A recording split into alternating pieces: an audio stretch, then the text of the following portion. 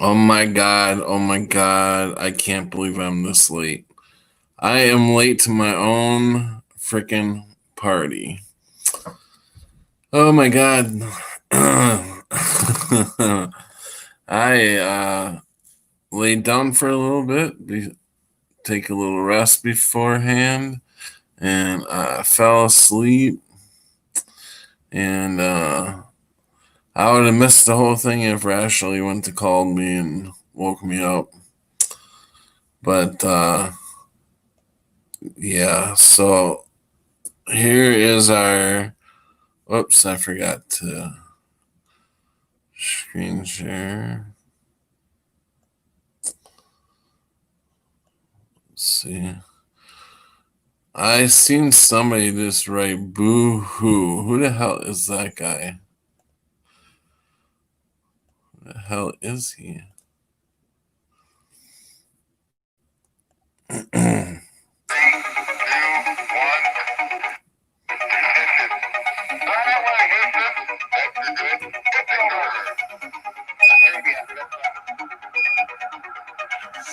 Distance between us is like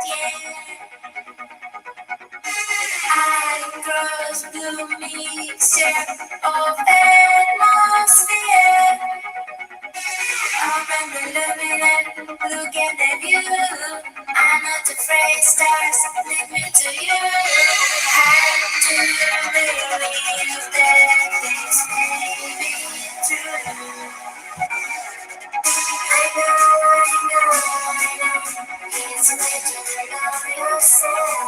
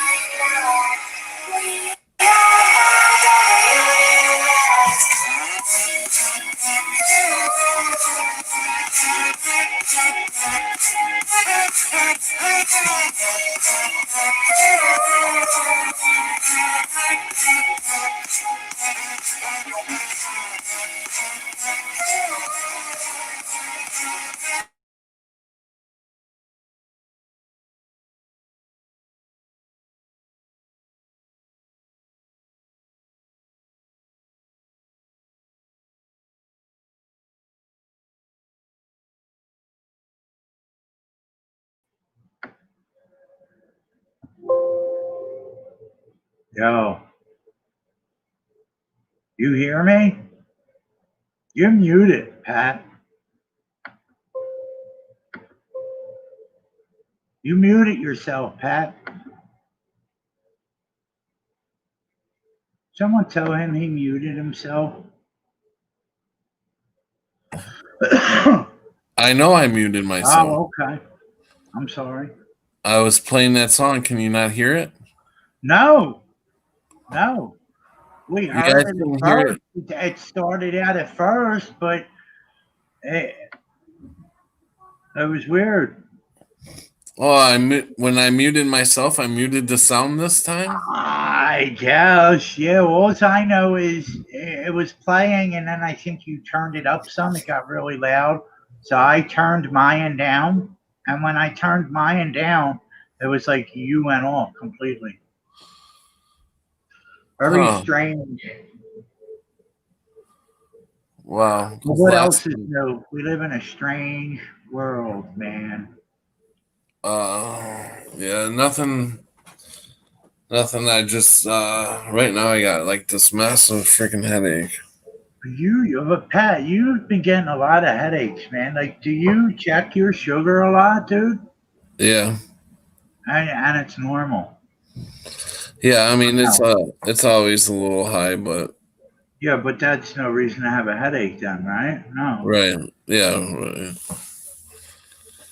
It's like Yeah. every day we talk to you, you have a headache, dude. Yeah. I used to be like that when I was little. When I was younger, like from the ages of like, I would say 8, 9 to about 13, 12, 13, I used to get migraine headaches really bad all week long. It would be like 4 times a week, 5 times a week. And no, they didn't know why. Like years of Oh, testing, and they could never find out why I was getting them. And yeah, uh, like as it went on, they would get further and further apart. But it was really bad when I was young, man. I like, yeah, it interrupted my childhood. Put it that way. These migraine headaches, they did interrupt my childhood. yeah. There was, Rhapsody made a lot of sense. She said that I just woke up and I don't wear my CPAP. So yeah, that could make me get a headache. yeah, yeah, because you don't breathe good, right? Right. When you sleep. Yeah. I can't see how you wear one of them, Pat. They wanted me to wear one, and when I tried wearing it, at like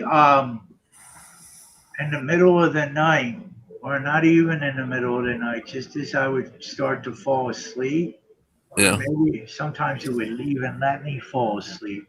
I don't It wear would, one. That's the problem.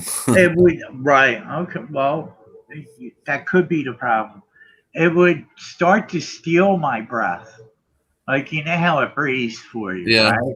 Yeah. All right, well, there would be times where I would want to breathe in, and it would be sucking the air out of me. You know what I mean? Like I would want to breathe in, and it would be pulling air out of me. It would swap on me somehow. The rhythm would like it would try and suffocate me. Basically, that's why I stopped using it. And it Mhm. wasn't like I didn't try to use it. I tried using it for about a month and a half, and it just I couldn't use it. And they said, I think they said, like when they told me how many times I stopped breathing in a minute in my sleep study, I didn't think it could be possible because it was more than 60. So, like, what are you telling me? That I don't breathe in my sleep? Because it Mm. was more than possible. Like, I remember them telling me it was something like 99 times or something that I stopped breathing in my sleep in a minute or something. It was some outrageous number. I was like, how can that be possible? When we see Pleiadian Yeah. ships, we So I don't know. Who knows? But I know my Um, wife would always wake me up and she would say, breathe. And I would wake up like gasping for air. I'm going to we're going to get on the subject, and tonight we are going to do our best to stay on the subject. And tonight we're going to talk about lucid dreaming, and I'm going to play this little tortoria. Now I'm going to play this little um this guy explains about his lucid dreaming, and I find it very interesting. So um if I don't know if you will cause any interference, but you might want to mute yourself, Rick, while this is playing. I will not mute myself, but let me know if you guys can hear it. Very good.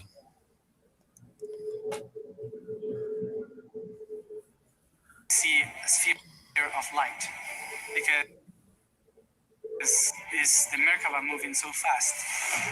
No, can't Atlantis You hear it. can't hear it? was the product No, of Arcturian people, but the first Atlantis was not about pyramids.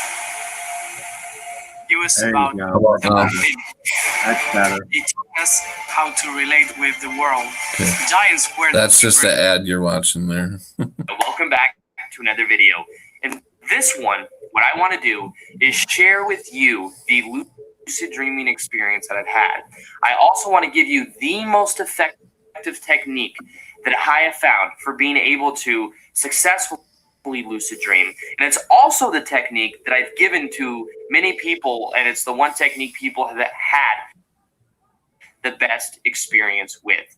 Now, before I get into this video, what I want to do is share with you what lucid dreaming actually is. Now, lucid dreaming is different from the idea of astral projection. And if you want to know a little more about astral projection, I have a video that I did 2 weeks ago on that. And lucid dreaming is when you are inside a dream and you become aware of the fact that you're dreaming. Now, a lot of times, some people will have a little bit more conscious control over what is happening in the dream. But the conscious control isn't necessary to have lucid dream. You'll find and see what I mean by this when I explain to you my story. But the idea is that you nonetheless become aware of the fact that you're dreaming. This was 4 years ago, maybe within 2 months after learning meditation. And it was maybe 2 weeks after my first astral projection experience. Now, with that being said, it was also within maybe a couple months of seeing the movie Inception. Now, the reason I'm telling you that is because, one, the movie Inception is kind of about lucid dreaming in a way, because it's a dream within a dream within a dream, and it's becoming lucid of that. And it's also about the subconscious and the conscious mind. So if you haven't seen that movie, I recommend that you watch it. And I watched that movie, and I found it fascinating, this whole dream within a dream within a dream idea. So what I decided to do was that I was going to intend to have a lucid dreaming experience. I was going to find some type of technique that I thought would help me the most. And then what I was going to do was to have a different layers to the dream.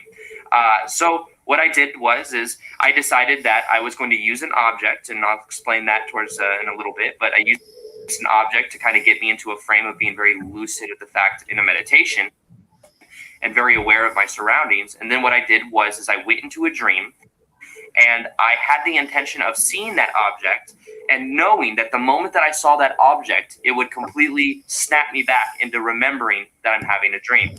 Now, when I went into this dream, it was a 3-layer dream. The first thing that happened is I went into a dream, and I was dreaming, and probably at first I wasn't aware of the fact that I was dreaming, but then I was walking around kind of like a house, and I was walking around, and I remember that I saw that object that I was explaining to you.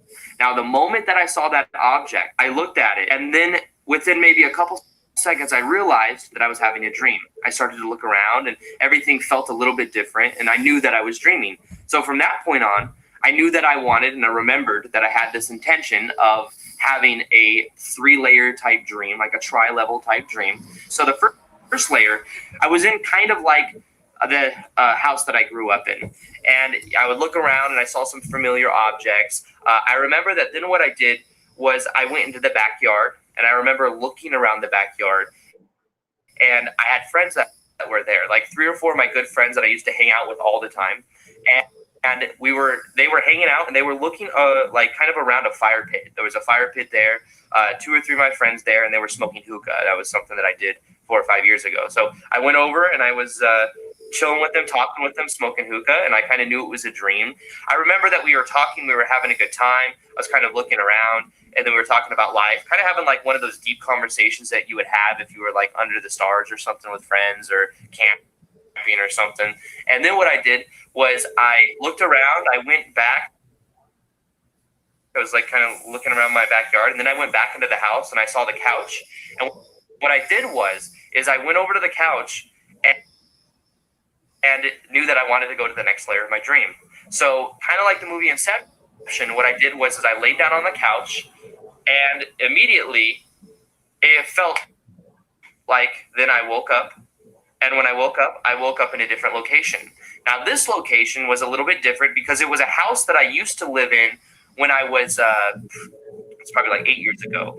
And it was this house that was in this, I live in Las Vegas. It was like on the other side of town. And I was there, and it was a house I had a lot of good memories at. But nonetheless, it was a house that I also had some parties at. So it was, I looked around, and all of a sudden there was a whole bunch of people there. There were people from high school. There were people that I knew in college. There were people all around. And it was like a party. There were people playing beer pong in the garage. There were people in the backyard chilling. There were people everywhere. And I remember walking around, and it was fun because it felt like an actual party. So I remember that I was having a good time. And nonetheless, I walked around and was talking to everybody, kind of mingling. I think there were maybe a couple girls there that I was talking to or something like that. So nonetheless, I was very conscious and lucid of the kind of dream that I was having. But I wasn't necessarily like just swiping everything away, changing the location on cue, having the people I want just like show up out of nowhere. And then what I did was I looked around once again and saw a couch. And that kind of couch was kind of a symbol for me that there was going to be a transition. Now, this is where it got even better because I went over to the couch, I fell asleep, and this time when I woke up in like an even better version of everything. I was in this like pool party, and it was like this huge mansion type style house, but it was on like a penthouse of like a building, and then overlooking at it, it had very Greek like architecture with like columns, and it was very clean. And there was a whole bunch of like there were some friends there, but it was more like there were celebrities there. There was people. I know it's going to sound random, but I think Stephen Colbert was there. There was like random people that I don't know how they even it was in my memory for them to show up. I mean, of course, I know who they are, but nonetheless, it was like there was catered food on the side. I didn't really eat anything. I don't know what would have happened if I did eat anything, but there was catered food on the side. There were people walking around. There was celebrities. There were people I wanted to know that I didn't know yet, and it was a very nice pool. So I remember I was in the pool. I was talking to people. I was having a good time. I was kind of jumping around, and that was the best part of the dream because it was just like I felt like, and it was very luxurious. It's like every dream got a little more luxurious, got a little bit more fun, and then in that third level, it was just like a party but a more settled party. It wasn't as crazy as the second layer, but nonetheless, it was like. So he is going within a dream within a dream. And that's kind of like have you ever seen the movie, Rick, that he's talking about? I wasn't really listening, Pat. I'm really not interested in this. What movie was he talking about? Well, if you're not interested in this, what the hell are you doing on the panel? Of course, I figured you'd want company. Well, I always love company, but I mean, I'll talk about it, but I don't think I really don't think that it's something that we should really be doing. But it's just my opinion. Yeah, it's a movie called Inceptions. Inception. I don't think I've seen it. Yeah. Yeah, there was just because I'm showing it and talking about it doesn't mean you have to do it. No, I know that. Sure, I know. You still have an open mind to it. I know. No, yeah, there's a lot of people that were interested in this subject. That's why I'm the other night, right? Yeah, what was it, last night? Yeah. By the time I decided to do it, I would have liked to have gotten a hold of Juan from last night because he did a lot of talking about it, and if he was on here, I'd have him on the panel too because he did a lot of he does it. Yeah. So hopefully maybe he'll stop by here. Right. Yeah. And yeah, so I mean, I don't know, I find it very interesting. I think there's things that we could be doing maybe if we learn how to do it for good. Yeah. I don't think Jesus would. He don't need our help. I think we would be interfering instead of helping. You know what I mean? Yeah, but I mean, this is not something that, this is something natural that has been hidden from us. I think we all should be doing this and more.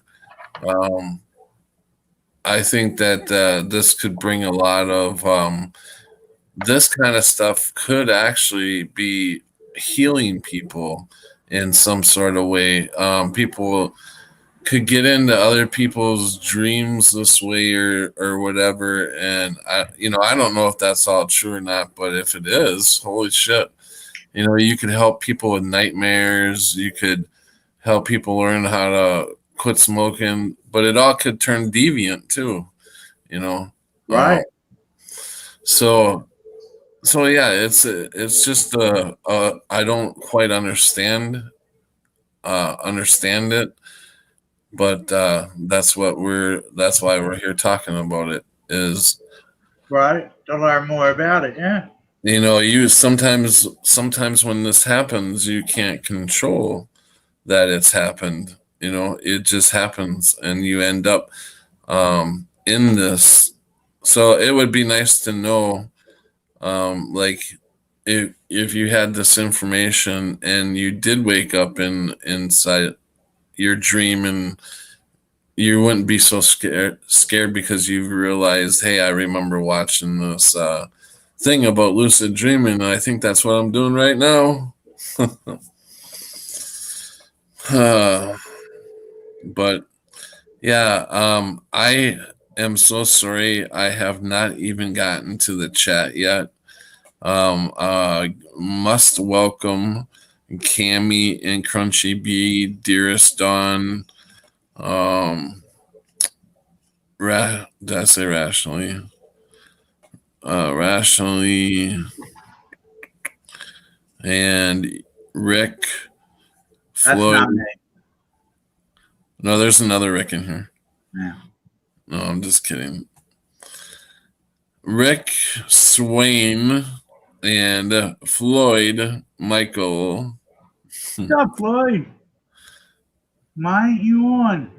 So, is everybody here in chat interested in me finishing this video? Were you guys into what he was talking about?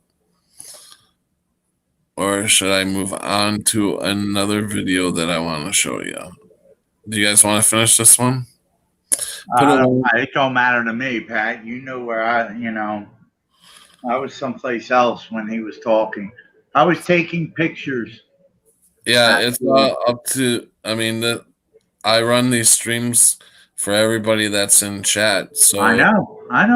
no, I'm just saying if you guys aren't happy in chat with what you're seeing, you need to let me know so we can Put one in the chat if you want them to move on, people. or put it two if you want to continue to watch this video. And we have a delay, so we'll have to wait and see. Yeah, I know. We need like 2 people to answer. 3 would be nice. Mandela Mile, welcome. We don't know. Let's see. No, not yet. No. Huh? Nobody's put anything in the chat, huh? No, I guess just play it, Pat. It takes a little bit for people. Yeah, I know. But yeah, I'll there's not much left of it anyways, so we'll play it. Fun, and at the same time is very luxurious. So I was there for a while, period of time. I'm not sure how long. Then what I decided to do was that I wanted to wake up. And almost immediately for me wanting to wake up, I had this feeling, and then I woke up in the second dream. So that second layer when it was like a party. And I looked around and I realized that I was at the party, and I looked around and I was on the couch.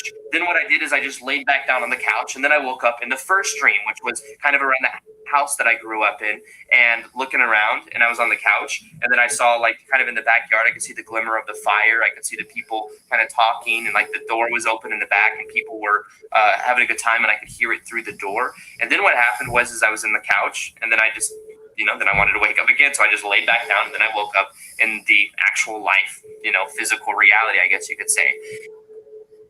Now, I found it interesting because when I had this desire to wake up, I didn't necessarily think that I had to wake up in each layer of the dream. I just wanted to wake up.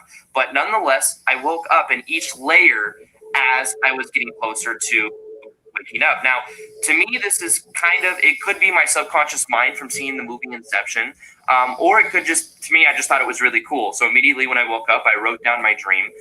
And from that point, what I did was, I enjoyed the idea of lucid dreaming. With all that being said, that was my lucid dreaming experience. Now what I want to do is I want to share with you the most effective technique that I have found for being able to have a lucid dreaming experience. I've suggested this to many people, have a lot of people say they've had good results with it, and it's the one that ultimately worked for me. So what this involves is, first off, finding an object. Now, what you want to do is you want to find an object that is maybe about, that can easily fit in your hand. And the idea is that you don't want it to be something that you have a very strong emotional attachment to. Now, the reason for this is you don't want to, when you see that object, for it to kind of make you feel different emotions. You want to have it to be more neutral. So something that when you look at, you can kind of trigger yourself for thinking a certain way, but not necessarily feeling so strongly in one direction or another. So maybe don't pick like a pendant that your grandma gave you or something like that. Instead, pick an object that's maybe kind of new to you, that you've never really gave much thought about, and use that as a tool for being able to get you to a certain place. So what you do is you find some object. The object that I used was this one right here. I just got it so I can show you guys. I've had this for years. This is just a rose quartz little triangle, like 3D pyramid thing. Now, this is what I use. What I would do is, and this is the process, what you do is you get into a meditative state. So this could simply mean that you sit cross-legged on the floor. You become aware of your thoughts, you breathe deeply, and then what you do is you look at the object, whatever object you're using. And what you do is you look at the object and you become very vividly aware of your surroundings. You become aware of what you're thinking. You become aware of what you're looking at that little object. What you do is you do that for about 5 or 10 minutes. And then what you do is you just have this simple intention that you know that when you go to bed at night, you are going to see that object at some level in your dream.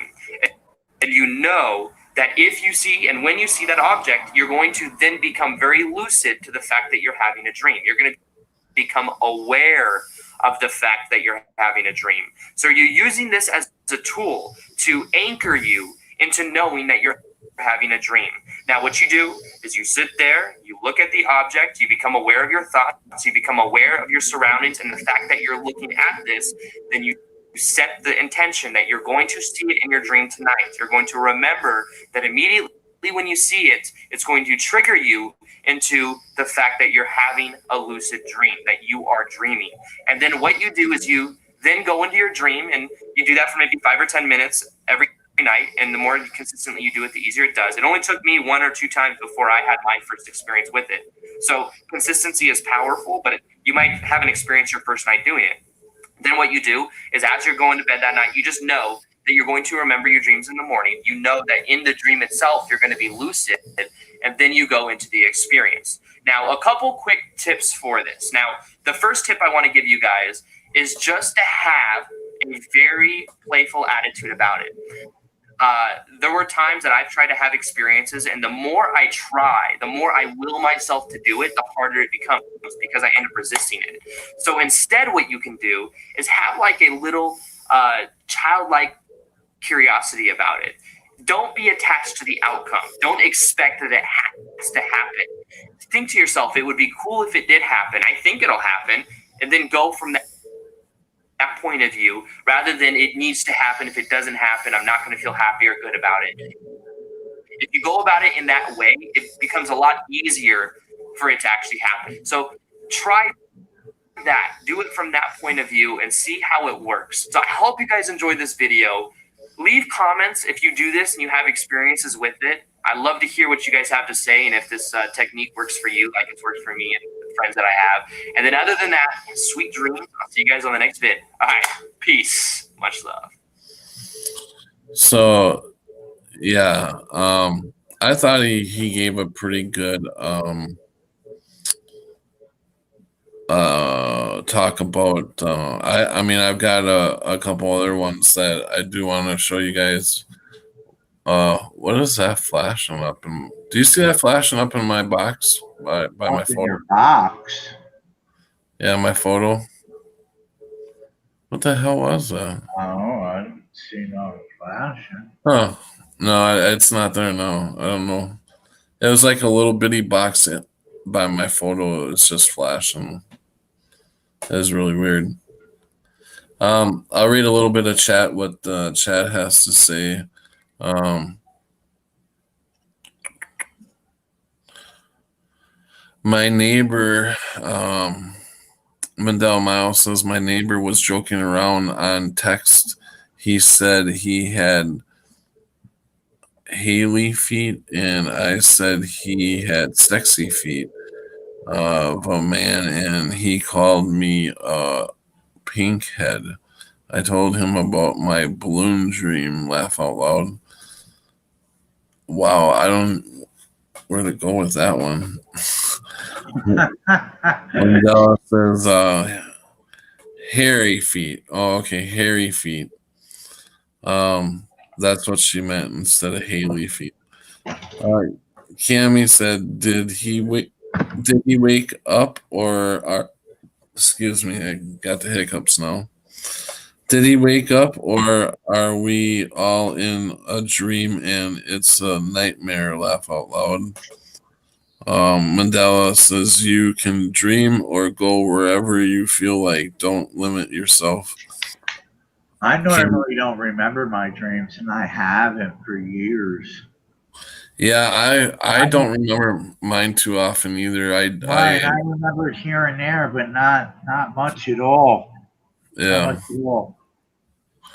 I really, they're just dreams. You know what I mean?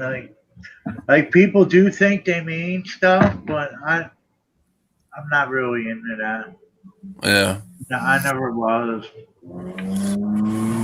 Cammy says, I'm talking in our waking state, that this reality is our collective nightmare we decided to all have together. But Mandel Miles says, but crystals have great power for me, not sure about before bed. Cammy says, not when we sleep. And Mandela Miles says a pink crystal. That's weird. Cammy says, well, my first problem, I usually don't remember my dreams.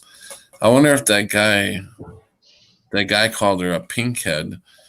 I wonder if that had like something to do with the pink crystal.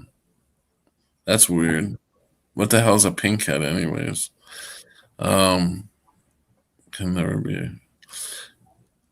So this will be. Oh wait. Cammy says, "Well, my first problem, I usually don't remember my dreams." And then Cammy says, "The only ones I remember are nightmares." I don't know. I don't really remember too many of my dreams either, but there some dreams really do stick out, you know. Um, and I haven't had a nightmare in since I was a kid. Pretty much all my dreams that I do remember are really good, sexy. No, they're just regular dreams. Um, Mandel Mouse says a crystal is a diamond, but a diamond can never be a crystal. And Cammy says, I'm sure I dream other dreams. We're going to write a song here pretty soon. Cammy says, I'm sure I dream other dreams, but I don't put enough weight into them to recall them. Dream but a dream. I was just gonna sing that dream, another dream. Cammy says, Yeah. Pat's box flashes. Laugh out loud. Yeah, you've seen that too, huh? I don't know why it did that. It caught the corner of my eye. I'm like, why is that little box inside my box flashing? Mandela Mile, I can continue some after waking up. Pink hair left fall out. Oh, okay. Not a pink head, pink hair. Okay. See, I have to see how I have to decipher your guys' Yeah. Yeah. comments. So I'm gonna look. I'm You're gonna gonna look for what? I'm gonna go punch that other video up. I've Okay. got to go in my history here and look for it. But it seems like if I only have one person, the more people I bring into the stream, the harder I have to show any videos. So it's good that it works good with one person in there. You know, I think if I had another person, it wouldn't work so well. Right. Um, Here is the other one. This one's pretty interesting.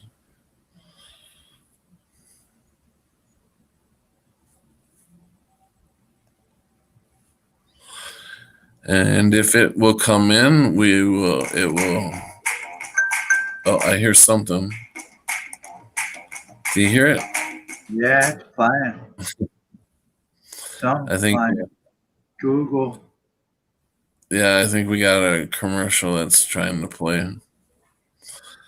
All access pass from the front to the back. The all-new Nissan Rogue. Come on.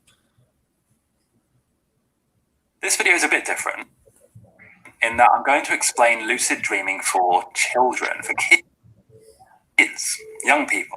And, you can find young people however you want. I mean, I'm not going to give you an age bracket, but people who are generally young, maybe you're in school or in college or something, or maybe you're in primary school, I don't know. Or maybe you're a parent and you want to teach your children how to lucid dream. Here are some tips. Here's some advice for you. So firstly, I want to say, and this is probably what you're most concerned about, at least according to my comments and emails, you're wondering, hold on a second, this lucid dreaming thing, is it actually dangerous, and are there any risks associated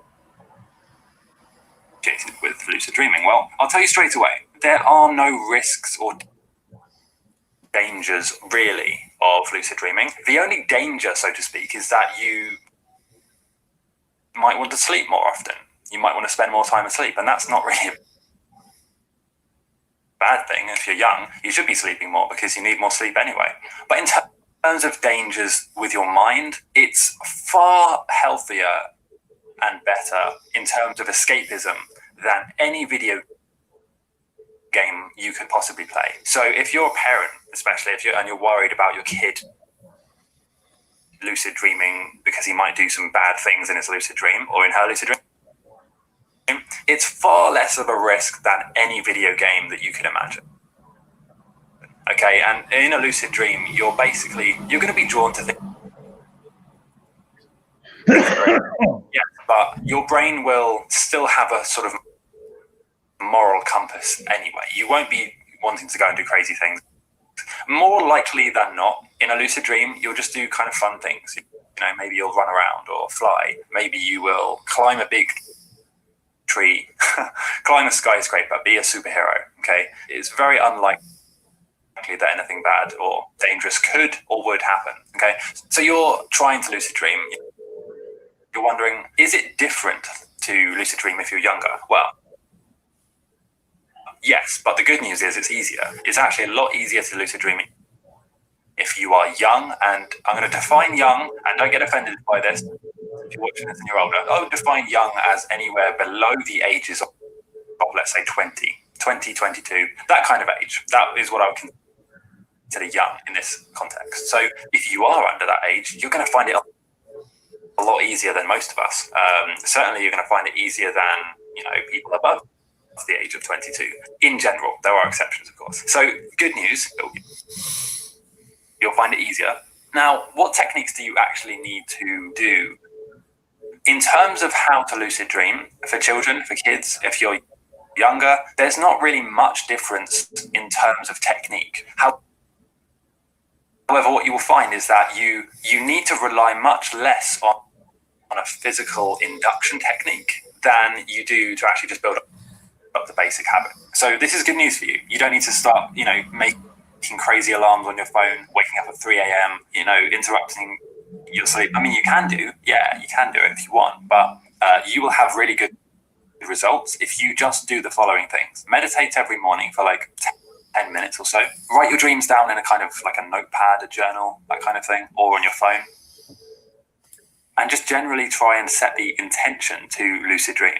If you're young, your hormones and your sleep cycles and the way that you generally sleep is so good. You have no idea how good your sleep cycles usually are, that you won't need to put much effort into lucid dreaming to actually have a lucid dream. Compared to an adult, I'm talking about in comparison to, let's say, a 40-year-old, 50-year-old, whatever, okay? You'll find it so much easier than they will. And this is because as we get older, we generally tend to get worse quality sleep. I mean, that's halfway through that video. The chat, I thought I started laughing when Cammy said, "Just don't go making any sandwiches now, Pat, until you're done streaming." Why, you afraid I'm gonna fall asleep?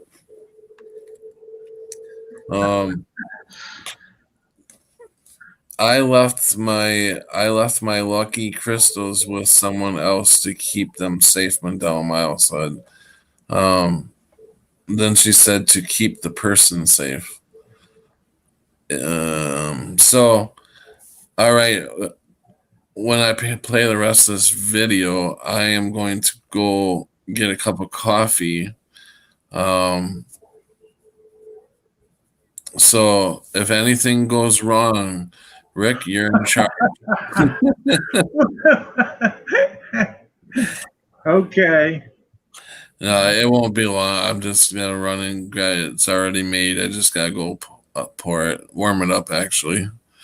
So I will be right back, and you guys can enjoy the rest of this video. It's the rest of it is about 2.5 minutes long. Okay.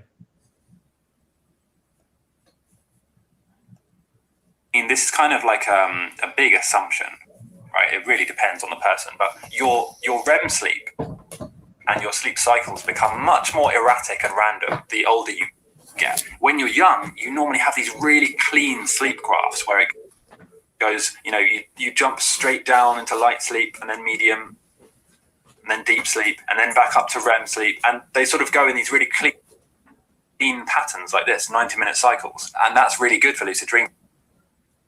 That's, the easiest way. That's the ideal situation if you want to lucid dream. When you're older, however, you might skip REM sleep for the first 2 sleep cycles, and then you might have like a quick blip of it here, and then like it's all over the place. In short, the good news is you can lucid dream much easier if you're younger. So just set a really clear intention that you want to lucid dream. Tell yourself, I will lucid dream tonight, and visualize yourself.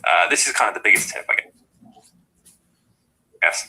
Visualize yourself becoming lucid later on, like in the future. You can take a few seconds to do this with me now if you want. Just imagine, you're looking down at your hands and you're thinking, hold on a second, this is a dream. I'm lucid right now. That's the moment of lucidity, okay? Now you want to visualize yourself doing that, looking down at your hands, realizing, oh, this is a dream.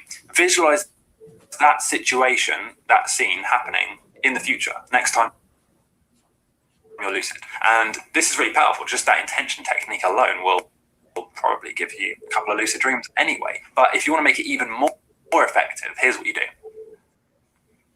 So do that throughout the day. Visualize yourself becoming lucid. And then right before you're about to go to sleep in the evening, set a really strong intention.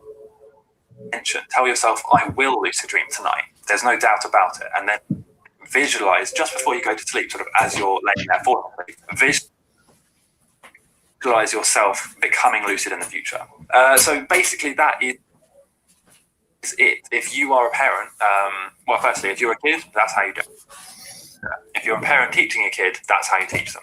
It's really simple. There's no real danger or different thing you need to do, except focus on the intention and the awareness. You already have the odds massively stacked in your favor if you're below the ages of 20 to 22. So give it a try and see how it goes.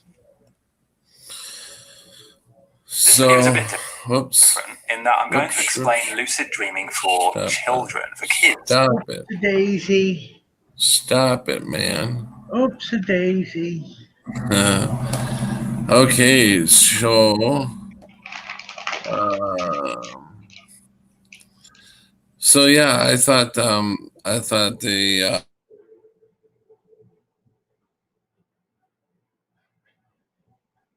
You thought what, Pat?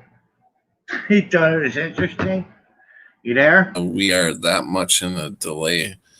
I don't know how many Oh, now it just switched over. So yeah, I would say it's about 10 or 15-second delay there.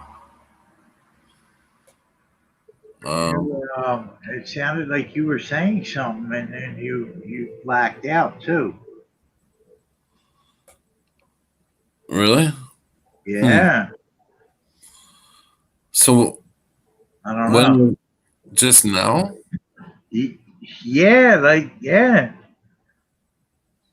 right before you said there was a delay, it sounded like you were saying something, and you cut out. You were explaining something, and you stopped saying it. Huh. At least that's what I heard. I don't know if the chat heard that. You know what I mean? Yeah. It could be different. Yeah, it's really weird. Yeah. Things have been really weird the last 4 days, I think. Just Tammy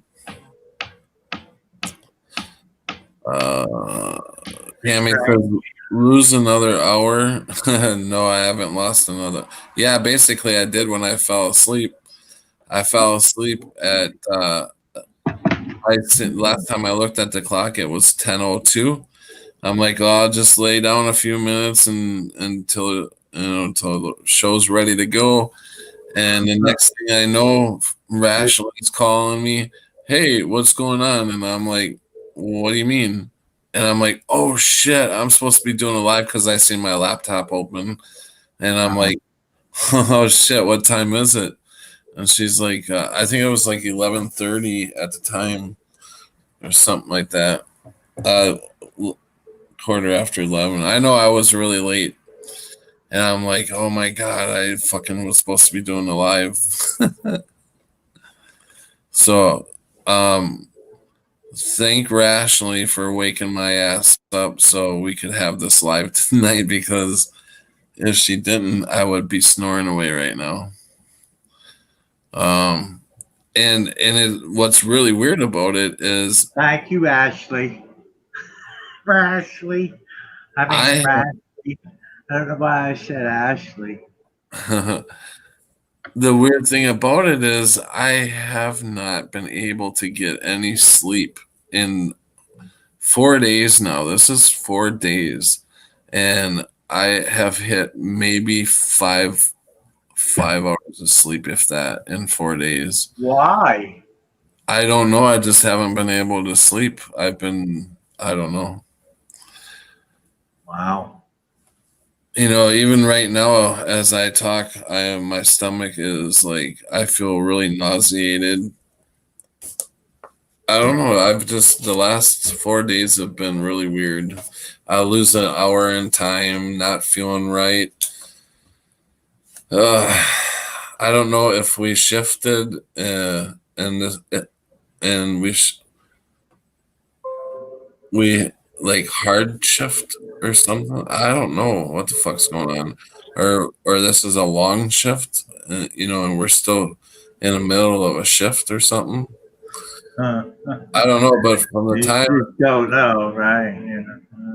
Yeah, that's how it is sometimes, Pat. You don't know what's going on, and I mean, to be honest with you, who does know what's going on, Pat? No one knows what's going on right now. Right. I mean, it's all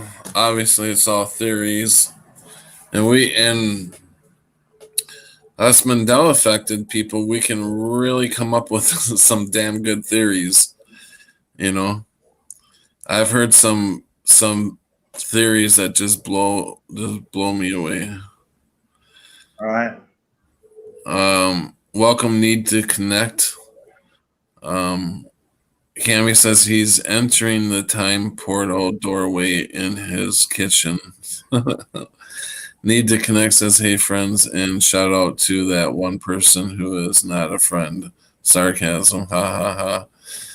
Yeah, I'm sure we get plenty in here that are watching from the outside, that um, are the enemy. I don't know why they watch us if they don't like us. If they don't like what we have to say. Hey, Propagate, would you like to come in? I got people asking. I was hoping you would show up. You and Juan. Been having people asking about you, to get you back on the show and get Juan back on here.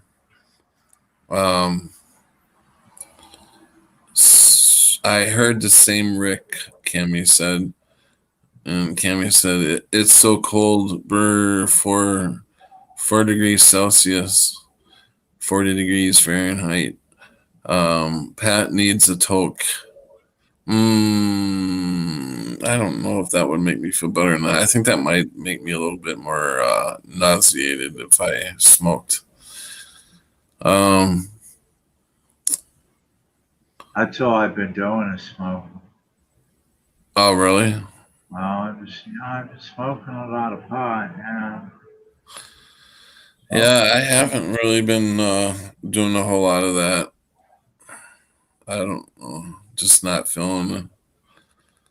I mean, more than I normally, before, like when because I just started back up again. Like I stopped for a while, and I was taking a hit here or there during the day, like maybe 2, 3 hits a day, maybe, Mhm. and maybe not even every day either. But now it's, I'm taking smoking all day long. Just about. Welcome, Propagate. Love and Propagate. salutations. I think you manifested the major prop. I heard my name being called. Yeah, So what's I heard going it on? Hey, too. how you doing? Yeah, I heard Um, it too. you said that I keep on hearing people me. been hit, Hold on, Rick. Go ahead, Propagate. asking about me. Yeah, go ahead. Yeah, people were asking about you and Juan. Okay, that's nice. I appreciate it. Yeah, our resurfaced just for you. Yeah, I appreciate that. So you heard your name being called out, eh? Yeah, of course, I was in the chat, and here I am. Yeah, I'm here for the people. I'm here for myself as well to learn more about what's going on out there. That's what you're talking about tonight, huh? Yeah, you seem to be breaking up. Do you sound that? Does anybody else hear him breaking up when he talks? Yeah, it did seem steady, that's for sure, but I didn't know. Um, so Propagate, do you have anything to say about lucid dreaming? Do you do lucid dreaming yourself? Don't you? I'm going to disappear from this dream just for a second. I'm going to log right back in and I'll answer your question. And hopefully, I won't be breaking up like a bad date. Is that okay? Yeah, that sounds good. Okay, rock steady. I'll be back in a second. Okay. While he's doing that, I'm going to put my earphones in and see if that helps anything. It might be coming from my end too. Hold on a Right. second. I don't know where it was coming from, but I know I was hearing myself. Like I heard the echo coming through. I would talk and then I would hear myself on his Do audio. you Like, do you hear it now? I don't know. He's not on, Pat. No, I know that. I'm. No, I don't hear myself now. When he came on, no, I heard myself. Like there at the end, how you heard yourself, you heard you, right? Or was that just on my end? No, I heard myself. Yeah, at the end, right. Well, that's what I was at the beginning of the call. I heard. That's how I heard me. Okay, so Cammy still hears the echoing, so I'm gonna put my headphones in and see if that helps. It may be me.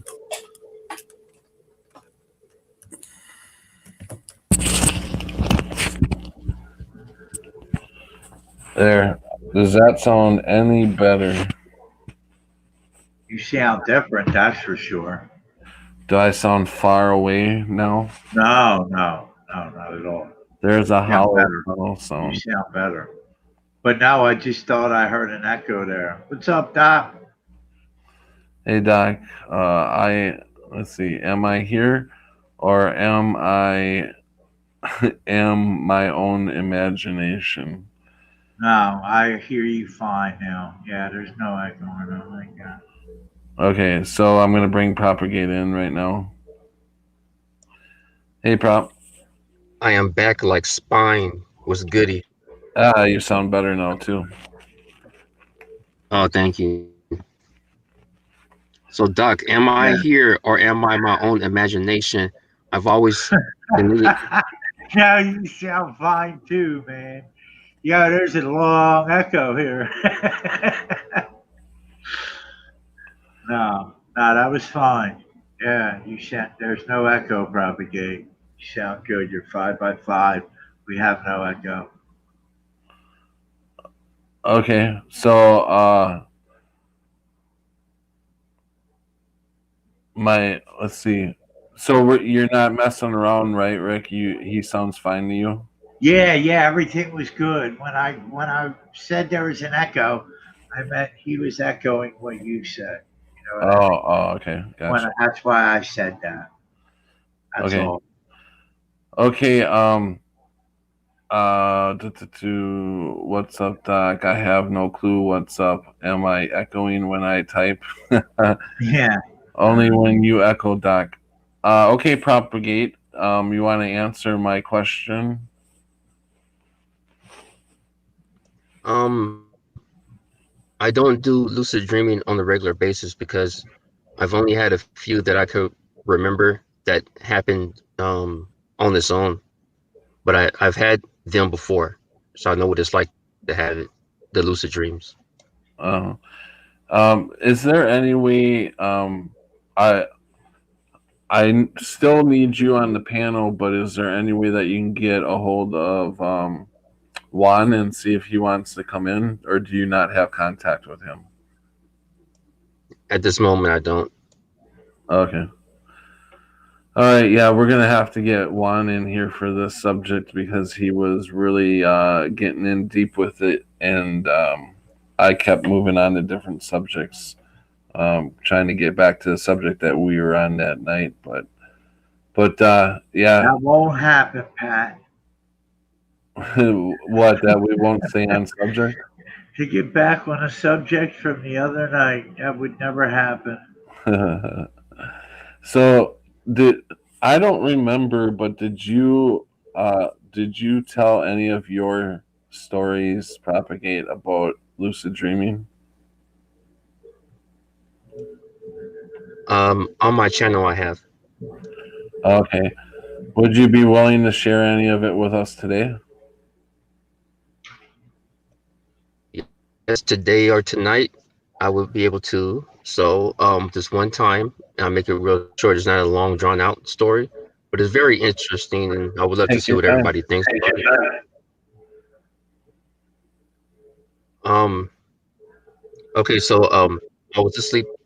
I woke up in my kitchen, and I realized I was dreaming. And I said, okay, well, cool. I realized that I'm here. And so I said,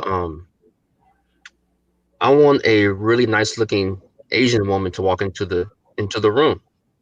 And then she came around the corner and walked right in, and I woke up. Oh wow, so close but so far away. Yeah. Yeah, Oh, could you just yeah. imagine what kind of fun you could have had? Well, I could have asked for anything, but I decided at that moment for some odd reasons that I wanted that. But it taught me a lot, though. Later after I had that dream, it taught me certain things. It's helping me to put the pieces together, possibly. With the Mandela effect. Yeah, yeah. So what did you take away? You want to go a little deeper on that? What did you take away from An Asian woman. it? So did you actually you manifest her in real life then? You met up with an Asian woman? No, I'm just joking around. I mean, I like all women that have good attitude and whatnot. But no, what I took from that is, when she came around the corner. So in order to get into the kitchen I had at the time, you had to come around the corner. And I was just kind of thinking that how things are appearing or changing in our reality, and it seems like it's always been there, but to us it pretty much wasn't. Uh-huh. Um, so in a sense, it came around the corner, but it's like, okay, where did it come from? Did I manifest it? But Right. the illusion is that it has a past. So logically, I'll probably be thinking that, okay, she came around the corner because she came from the other room, but really I manifested it in my thoughts first, and she just came around the corner. Hmm. Yeah, that's really interesting to think deeper about your lucid dreamings and the Mandela effect. Because if I'm thinking, somehow I just feel like obviously we're not where we used to be, or somehow our reality, for all of us, has changed. So could we actually be dreaming right now, and when we start lucid dreaming we're actually starting to come out of the indoctrination and all the stuff that we've been through here, wherever we are? Any thoughts on that from you guys? I'll let you go first, Rick. I don't think we're dreaming now. No, what? What you mean? Like when we were really indoctrinated, we were dreaming? Is that what you're saying, Pat? Yeah, I'm kind of saying that. No, well, um basically, yeah, we're in a fallen world. We're in a world Right. where uh our God doesn't have, well, I suppose he could have control if he wanted to, but he has given. Oh, Pat, our God has control. No, just let me finish. I know he has control, but he has given, as if the Bible, what the Bible says, given Satan 7 years of reign. And up to this point, by his Satan's dominions, or his little evil humanoids here on earth, have been in charge of us and have been indoctrinating us. This could be a dream, or a some sort of learning simulation, um, to get us to feel different feelings that we may not feel in our real forms.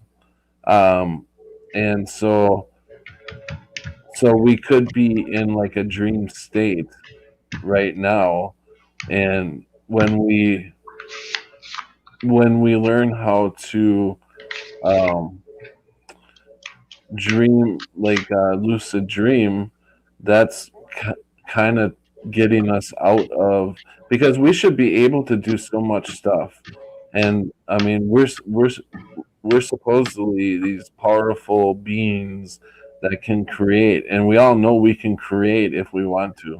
We can create beautiful things, and I just think that um, this system is like, okay, let's put it out there, AI. I think that AI is in control of this, and AI may be the beast system. AI may be Satan. I don't know, but I'm just saying that wherever we are, is it's not right, and it's evil. So how could I think of this as my real world? You know, where I'm supposed to be learning here and everything, when when this has been taken over and we've been indoctrinated our whole dream, our whole lives, whatever you want, however you want to put it. I don't know. I come up with this shit, and it just No, comes out. I hear you, Pat. Yeah, no, I don't even know if it makes sense to anybody. I'm just rambling. It just comes out, and it just this comes out. Okay, propagate.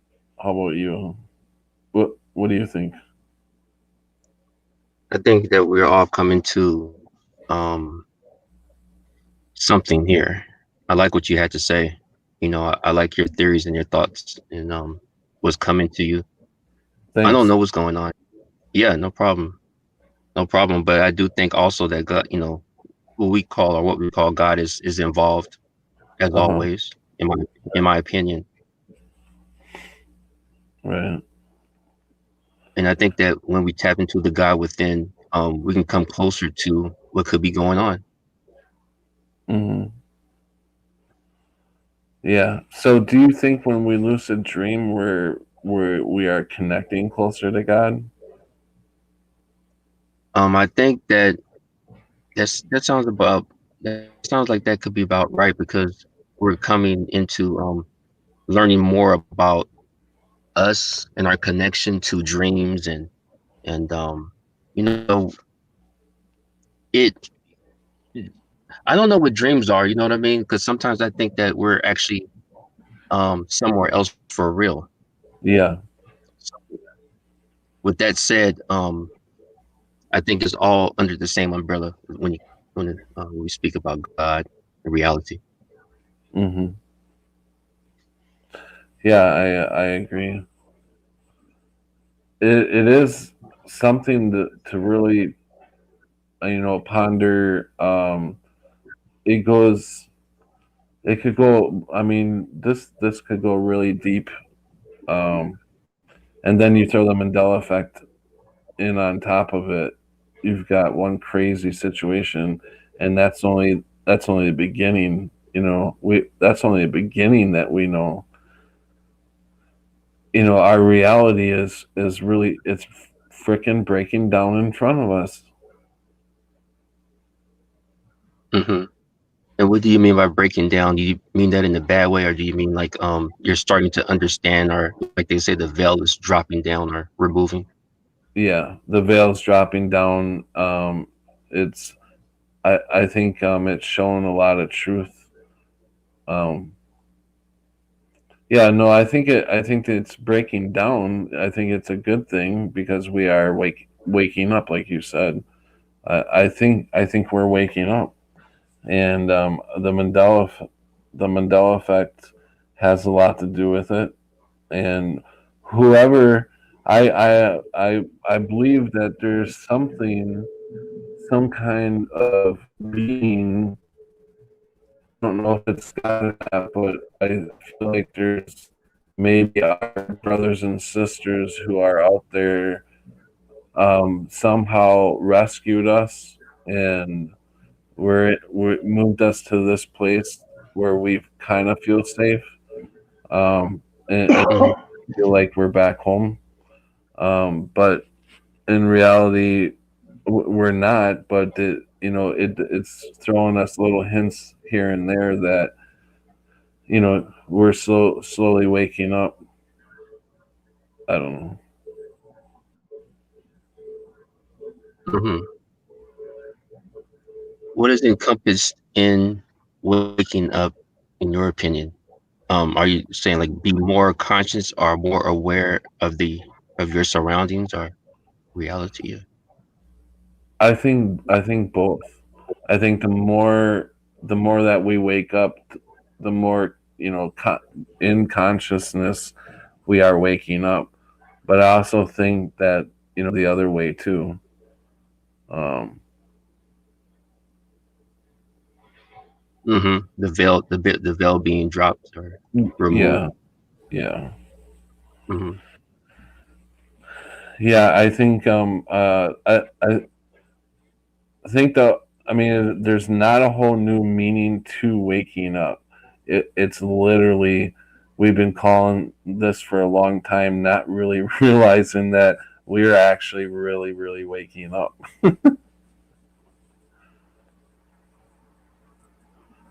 Well, yeah, I think, I don't think you can just wake up. You gotta, you know, just kind of, it's not a slow process, but it is a process. Yeah, I don't think you're ever fully, well, and this, you can never be fully woke. There's no such thing. How do you know that? Only creator is woke. Well, if you read it in the Bible, it does say that the dead will be raised, and that there will be actual human beings alive that will walk into heaven. Yeah, but that doesn't mean that they're woke. Why doesn't They why just does it not mean survive to that, the end. why does it not mean that you're not that it's not possible to fully wake up? You're saying it's not I think possible? there's too much knowledge. Yeah, I think there's too much knowledge, Pat. I think I mean, I think, and if I do, I don't think you would do it in this body. No. Okay. All right. I think even if we were to use all of our brains, like how do we know that we're not using all of our brains too? Just because, like how do we really know that we're only using somewhat of our brains? Because that's what they detected that day at that time with that person. You know what I mean? I consider us very lucky to be seeing what we're seeing right now.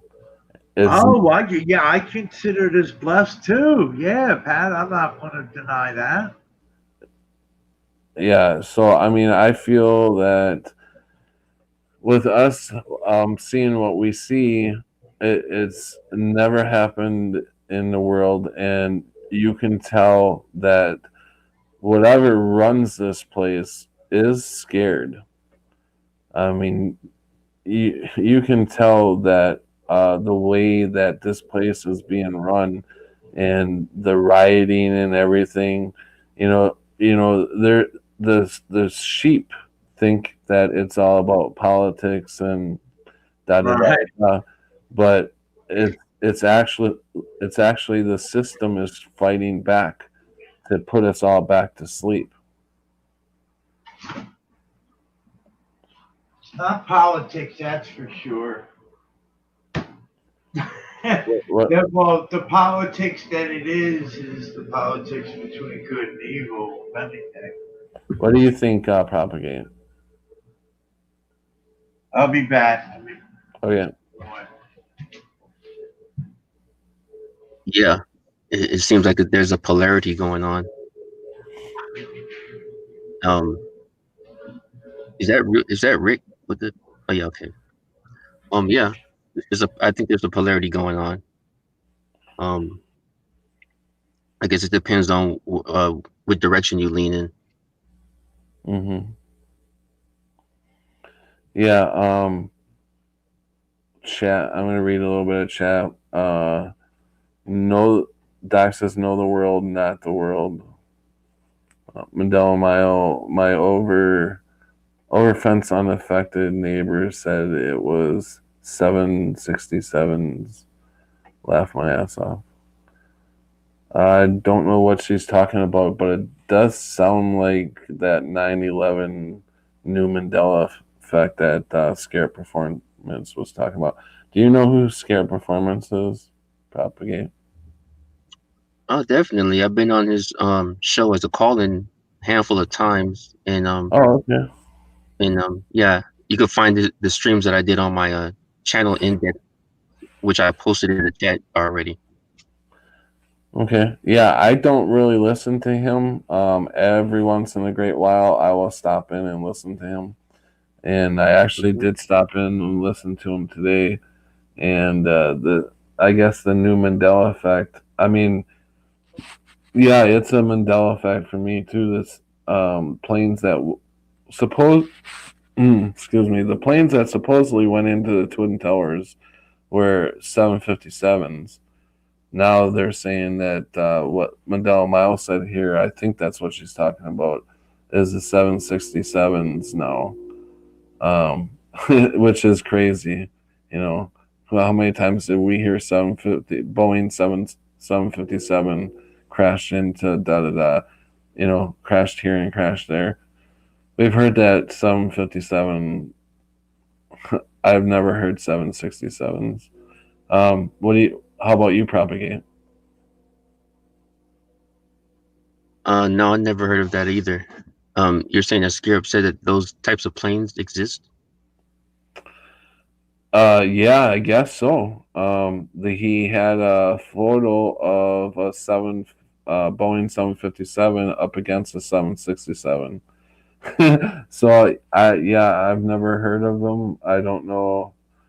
I mean, that would be a huge Mandela effect. I have not dug any deeper into it yet. I have not researched it myself yet, but I do believe what he says. He's been around for a long time, so so that's why I added on to it after Mandela Mile reminded me here.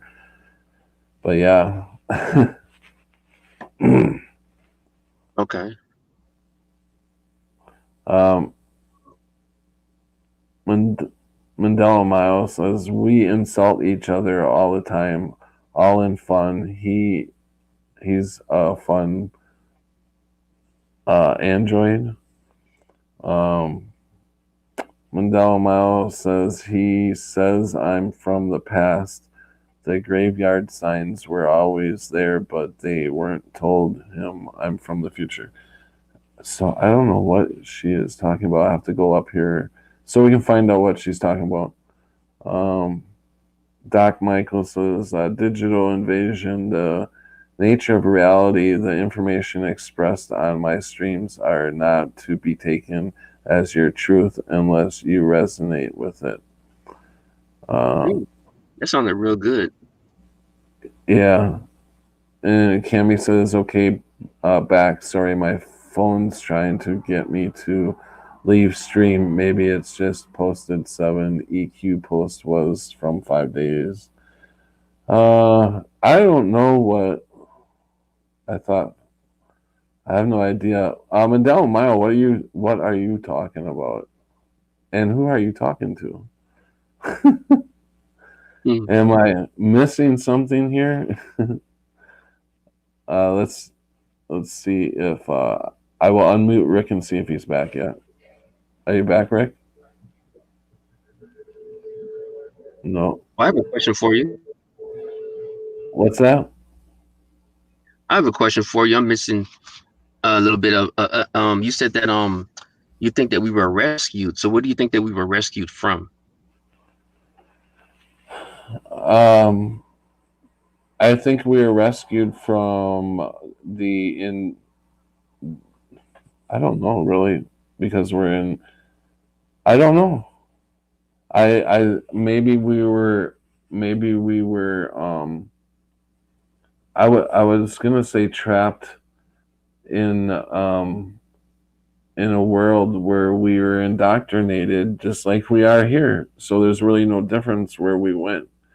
Maybe we didn't go anywhere. Maybe that's just it. Maybe we're in the same place and we weren't, and we're trying to be rescued. I don't know. I don't know. That's a very good question. Um, where were we rescued from? Uh, yeah, because where we are now Yeah. is not any better. Hmm. So Or maybe maybe. Hmm, maybe what I'm thinking is that we were in the fallen world, which we still are, and and the only reason we're still here is because they couldn't take us out. That's the point, is we're in healing chambers because we can't wake up too fast. So we have to have some resemblance of our old life to keep us maintained until we wake up. I think that's kind of where I was going with all that. okay. And then so what about the ones that are not so-called affected? Um, are they real or are they in our head? Or are they or have they been rescued as well? I do believe that everybody is affected.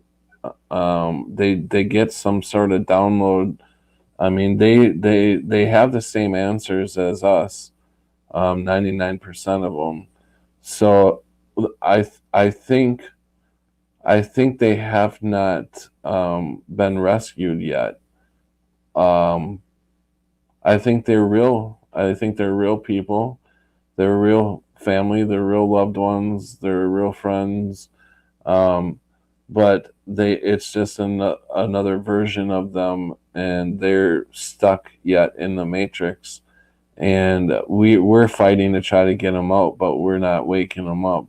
And that's because they're not trying themselves to wake up. The ones who do give a little effort, you can break through a little bit to them, and you can tell by when you tell them Mandela effects, and they see it, and they talk to you about it, and they want to know a little bit about it. That then they're wanting the information. So that's kind of like they're slowly but surely coming back, to where we are. So yeah, I just feel that they have not been rescued yet, but they are definitely Mandela affected. Oh, they haven't been rescued yet? Well, I mean, they've been rescued, Right. but they're not waking up because they don't they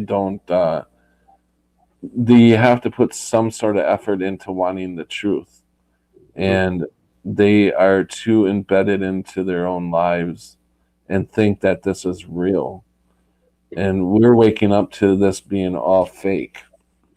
So Hmm. yeah, I mean, I used to, when I first was Mandela affected, called them NPCs like a lot of people do. I don't like that anymore because I don't think they're NPCs. I really truly think that they just not they're just not awake yet. They're just, maybe they will have to live until they wake up. Maybe they, I don't know. Maybe if they don't wake up, when they pass away, they are reborn. Uh, Right, they go through it again, maybe. yeah, yeah. It's just I a thought theory. that It's just a before. theory. Anybody that's listening to this, these are all theories we're putting out there. Nobody Right, needs right. any. They're not. Right. I'm not talking to anybody in the chat or on the panel. I'm talking to the people that are going to watch this. and I just want them to know that we're not here saying this is what's going on. These are just theories that are in our heads. Right. And I'm just, Like and, gravity. Sorry, I didn't hear either one of you guys. Oh, sorry. Gotta propagate. and then I was just saying that, and I'm just breaking it down, just trying to make sense of it. Got you. Yeah, I think that's what we're all trying to do. Trying to make sense of it all, right? Yeah. So, what do you think, propagate? What do you think? What is your theories that you think is going on?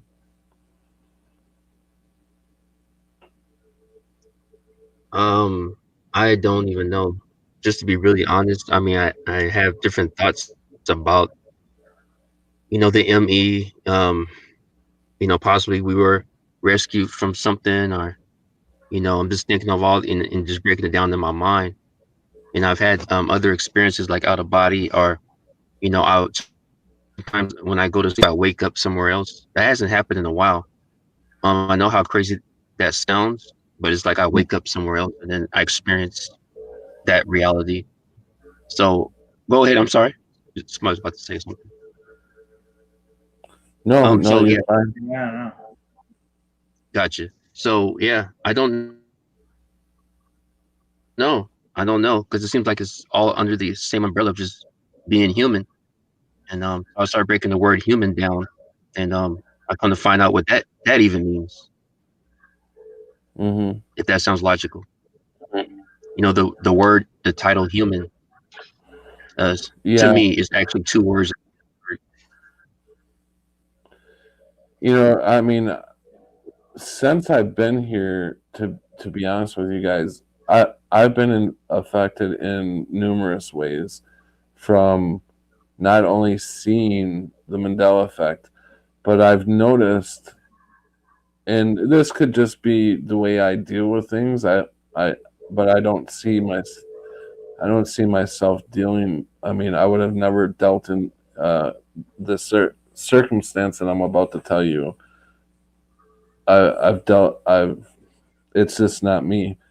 So, for instance, my favorite aunt passed away um, around 2000, and when she passed away, I took it really hard. I cried. I bawled.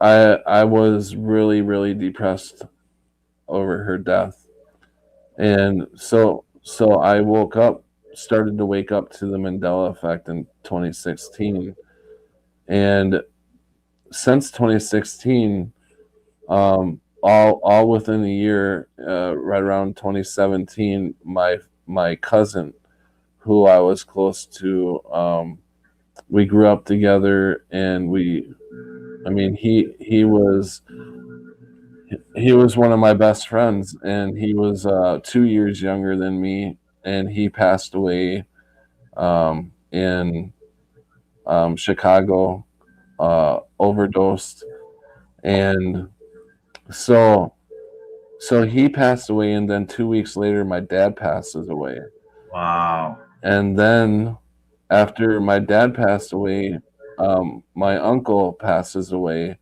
One of my favorite uncles passed away, who was, Holy shit. So that's three people. yeah, three Wow. people within a year that Wow. were very close to me, and Oh, I shit. I I didn't cry.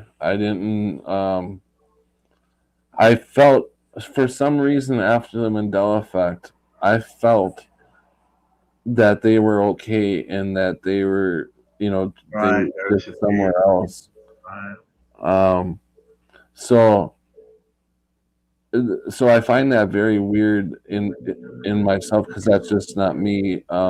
These were three people that were very close to me, um, Right. Yeah, well. and I just never.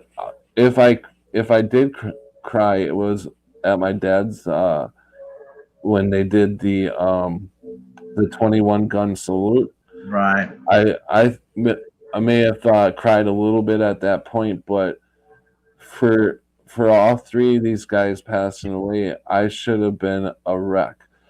Right. The only thing that really happened to me is I didn't sleep for 9 days, and I started to get to worrying that I was going to pass away because I could not fall asleep to save my life. I'm talking about not even a wink for 9 days. I Wow. literally went into the doctor and told him, "You got to give me something because I need to sleep." And Drugs. he gave me a strong sedative that would probably have knocked anybody out. And and Drug sedative. he gave me the script was like 22 of them. You don't remember the name of them? No, if somebody was to say the name of them, I could get it, but yeah, no, I don't. I only got it that one time. I've never had it since then. Right. But as soon as I got the script, I took one, and about 2 hours later, I'm not sleeping yet, so I took another one. 2 hours later, I'm still not sleeping. I take another one. I ended up taking within 24 hours. I took the whole bottle. The whole. Pat, are you kidding me? No, I'm not. That's how bad I wanted to sleep. I took the whole fucking bottle in 24 hours. So, what the hell is going on? My body, my normal body, should have never been able to take that. So And you didn't fall asleep, right? I eventually fell asleep. After the whole bottle was gone, I did Right. finally eventually fall asleep, Okay. and I got a good 8 hours sleep, and I woke up and I was refreshed finally, and And that was it. that was it. But Did you continue to sleep after that? yeah, I mean, I'm having trouble right now sleeping, but other than that, no. My matter of fact, my sleep schedule changed because I used to be I used to be up all night. I mean, I pretty much am now, Right. but I mean, I used to be up all night long, and my schedule was as soon as daylight broke, around 6 or 7 in the morning, I would fall asleep, and Right. then I would wake up around 1 or 2 in the afternoon. That was my schedule, and after that incident, I went from being able to sleep at night, um, but now I'm kind of back into the these late nights of being up, Right. being Right. up all Yeah, night. I'm switch. I've been switching my patterns. I could see it happening. I seen it happening about shit 3 weeks ago. I'd say about 3 weeks ago. Hmm. And I started pointing it out. Probably about a week ago. I started like really, realizing, or maybe even longer than that. But yeah, I mean, shit. Today I didn't even get up till like 6 o'clock. Hmm. Today. It's like I don't have nothing. I used to have shit that I would have to get up for. Like if you go back, I don't know, shit, 6 months before the Rona started, I was busy, man. I was running around doing this, doing that for my mom, or Mm. know, for anybody. But now it's like I'm, not doing nothing, nothing at all. Um, hey, I want to welcome David. David, and I noticed Mandela Miles said unaffected says they have always been there, and Doc says love your stuff, brother. Propagate. Uh, So um, and now it's like, well, what do I don't have to get up for nothing. So I mean, you go back, just when the Rona started, I was mhm, even doing something then. I was driving. I was driving my wife back and forth to work. Yeah, that was or my son. But then my son moved, and then it was just my wife. I was driving back and forth to work, and then she got laid off or lost her job and went on unemployment. So that stopped taking her back and forth to work. Mhm. That's like, then it was like I had nothing to get up for. I don't work. The fuck do I need to get up for? But it's bad because now I'm not even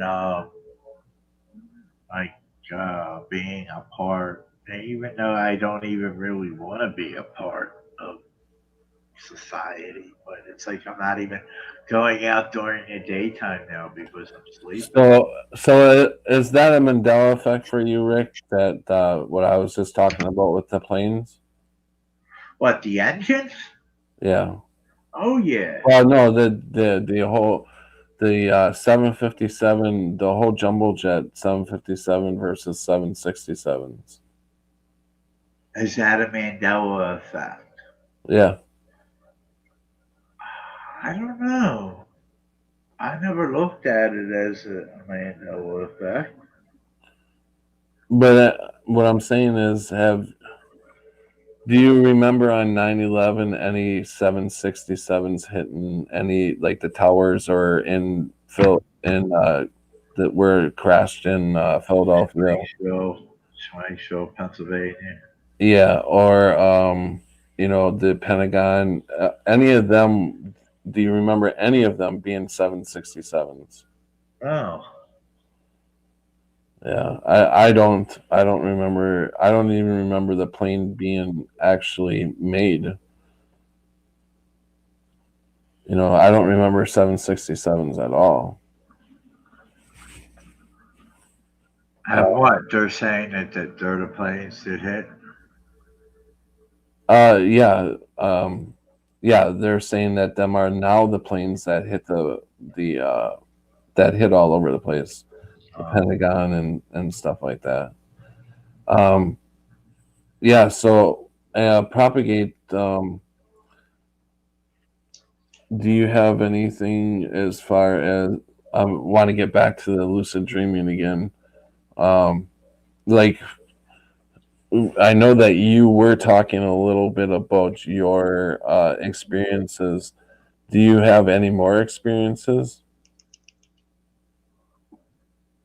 None that I could remember right now. I did try to invite Juanito, but he didn't respond to the request just yet. Oh, okay. All right. I appreciate that.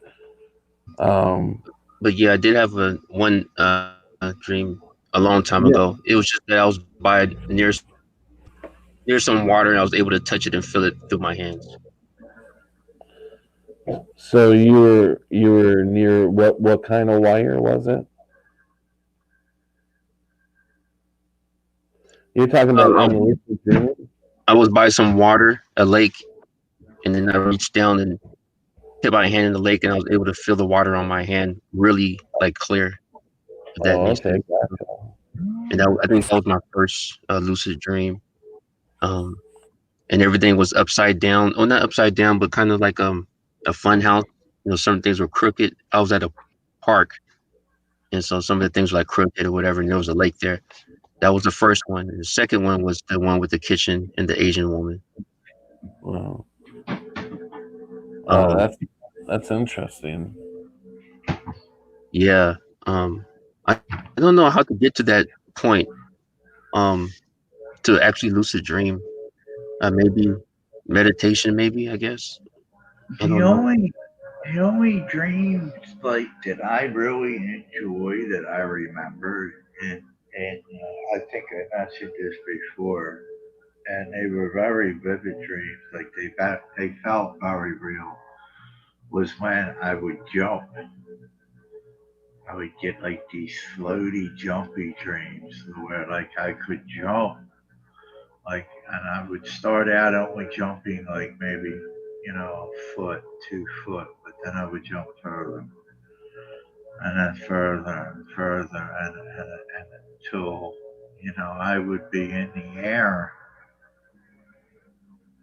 for quite some time where I could jump. really far. I almost felt like flying, but I wasn't flying. I was jumping. And there was times like when I first started having these dreams, to where like I would actually scare myself when I would jump too far. It would actually like scare me. And if I didn't like catch myself, I would end up, hurt myself falling or, you know.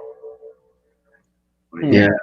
yeah, there was times where I would wake up and I would want to go back into them, try and fall back to sleep, go back into them.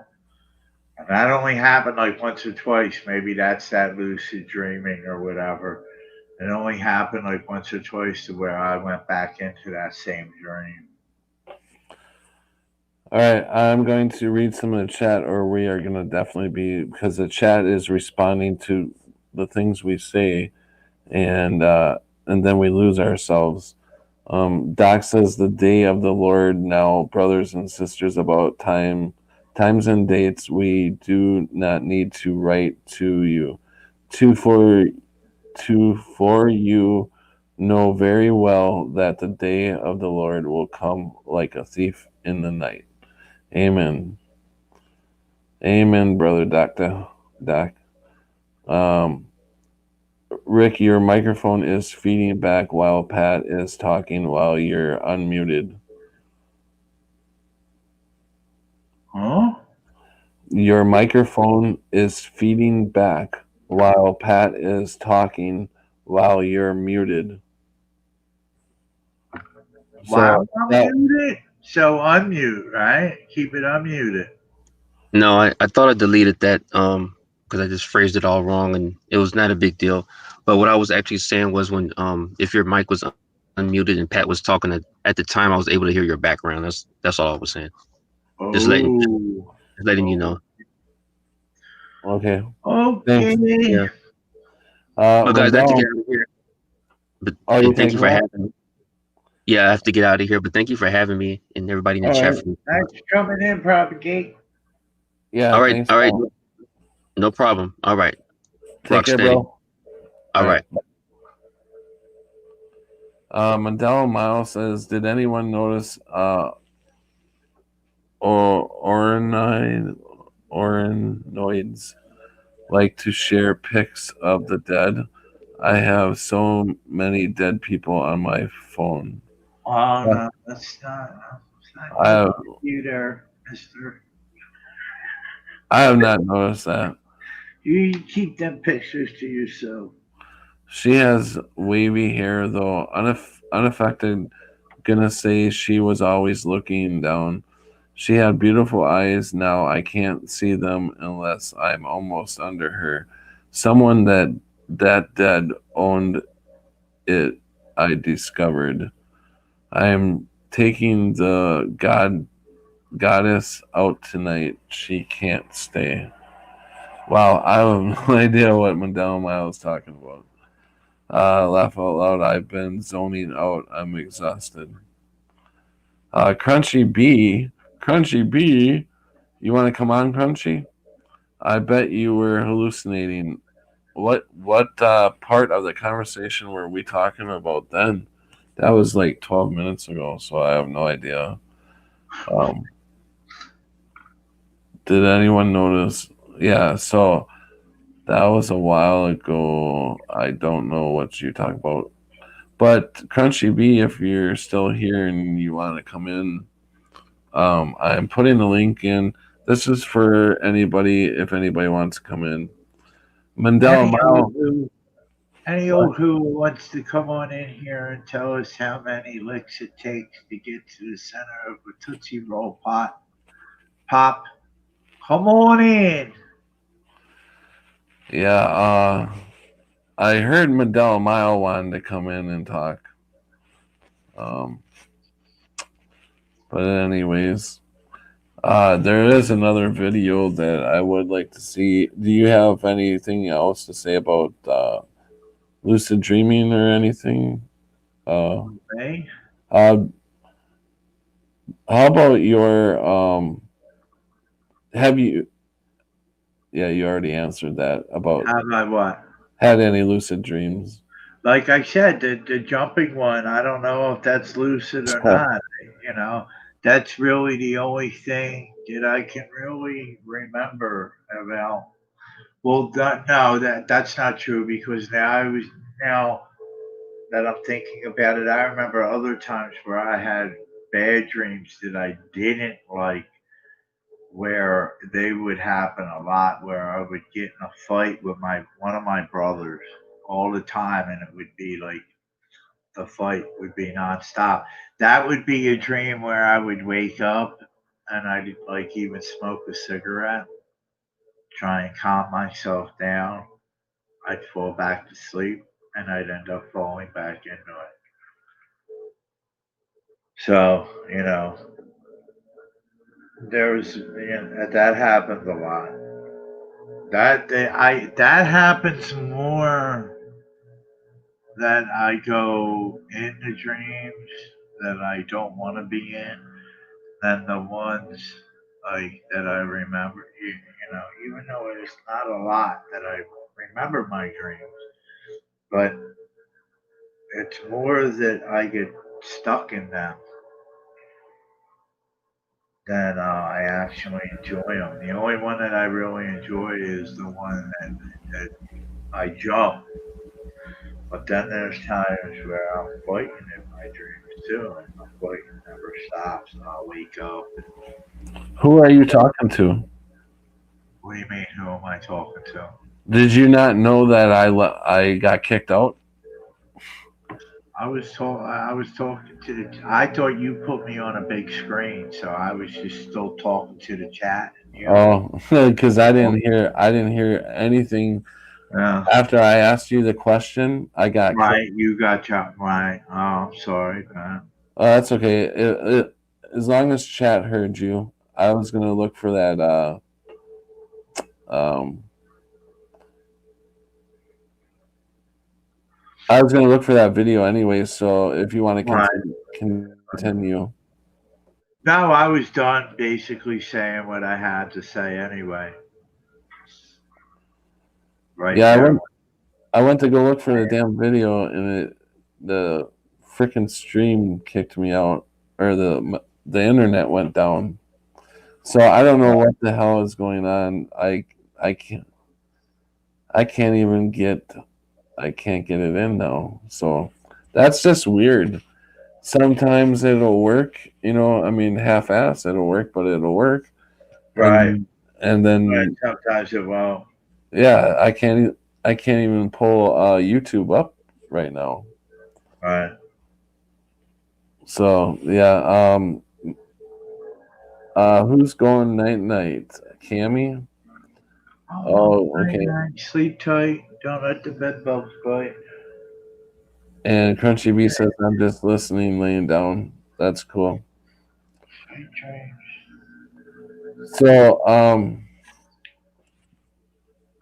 we almost got two. I can't believe that we have done it. We have done What? What have we done, Pat? we have done almost 2 hours and pretty much stayed on the same topic. Oh, I'm very proud of you, Rick. yeah. Okay. And it wasn't even a topic you were interested in. Right. Yeah. You hung in there, and you didn't take us off topic too much. So great job. So I think at 2 hours, 2 hours there's not much to say about. So now, what? now you're gonna cut it once I start just to get rolling, right? No, I'm going to cut the topic. Oh, okay. Because I don't think we have anything else to add to it. I did want to put a couple more videos in there, but I can't get it up. So, if we have, that sounded fucking horrible, Pat. yeah, I'm sure it does. What sounded horrible? Us having to move to a different topic. Oh, you're so heartbroken, aren't you? No. No, the other topic, I mean, we've been hitting on it here and there. um, so far is the Mandela effect. So that's the other one. Now we're talking about the Mandela effect, second half. Yeah, I mean we'll talk about the Mandela effect, but pretty much we're Whatever we talk, right? I yeah know. I got you. yeah. I just kind of want to keep it try to keep it Mandela effect related, or now the politics. We're only what are we 8 days away from voting now? Oh, what the election is? No, is it 8 days? Something like that. Holy shit! I don't know. I don't know how many days. I would have to look at the calendar, but I think it's right around there. What is it? The third, is it, or the fourth? The third? It's either the second or the third. Tuesday, yeah, the third. So we got. Hold on. One, two, Monday. I'll start on Mondays. 1, 2, 3, 4, 5, 6, 7, 8, 9 days to election. The ninth day is election. After today, What day are you saying elections on? the third. Okay. The third, and I'm saying today is Sunday. Yeah. So when we start the week, there'll be 9 days to election. Yeah. So. That's a week and 2 days. Mhm. Yo, I think after the election it's gonna be nuts, man. How things seem, and like how it seems like really quiet and everything. And everybody's like, "Yo, I feel something's gonna happen," and this dark winter bullshit, and it's just so like the election. After the election, man, I'm afraid no matter what happens, there's gonna be a reaction, man. No matter what it is, no matter who gets in, something is going to happen. I hope not. I hope I'm wrong, man. I hope it goes by without a hitch. Whatever Trump gets in there, whoever. I don't care. Just When so get in there and let's get on with whatever we got to get on with. Mandela Miles, pretty funny. She says morning, Sunday morning, and she's referring to Pelosi. Right, yeah, yeah. Good morning, Sunday morning. Yeah. Good I morning. think they've lost it. Morning. They've completely lost it. They don't know where the hell I mean, everything is so out in the open right now. I mean, they're not hiding anything anymore. And it's all topsy turvy too. It's like nothing's. And they act just like kids. I mean, they act like kids. They are kids, man. We're all like kids at heart, or like we all have, but we all don't. Like they're portraying it. Most people don't. They keep their inner kid to themselves and don't really. They'll let loose on occasion, maybe on vacation or something like that. You know what I mean? But it's normally like something that we don't really show, our inner kid. But it's like they're proud to be the way they are. They're proud to be all like boasters, and this is how you gotta be, and this is what you gotta do, and if you don't, pay the penalty. Yeah. So today I finally got the razor out and got half of the job done I wanted to get done. I got my beard. He only did half the job today, Pat. Yeah, I got my beard all done. Now the hair needs to come off. Okay. So I'm waiting to find somebody like maybe rationally to Shave your head. yeah. She's done it twice before and she's done a good job. So Right. why go to the damn Barber. pay $20 to have a barber do it? Good. I can't remember the last time I went to a barber. I shaved my head myself, and I actually shave it with a razor. Yeah, I don't want my hair Like, that I can't fucking remember short. the last time. I think the I last want time to I have used to go hair. to the barbers when I was like, shit, 28, 20, in my late 20s. That's when I had hair. Yeah. I've been shaving my head since then. Hmm. Like in Yeah, the 30s. Yeah. I like my hair, just a lot shorter. Just No, I get stubbles, man. I My hair is too long right now. I I need to hate the shave my wing. head. Like I'll shave it tomorrow, if not the following day. But I really ain't got, probably tomorrow. I don't know. You don't. What did you say? You don't like hair? I shave my head. No, I really don't. I don't like my hair on my head no more. Huh, that's It's weird. funny you said that because I didn't say that, but you heard that. And Yeah, I I mean, I wasn't sure what I heard. Yeah, I always say I got it like, well, I know I used to. I don't say it as much now, but sometimes I say it. I got to get this shit off my head. I got to shave this shit off my head. Yeah, because I really don't like hair. It's dirty. But yet I have a beard. I like my beard. So, Why but do you hair is dirty. Hair is very dirty. what made you shave My your head? no. What made you shave your mustache and keep your beard? I don't know. I don't know. I do that. I started doing it a while ago, and I just stuck with it. I like the look. Yeah. Huh. That's not, but when I got married, I had a full beard. I didn't have like there was a while where I had a full beard, and I never shaved my mustache. If I shaved my mustache, I shaved my beard. I shaved it all off, But there was one time where I had a full beard, and I shaved my mustache, and I liked that look, so I started sticking with it. Mandela Miles said, "Why do I still see eyebrows?" No, we're not going back to that. I am not Yeah, we said shaving. that the other night. I am not shaving an eyebrow off. Um, Shave them both off. What do you need them for? she said, "So any people hate Trump? They are like baby reptilians." Speaking of shaving the eyebrow off, if you guys can donate, please donate. I'll shave an eyebrow off. Yeah.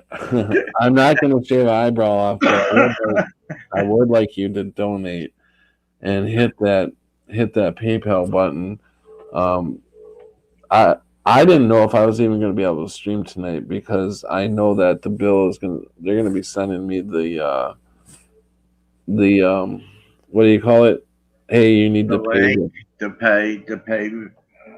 Yeah, the bill or whatever through Right, they send it through your phone and stuff. right. They usually just take it out of your right off your card, Well, but that's if you have an agreement with them, Pat. You gotta set up oh that. no, they will take it right off my card if I have it on there. It's automatically set up that way. But you don't have it on there. Yeah, yeah. So, And when so are they gonna take it? that's what I thought they would have took it today or yesterday. Right. Yeah, right. So it's gotta be coming up pretty soon. Matter of fact, there's a couple things that I wanted to check up on. Besides that, I wanted to see how many hours we actually have put into this live stream in the last month to Right. see what um StreamYard. I'm going into StreamYard right now and What's see. up, Doc? What did I do good, Doc? I'm reading the chat. Doc, tell me I did something good. Thank you. Uh, Whatever I did good. shaved my beard. Oh, about 2 weeks ago, I cut my mustache. 100 an inch, LOL. What's what's the 100 an inch for? Cutting hair? $100 an inch. Yeah, whatever. It's gonna be a lot more than $100 an inch. My fucking eyebrows are only maybe what, an inch or two long. Maybe an inch long. I don't know. How long are your eyebrows? What do you mean? Like across your forehead? They're probably about an inch and a quarter long. The hair isn't long at all. It ain't nowhere near an inch long. So So I looked up the billing, and it shows the last time was I gonna show it? The last time that I paid was on September 25th. oh So shit! So today is oh, so you probably won't be able to stream on the 26th unless you make a payment. How much is your payment? it's only $25. $25. Yeah. Donate $25. Can you believe I'm that fucking broke that I can't put $25 to the live stream? It's like, you got other shit that has to be paid too, and it's just like you got to prioritize the stuff. I You mean, gotta prioritize. I mean, obviously, I love doing the live streams, and Right. Oh yeah, of course. I'm trying to find how many hours now. I'm trying to figure out where they have the hours at that I've already done.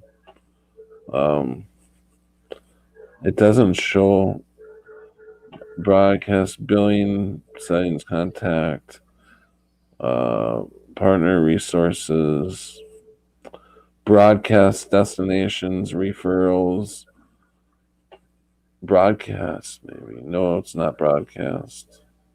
Destinations. Okay. Okay. So I could live stream from here and also on Facebook. I think in other areas I could throw this live stream on. I think Right. I don't know how to do all that. I don't know how to do Chef Pat. Yeah, I'll be lucky if I'll be able to do this right here. To live stream by yourself. Yeah, yeah, Pat. Yeah, yeah. Like I tried to go live before, and once before, and uh, I couldn't figure it out. Huh? Yeah, I couldn't figure it out. I couldn't figure out how to go live. And I did something, but I don't know if I recorded or myself or something. But then when I even went to go look for it, I couldn't find it. Doc said Rick did good because he stayed on topic for 2 hours. Doc says I am broke and I don't get paid for 10 days from now. That's fine, Doc. That's cool. That's cool. He also says in November I have some really big expenses, even though I already paid the DMV and insurance a couple weeks ago. Yeah, that's not a problem. Hey, I just put it out there for people who, can, I at this time and point, I know everybody is fucking struggling.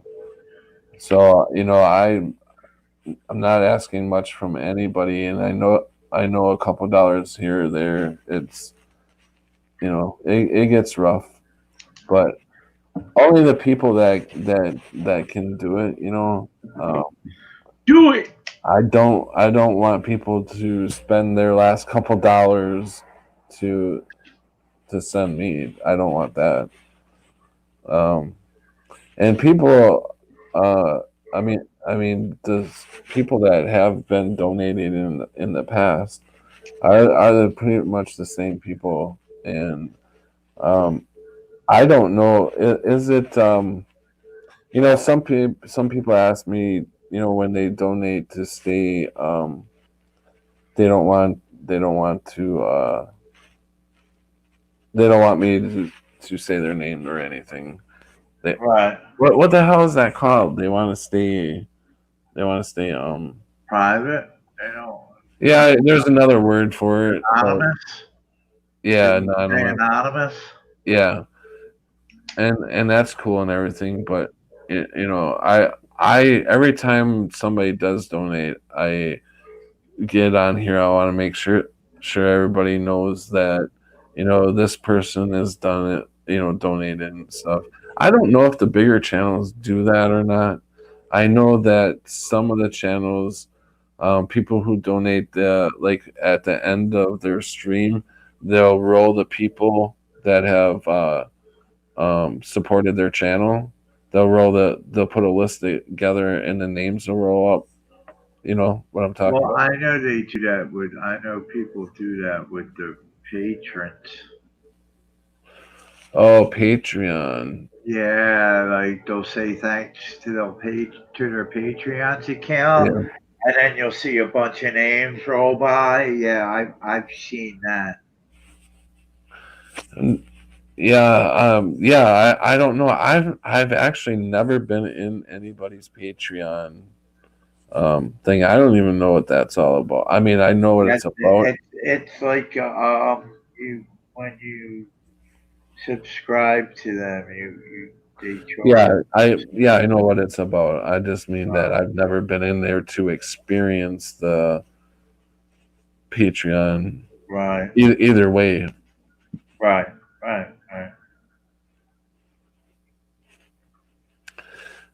um, anonymous donors, Doc said. So I really want to try. I am gonna try one more time to see if I can get YouTube up again. What do you mean? I'm gonna see. No, why is that?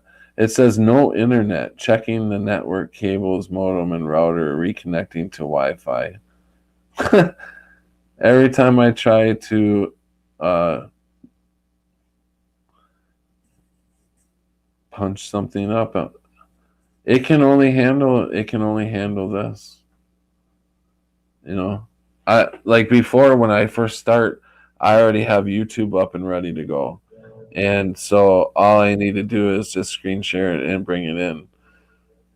What are you talking about? Oh, I'm what? Oh, I was sharing a screen, sharing a video. Yeah, I'm talking about how I can't even get YouTube to come up right now. You know, So you can't even watch a video right now. no, Wow. no, Let's see if I have that problem. that's what I was saying is that I Are you? usually have YouTube up and ready to go, but since I got kicked out, it restarted everything. Got you. And I try to bring YouTube back in, and it won't come up. Got it. Try one more time. Damn, he went You 10 hours. Holy shit. sure now? No. Yeah, now it's bringing it up. That is so weird. Why is it bringing it up now? After I got done bitching about it, now it's coming up. Yeah. Oh yeah. Yeah. It's making you look like a liar. Yeah. Well, it was coming up. I did. Oh, here it comes. Slowly but surely, it's coming. Your videos history. Let's see what we got here. I wish I could find how many hours that I was streaming. When? This Oh, whole this whole last month. Right, right. Have you been watching any of the Flat Oktoberfest Oh videos? yeah. I've been watching people here and there to put it on. Not much of it because today I was watching a lot of a dude that I watch a lot, but I haven't been watching a lot of him, and he's put out a lot of videos, so I've been catching up on his videos. Oh, So but yeah, I've been watching here and there. When Brian put something up, Stavely, I would watch. Or if Falker put something up, I would watch here and there. You know, that's about it. Or Zulu, you know, that's about it. Here and there, not much. I am going to bring. I'm going to bring this Mandela effect. We're, somebody talking. About, what the hell? I hear that. Okay. Where the hell? Okay. So I'm gonna pause it. Okay, so now I gotta go back and screen share YouTube. Okay, so we're gonna try this, Rick. This is about the new Mandela effect. Okay. Can you fill me in a little bit on the new Mandela effect? We were talking about it. The engines from the planes from 9/11. Oh, okay. Okay. Share audio. Share. I must share audio. There should be a little box down at the bottom, right? Yeah, no, I got it. Yeah, I'm just saying I got to make sure I click that. I'm just talking as I'm doing it. Right, I got you. I'm sorry, Pat. Sorry. All right, here we go. That looks like the space shuttle.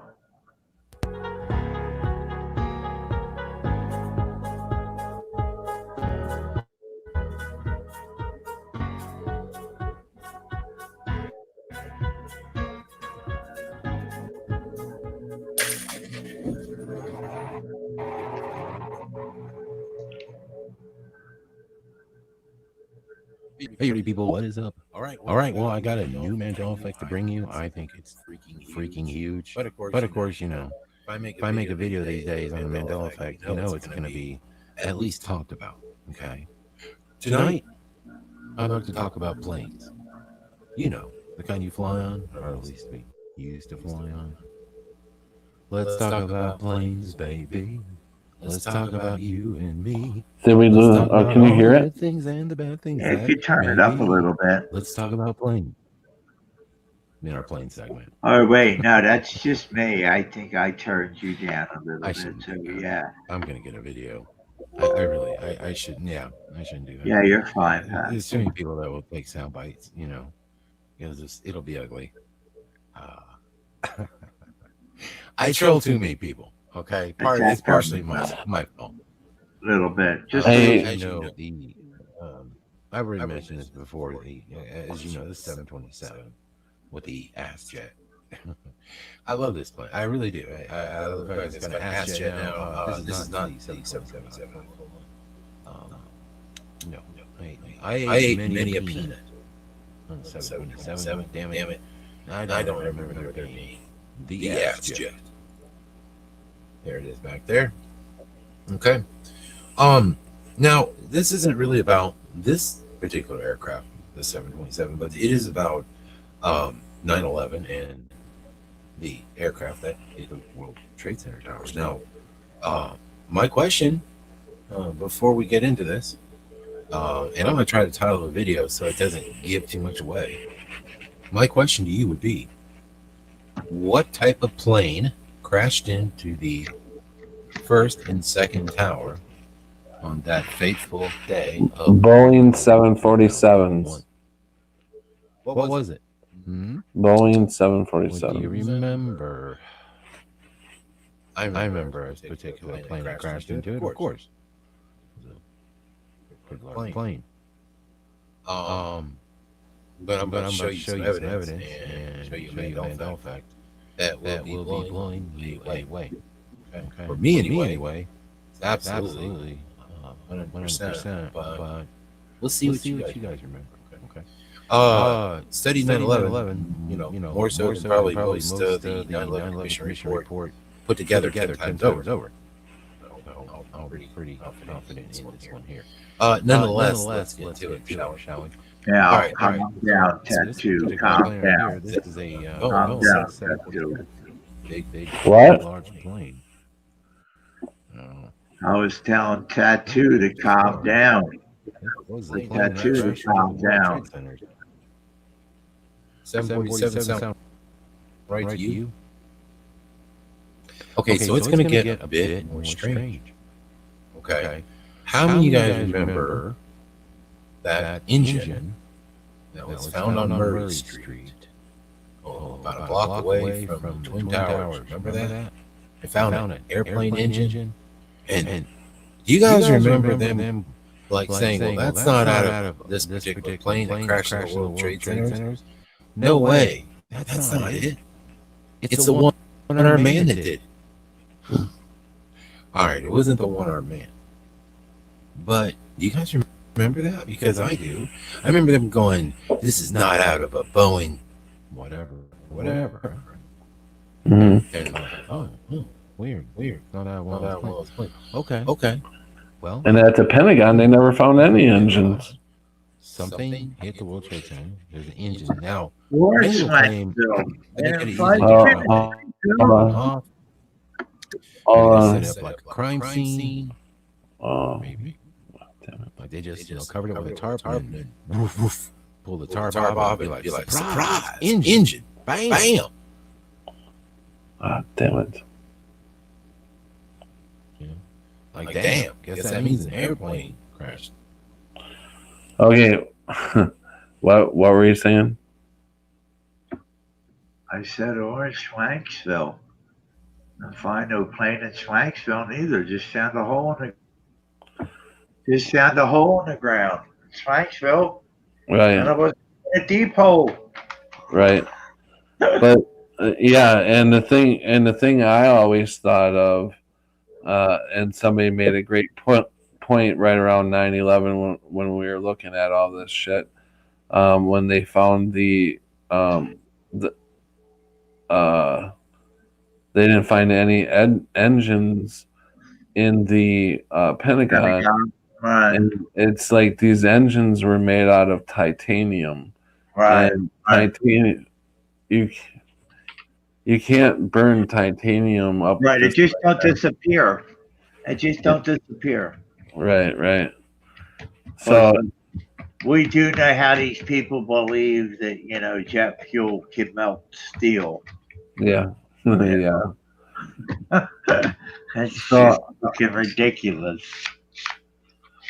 So I'm gonna go back to the video, and as I'm gonna go heat my coffee back up because it got cold on me. So here we go back with the video. To the building. Problem was, it didn't quite match the freaking engine from the plane that supposedly crashed in the World Trade Center. Do you guys remember this whole story? That making sense to you? It's coming clear. Okay, so we all know about this, right? That was the big issue. Somebody looked at the it's something to do with the cooling system on the engine. They could tell it wasn't from that plane. Very strange, right? It's like, okay, how do you so then the question starts to arise, like, okay, like if this is a mastermind plot by people who got away with this, don't you think if they're gonna just, have planes crash into the World Trade Centers, or at least fake planes, if you believe there were no planes? Some people are like, there's no planes. Well, maybe, I don't know. I wasn't there. I mean, it appears that there's some sort of effery going on, all right? Whether there were planes or not, I've leaned on the no plane thing too. I get it. I mean, I'm with you. Could that just been some sort of CGI overlay? God knows. Perhaps. Point is there's an engine there. But don't you think they would at least got the story right? Like, even look at, so they CGI'd it, which is even easier than crashing planes, right? Let's all agree. Then why would you leave an engine sitting there that doesn't belong to the plane that's supposedly crashed in the building? Or at least, leave it up for debate. Or maybe it isn't up for debate anymore. Maybe it's been figured out. Point is that at one time it was a mystery. Okay. But the Boeing 747, and this was strange. And then, of course, that was strange that these planes, they carry a lot of people, carry a lot of folks on these planes, big old planes. And they were, there was like nobody on these things, like, big plane flying around and nobody was there. Okay. So if it wasn't a 747 that hit those towers, you have another plane in mind. Can you think of any other type of plane? I thought it was quite a large plane because of the damage inflicted on the towers, right? That's what I thought. So that was my memory. That's 747. Now, apparently, if we go here, let me see if I can find it real quick. Okay. So currently on this timeline, it was never a 747. It was a 767. It was one of these. It was funky engine 767s.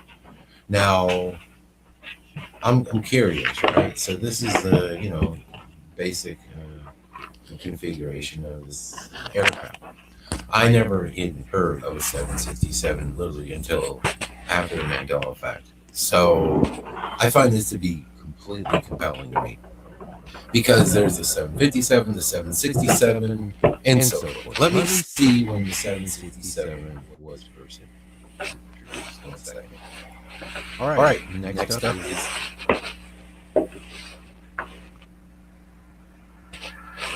in 1936, a brilliant Polish doctor discovered what she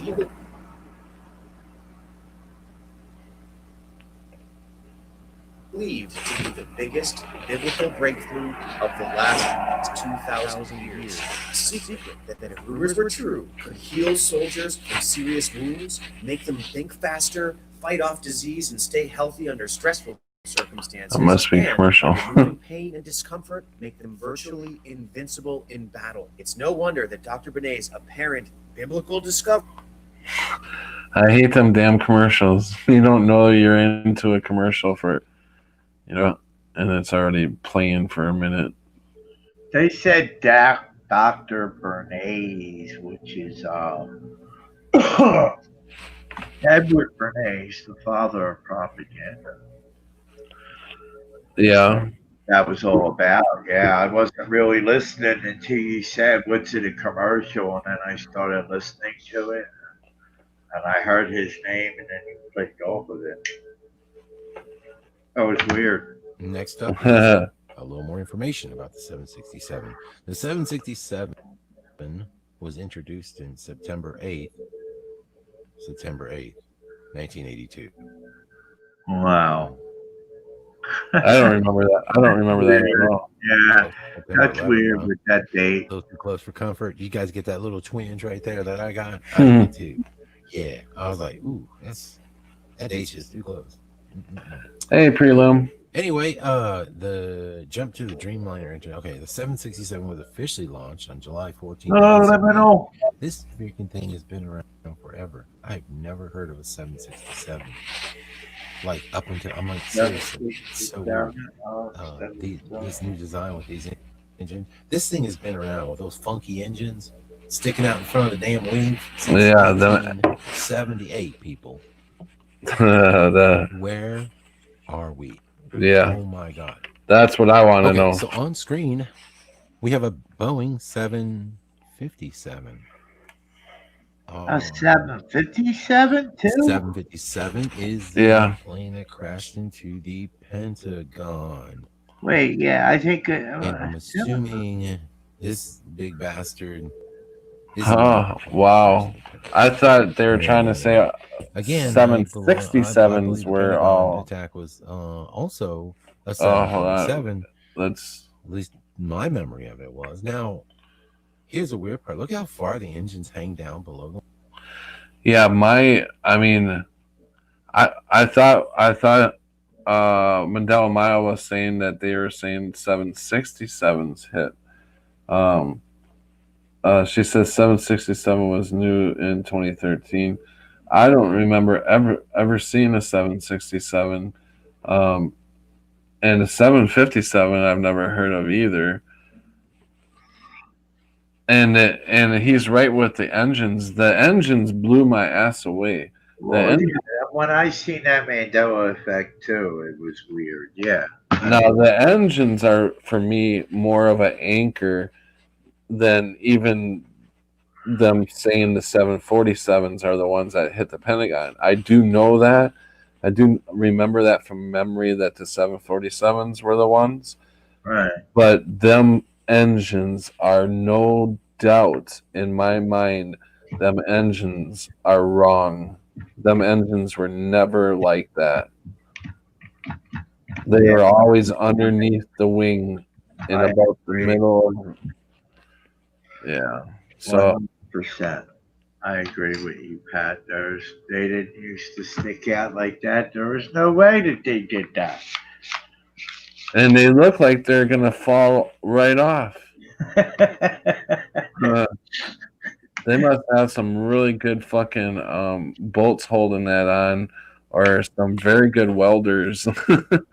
I mean, if them things have to be welded on, you know, you better pray that welder knows what the fuck he's doing. That's with anything, though. Yeah, no, that's true. You know what I mean? That's with anything.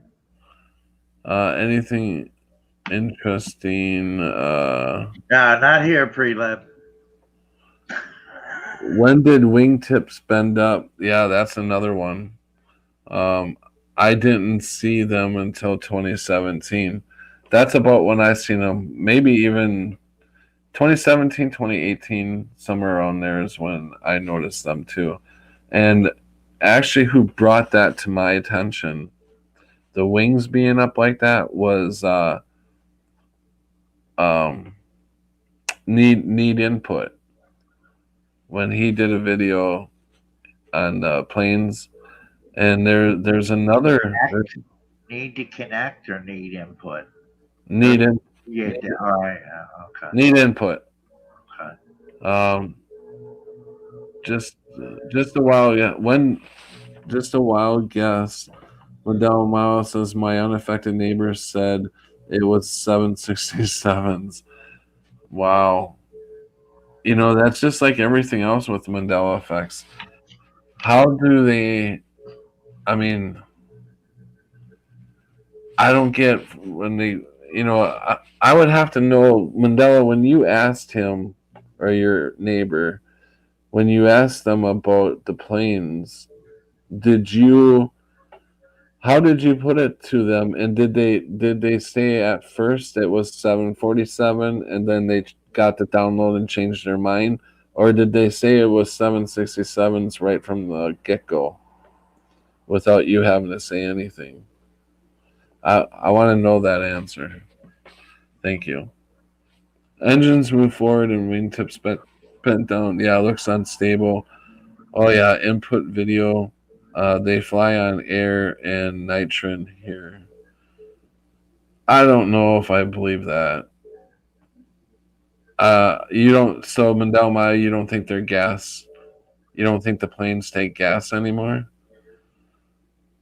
Who the hell was talking? That was Robert Wood. The first time I ever heard that theory, came out of Robert Wood's channel, and he had somebody on there talking with him. I don't remember, but I don't think I don't know. It could be. I haven't been on a plane or around them for a long time. I've never been on a plane, so I can't say.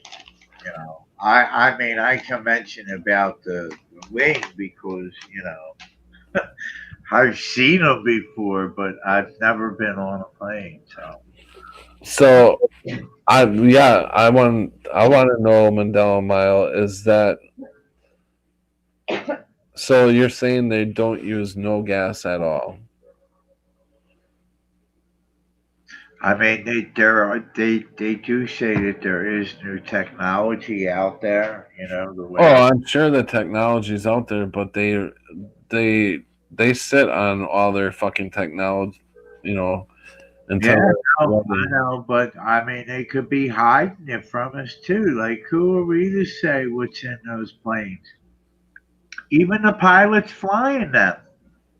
Who are they to say what's in those planes? You know, they don't know the mechanics. I mean, some of them do, you know, but not a lot of them. And who's to say what is powering? They don't know what's powering that plane. They could think they know, but they really don't know. I mean, think about it, Pat. Yeah.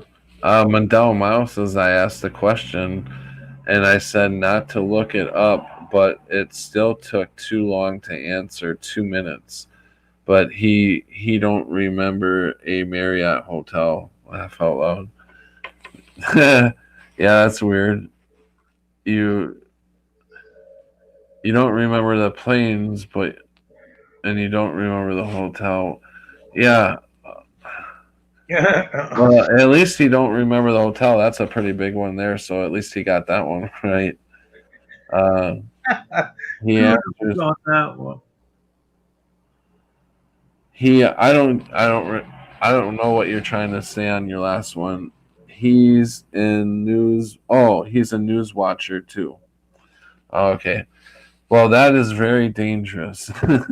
If you're a constant news watcher, there's nothing wrong with going and taking a look at the news to see where they're Right, but not relying on it. they're pushing the angle, but to continue to watch that shit over and over.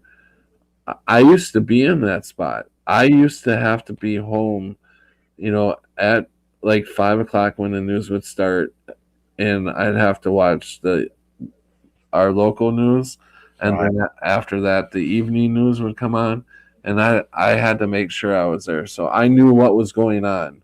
right. I need to know what's going on, and here the whole time it was all lies, All eyes, yeah. all fucking lies. Oh my god, I was just to think where you were, you know. Little truth. Little truth here and there. But mostly lie, lie, lie, lie. Some MEs he does get right. He doesn't see chemtrails or rainbow clouds. He's an unaffected. Okay, so I'm gonna go back and let's finish this. The wings and the belly of the plane. Do you really think that this thing hit the Pentagon?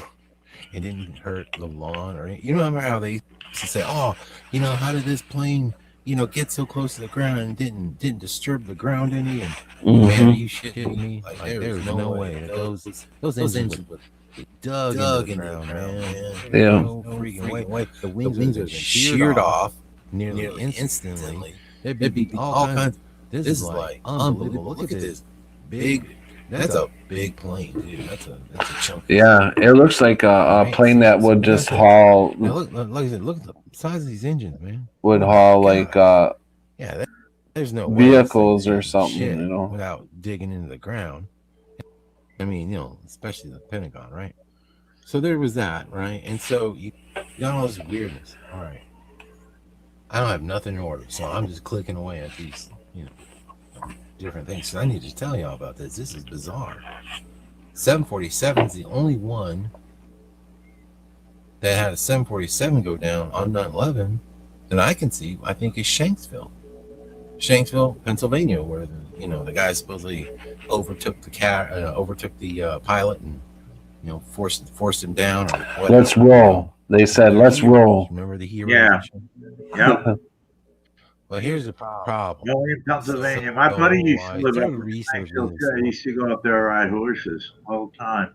Not Not all the And I time. came to the conclusion that planes have changed anyway. We all know that. And most of us are like, there seems to be new history. There seems to be new design changes to things because of this history. The World Trade Center building is different. some people really kind of inspect them. They do experience like there's changes, okay? Slight changes, and there's definitely changes to aircraft. I theorize that there's changes to aircraft because what we are flying in, the makeup of our atmosphere isn't the same as it once was. Thus, changes were made, right, to make the engines more efficient. That's my theory. Okay, I don't know, man. What was all that chemtrailing about back in the day? Then, and you know, thinking about that, I'm just talking out loud here. I'm just yapping. But y'all remember, like all the damn chemtrails we used to see on a weekly basis? What happened to them all? Yeah. Have y'all noticed how quick guys have been? I have noticed. You go outside, you hardly see the things anymore. And that's only in the last month or so. For weeks, for months. They're still there. Where are they? They're what still happened? there. Trust me. What? They're So, very light because I haven't my seen theory hardly that any. I'm sure they're still there. Going on up there, and something I don't even know. I can't even. But it's nothing like it was. I have half-cocked wild theories about this, man. Should I say? I don't know. There's that point. You get to a certain age, you're like, should I say it? Yeah, fuck it, say it. You know. You're like, F it. Just say it. I don't know. I'm starting to believe like we do live in some sort of duality, like multiple multiverse type thing. I'm really starting to come around to this idea because this shit is weird. Oh God, just don't make sense, man. Okay, let me get to my next image here. It's like, I researched the 747 concept. This was the New York Post. Okay. This was on September 12th, 2001. Okay. Go. The first plane, a Los Angeles-bound American Airlines 747 from Boston, crashed into the upper half of the North Tower around 8:45. You see this? The first plane, the Los Angeles-bound Airlines 747 from Boston, crashed into the upper half. You can get this wrong on the day after 9/11. Most horrific terror attack on America. Terror attack on American soil. All right, since Pearl Harbor, once again, they do invoke the Pearl Bay right there, the second Pearl Harbor right there. Yeah. Yep. So that's number one. This is New York Post, right? This isn't the New Mexico Times. This isn't. This is New York City. Okay, don't you think they know? What plane? Wait, what does it say? It says second Pearl Harbor? It's really open shit. I can just stop the video right now. I'm done. We're done. We're moving on. If you still think it's 767, well, ain't nothing I can do for you. Okay? I mean, frankly, this is such a Mandela effect. I can't even. I mean, I've had trouble making a video. I'm losing sleep over this one. It's bugging me. Voynich, if I'm muted, can you actually hear the video? Yeah, we heard the video.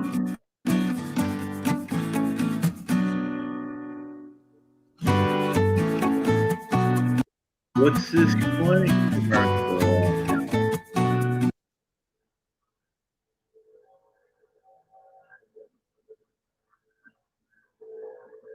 What are you doing to me, Pat? We go on to. Oh, come on, man. No, I'm not interested. Go away.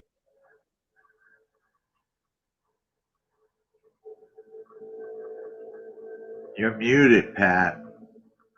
You're muted, bro. There you go. Voynich said that I was echoing. Now you muted. The video stopped. Volume indeed. So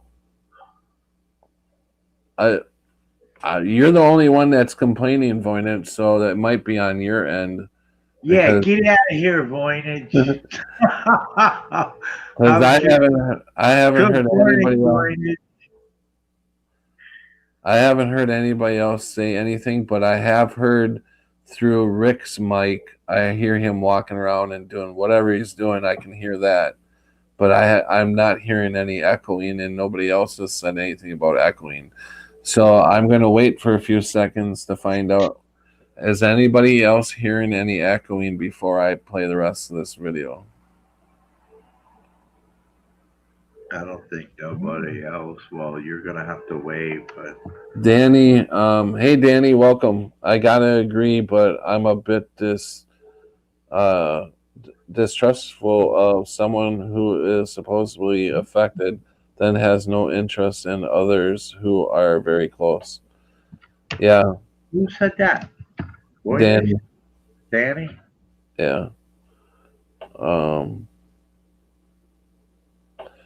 So I need a few people to say, put a 1 in the chat at the video is fine for you guys. Let me know if you guys are hearing anything. I don't know what yes means, but all right, I'm just gonna play the video and you guys let me know if you hear any echoing. All right? Okay, here we go.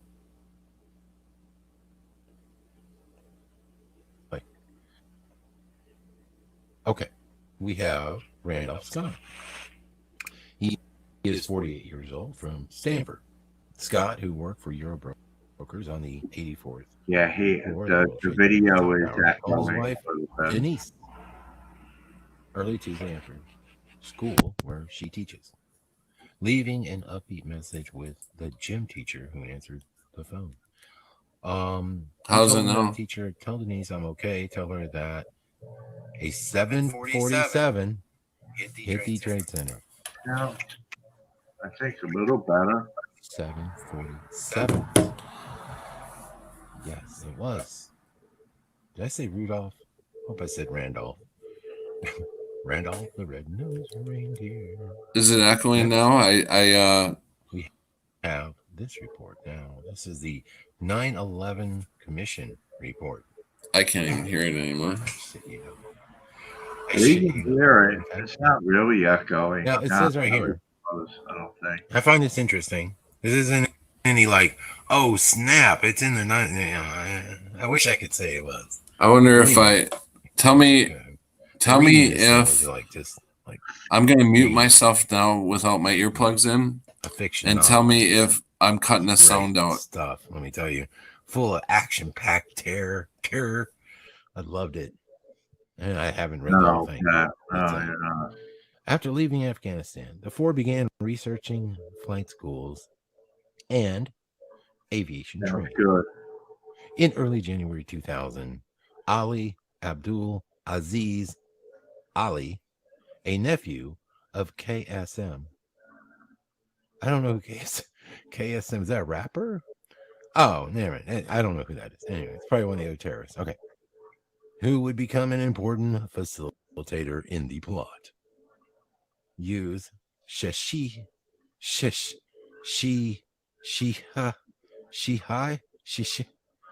whoever.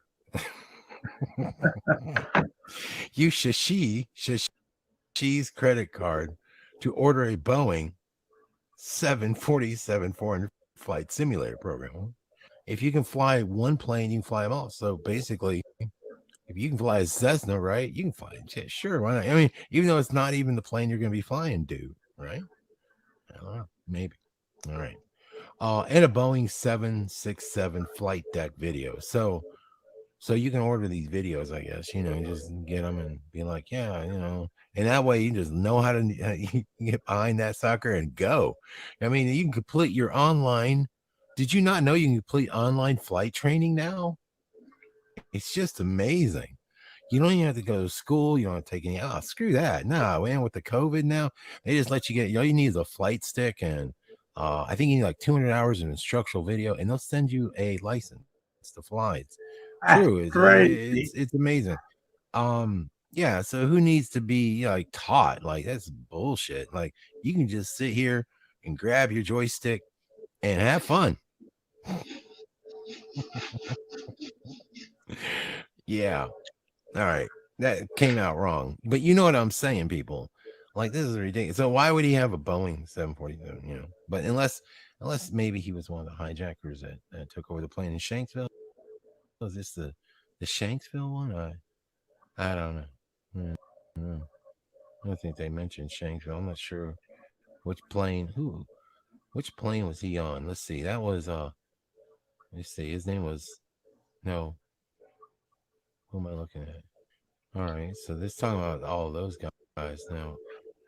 All right. So we come to Ziad Jarrah. Good Lord, look at this guy, man. He looks like a 20 years younger Moneybags on coke. I kid. All right, look, he was involved in the flight 93 crash, which crashed near Shanksville, right? But when I went to look at this, check this out, I was assuming that there was a 747 involved somewhere. No. Flight 93 was not a 747. I was wrong about my earlier statement. I could have sworn I read that too. And that's when I said it. Apparently I'm wrong. It was a 757-222. Mm-hmm. And I'm starting to think I don't believe there were any 747s used in the attacks of 9/11. Really? Good Lord. So what the hell happened to the 747? Odd to say the least. Okay, so we're digging in deeper here, and this is what we're coming to. We're finding out that if you guys remember 747s being related to 9/11, they are gone. Okay, I'm here to tell you right now, welcome to your new reality, people. No more 747s, okay? They're all different planes. That's crazy. All right.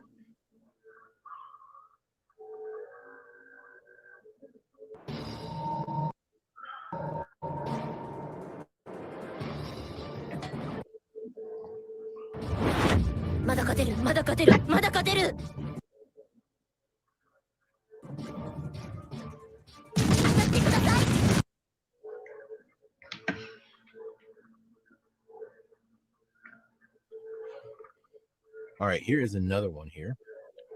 This was on 9/11/2001. This was posted. What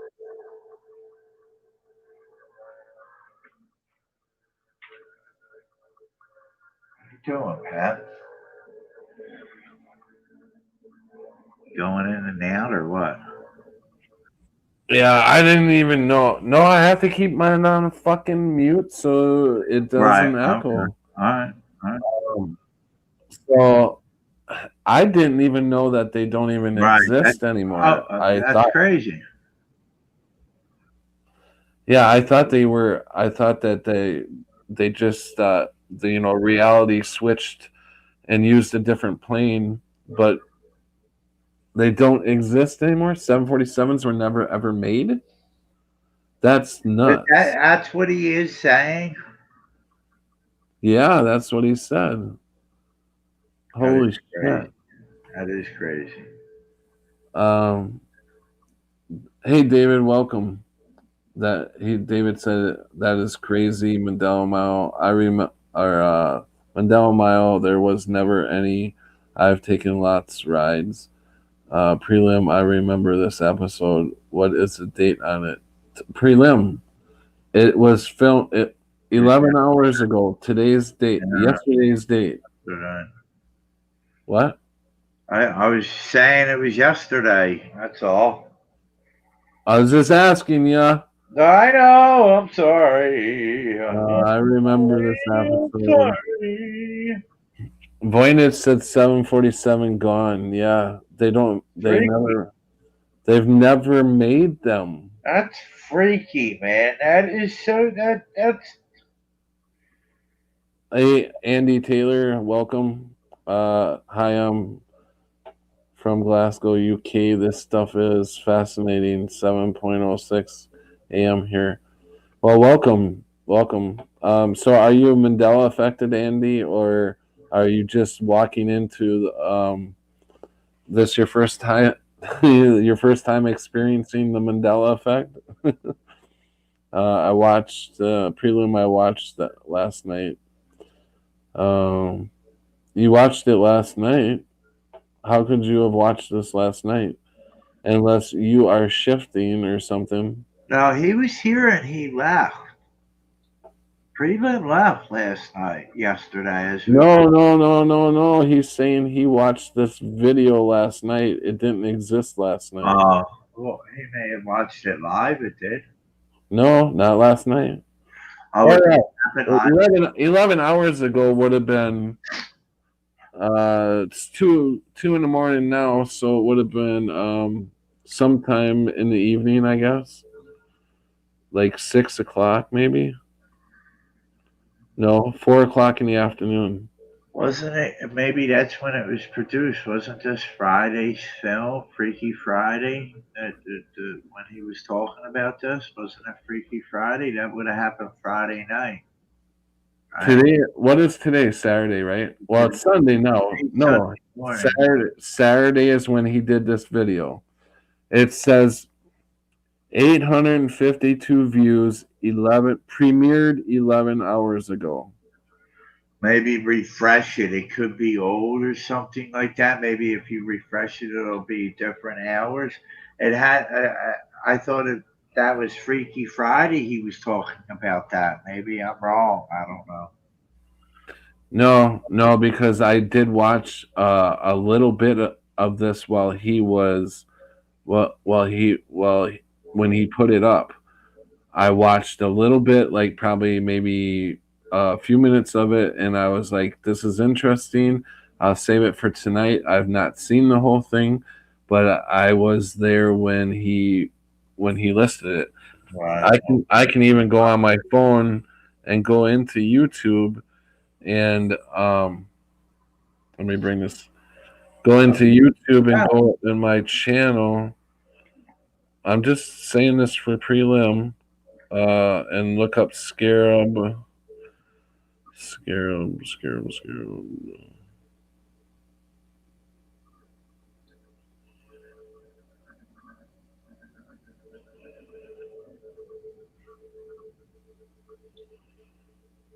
Come on. Okay. 12 hours ago.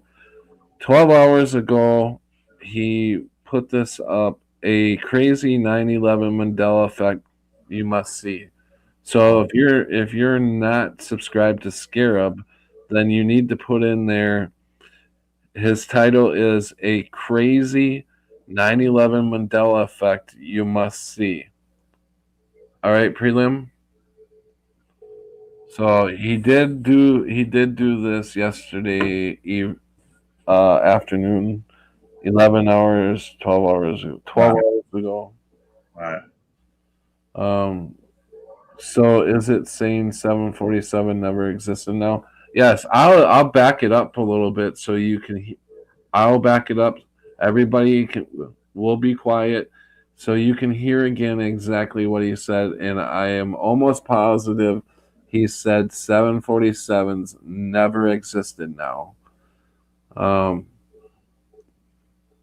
says, yeah, Prelim was thinking the same thing, Freaky Friday. Maybe I didn't see Freaky Friday.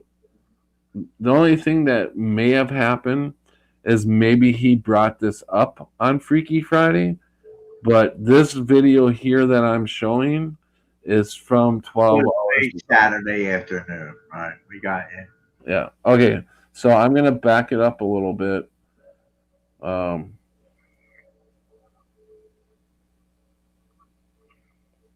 Okay, here we go. To Ziad Jarrah. Good Lord, look at this guy, man. He looks like a 20 years younger Moneybags on coke.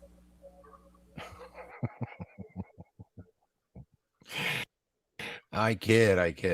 All right, look, he was involved in the flight 93 crash, which crashed near Shanksville, right?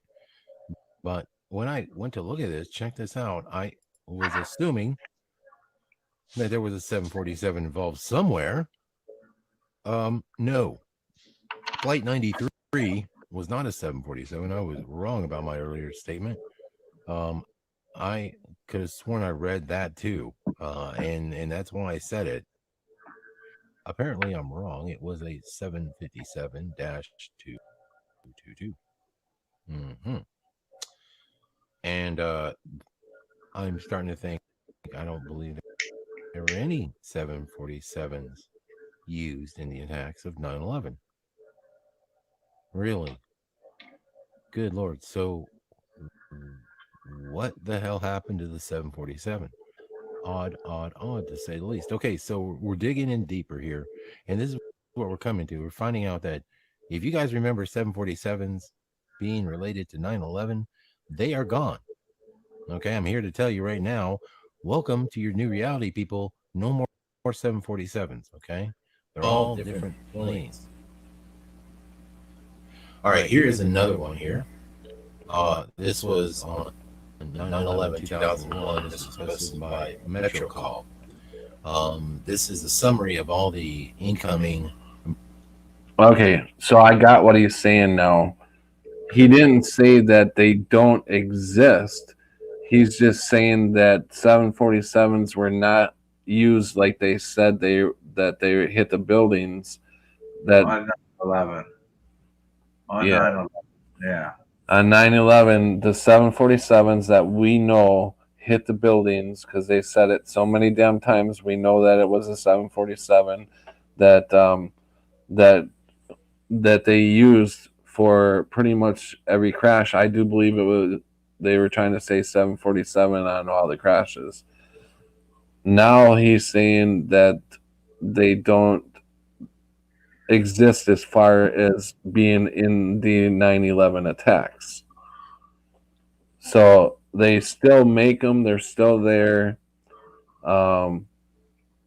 Right? Is that what you're getting? That's what you got too? Yeah. I didn't. He's not saying that. I didn't hear him say that they don't exist. Okay. Just Yeah, said I was like, I no thought that's what. planes. There was no planes that. Right. There was no 747s that did any of the attacks.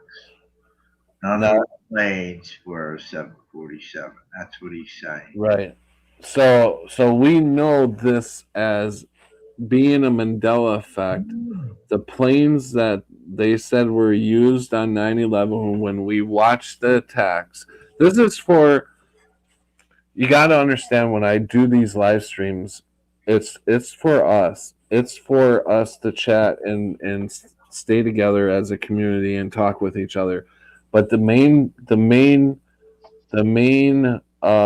news or the main issue here is to get it out to the public, and that's what I do is I try to explain to the public. So when I try to explain this stuff, it's not like I'm explaining to you guys because I'm preaching to the choir. You guys know. Right.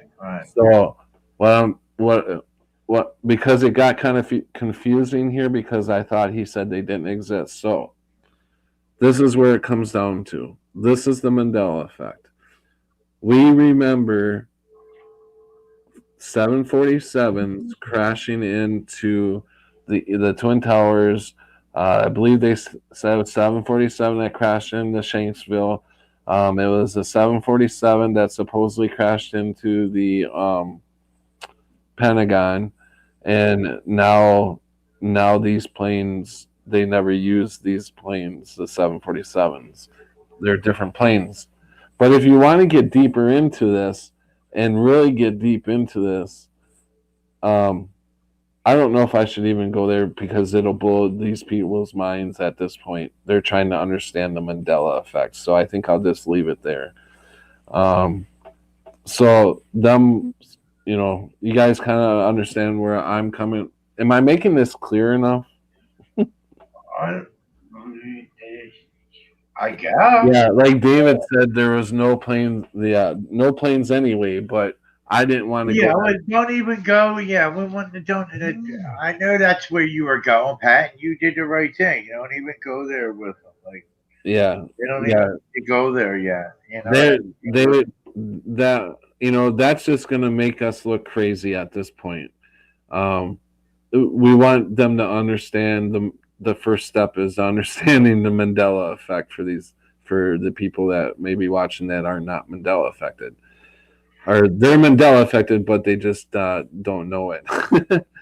But so yeah, you're right, David. You're right. Prelim, I don't remember what kind of planes they were, so then you can't really say it's a Mandela effect for you. Then prelim. Um, like I said, I remember them saying 747s, but the difference between an anchor memory for me would be like the jet engines where they were placed on the planes, or But no, that's got to be another one, a 747. How can't that be an anchor? Like, because that's what these planes are known to be, 747. no, yeah, no, I know it is very strong for me, but there's like a little bit in my mind that's telling me, oh, maybe the Pentagon was hit with another plane. I know 747s were used somewhere in there, but I don't remember if there were other planes used in the attacks. I know 747s hit the. I got you. Yeah, I know they hit the Twin Towers, but was it? I don't know if it was a 747 that went into Shanksville. I believe it was. I believe that's what I heard, but it's just not that tight of an anchor memory for me. But I will. It's definitely a Mandela effect. I definitely have memory of that. But for me to give out, I want people to understand that's coming from me. I want solid truth of an Mandela effect in my memory. So you all know that when I tell you about a Mandela effect, it's a fucking Mandela effect for me. You get it? Compete. Okay. Boyan or Danny says sounds right. Eminem to me. No 747s for me. Boeing 747 seems right. I can't remember though. It seems like a lot of people are having a little memory issues with the 747. It was definitely 747. Yeah, yeah. It's still David said it's still a ME. Yeah. Voynich, but they said but I would like to hear some old video now. I'm when we're done with this, I'm gonna go back and listen to some old video and see how this goes now. How are they presenting it? The old newscast, right? I want to see what they're saying. What planes are supposed to be going into these buildings, and Yeah. um, if I could find If I could find an old video of one, I should. Well, what we would do, but I think where we would get the best videos would be go to Stavely's channel and go But to Real News Online and check out his videos. yeah, I would like to show one now, but I don't have time to go in there and look around at this point. But I will definitely. This is something I'm definitely going to look into, and it will definitely be another day's topic. Right. Prelim says so. Dan is saying the type of planes changed. Yes, they're not set. They're not Boeing 747s anymore. They're some other. Oh, I've never heard of 767 either. So 767s. I guess there's seven. He's gonna say, or he already did, Yeah. that there's 757s also. Sure, yeah, the 757s and seven. It started out 67. And then they mentioned the 757 too. I think they do that just to confuse everybody on the 747s because it mixes you up. It's like, well, what the fuck? They're too close. No, there was never any I don't ever remember 767s or 757s. Neither do I. The biggest one it was a 747. Right. It's the biggest plane. Prelim says I remember they found one of the engines on the ground. Yeah. And it didn't even belong to the It 747. wasn't a 747 engine, yeah. Right. And worst of all, instead of finding the wrong engine, they also found an inflated tire. Like, how does that happen? Well, how do passports? You know, you got a whole fucking building a whole fucking building that collapses, or two of them, I should say, that completely disintegrates. But you can find the guy that was flying the plane, his passport ends up out on the street. I call bullshit. Why, Pat? What's wrong with that? Wake up, people. Wake up, people. Wake up. They were all good sized planes, big, but I have no memory of the 747. So Danny don't remember 747 either. Well, what do you guys remember here? Right. I mean, you guys are saying you don't remember it. What do you remember? Yeah. It sounds like 50-50 because Mandela Mile, she remembers 757s in 2010 around.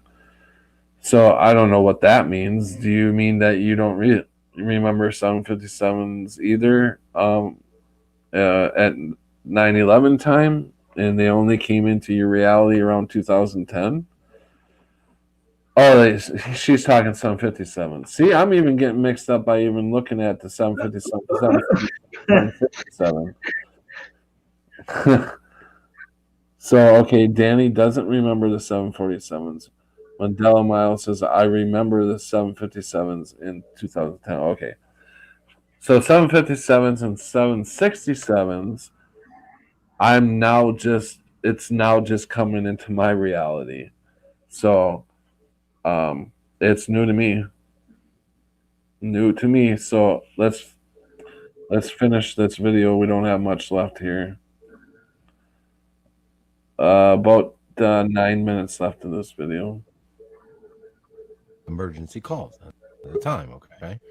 43 only says a 747 hit the World Trade Center in New York City this AM around the 80th floor, still on fire, just had an explosion.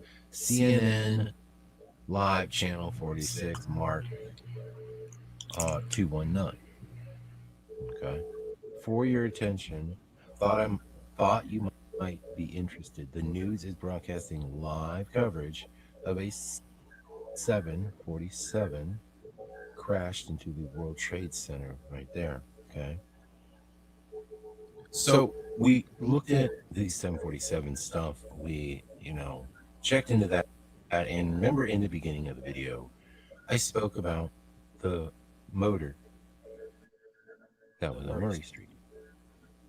And this is where the plot thickens. Now remember, many people claim that the engine was not part of the plane. Well, I'll just leave it open. Okay, because whatever it is, apparently it's not quite the plane, or it's not quite the World Trade Centers. Now, that's always kind of been a known thing. And they explain it away a little bit, like saying, well, it could be a different part. I believe that it is exactly what it is. Okay. And once again, I bring you the fact that the controllers, if they knew what type of planes they were going to at least overlay into the images to make it appear they hit the World Trade Centers, don't you think they would have had the right engine on the ground that day? Why leave it it would be an open and shut thing. Here's an engine. Here's what we saw on television. Case closed, right? All I know is that this part doesn't match what they say. Okay. So they go on in the article to talk about the Boeing 767, of course, and which is weird. So when you get down here, and you will see that they begin kind of breaking it down, contradicting the claim that the engine on Murray Street is a Pratt & Whitney JT9D7A. Because that would mean that either the World Trade Center 2 was hit by a Boeing 747. Do you see what I'm saying? Now, let me just back up. I claim, and I'm making the claim, and I'm telling you, I remember this as clear as day. The engine hasn't changed, but at the same time, it's like there's this reversal thing going on here. I remember 747s hitting, okay? However, what was on the ground was not from a 747. You see what I'm saying? But now, what hit the trade centers, apparently, is not a 747. It's a 767. And what happens to be laying on the ground is the freaking engine from my timeline. Do you see where this is going, people? You see how weird this is? You know, I remember them talking about engines they use on this particular aircraft. So maybe it's a military aircraft. Oh, maybe it's from a missile or something like that. Anyway, just weird. So 747s would have had to hit the World Trade Centers in order for this particular engine to be laying on the ground, right? It says right here, let's go back. It says was hit by a 747, in which the photos and videos of the plane before impact contradict, since there are obviously only two engines on the plane. Or that World Trade Center 2 was hit by a completely unknown plane designed to look like a Boeing 767, equipped with two engines that normally belong on a Boeing 747 and therefore are not calibrated at all to be on a Boeing 767. They show a 747 here with the two engines. Now, here is this image of this plane. This is where it gets a bit weird. My memory is that this plane that hit the tower over here had four engines. I thought. Do I remember that correctly? But for some reason, I'm remembering four engines on the plane instead of two. So that's a big one for me, kind of, right? Then we go to this image right here. This is right here what a 767 looks like.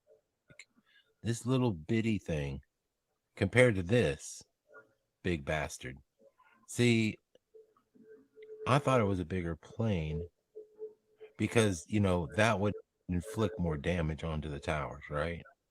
That would make more sense to me that this plane, all right, would be a huge issue hitting the towers. And of course, probably more likely carrying more fuel and everything else.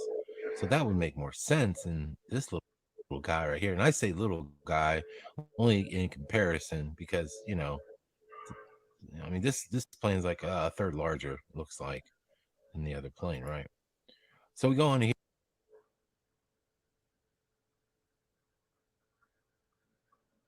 Did you stop it? You're muted. You're muted. Keep forgetting I have to mute myself. I do remember the planes being gray. Yeah, me too. I forgot you're in chat. I mean, I forgot you're on the panel. Yeah, I do remember the planes being gray. Yeah. I don't know. I know he shows here they're white, but that could be just Really? the stock. Doesn't it look white? I don't know. It That's looks new. That's new. If the No. clip, if the footage now shows white No, going. I'm not saying that. I'm not Oh, saying that at all. oh, I know. I'm saying the footage that we are showing right now. Okay. Oh, okay. See the when I watch the video, when I'm watching video right here with you guys, it looks all blurry to me. The screen looks all blurry. I can't even read the words. So Right. I have to literally go off here into YouTube where the video is. Now I can see a clear picture of it. Right. Okay. I see that they're dark. Okay. So where did you get white planes from? Why would you ask From that? I said white because they showed the 757 as white Oh, as the reference of what it looked like. okay. Yeah, that wasn't the actual plane. They just showed it. Yeah, Right. it was just a depiction of, and they look smaller. Like what they weren't 757s because they were larger. And they didn't have single engine on each side. They had two engines on each Right. side. Yeah, Two I agree with him that they had two engines on each side. I flew on them before, so I know. Okay. I took a plane down to Florida and back one time, and I saw those pictures of you with the guy from Family Ties. oh, Michael J. Fox. Yeah, Yeah. Where did you see that at? it was on one of your early videos. Oh yeah, okay, yeah, that was years ago. Yeah, I do remember. You were his bodyguard. No, I wasn't his bodyguard. You were?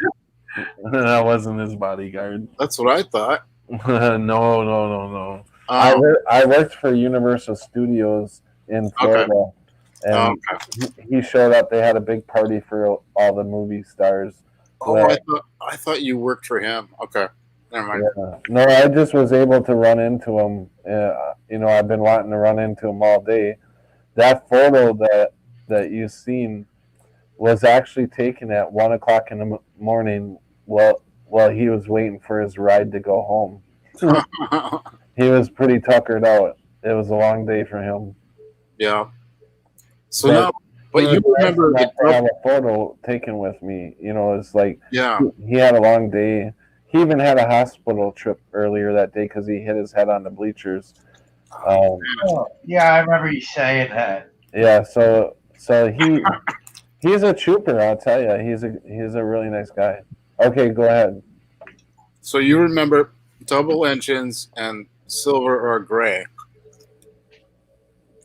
in the morning of the 9/11. The engines. The planes that went into the buildings had had two on each side.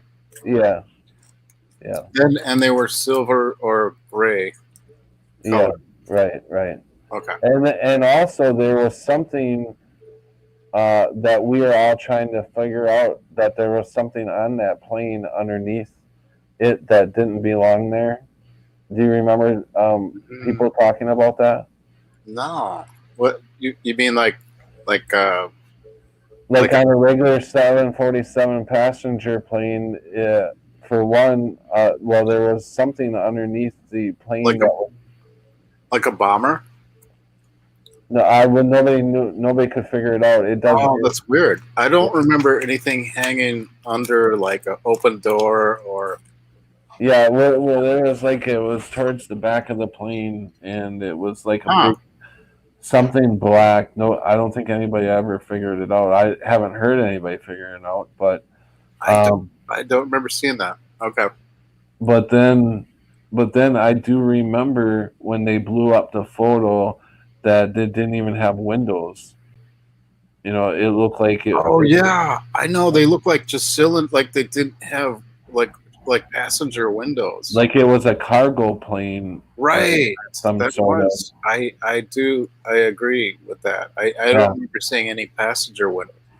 Right. So yeah, 747. you know, who knows what they're trying to make, but we all know.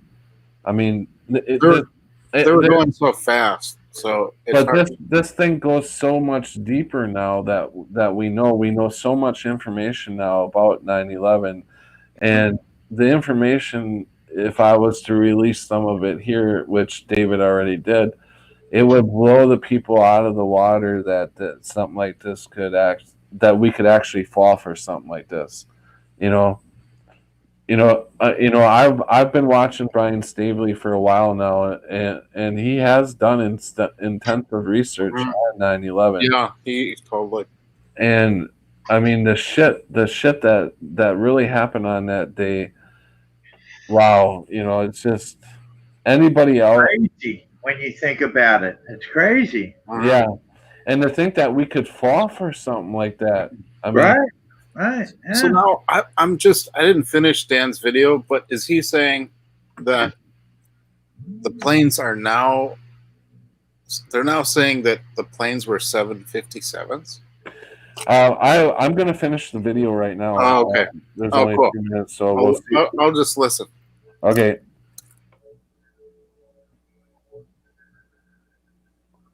Here, and then there's also some other interesting claims. Remember how they used to talk about in the 9/11 conspiracy theory that the plane could not fly at that speed that low. It couldn't go 500 miles an hour at under 3,000 feet. That's not going to happen. However, that's not the case with the 767. It can pull that off.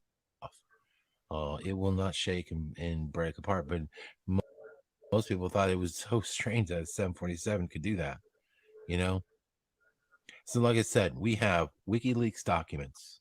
I showed you all types of proof showing that people remember a 747.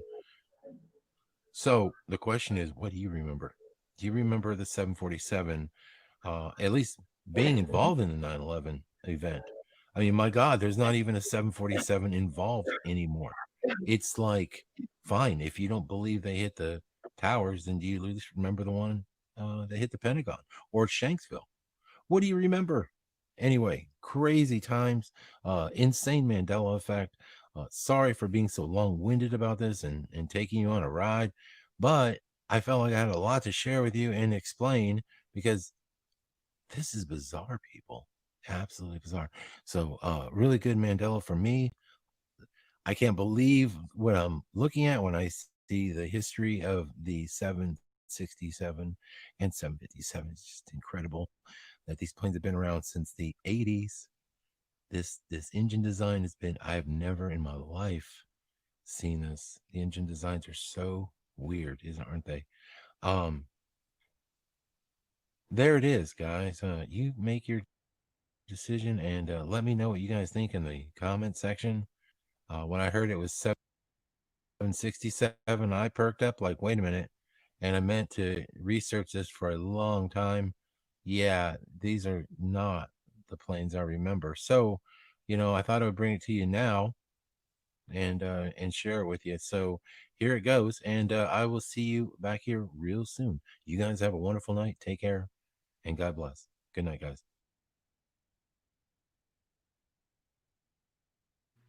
Huh. Okay.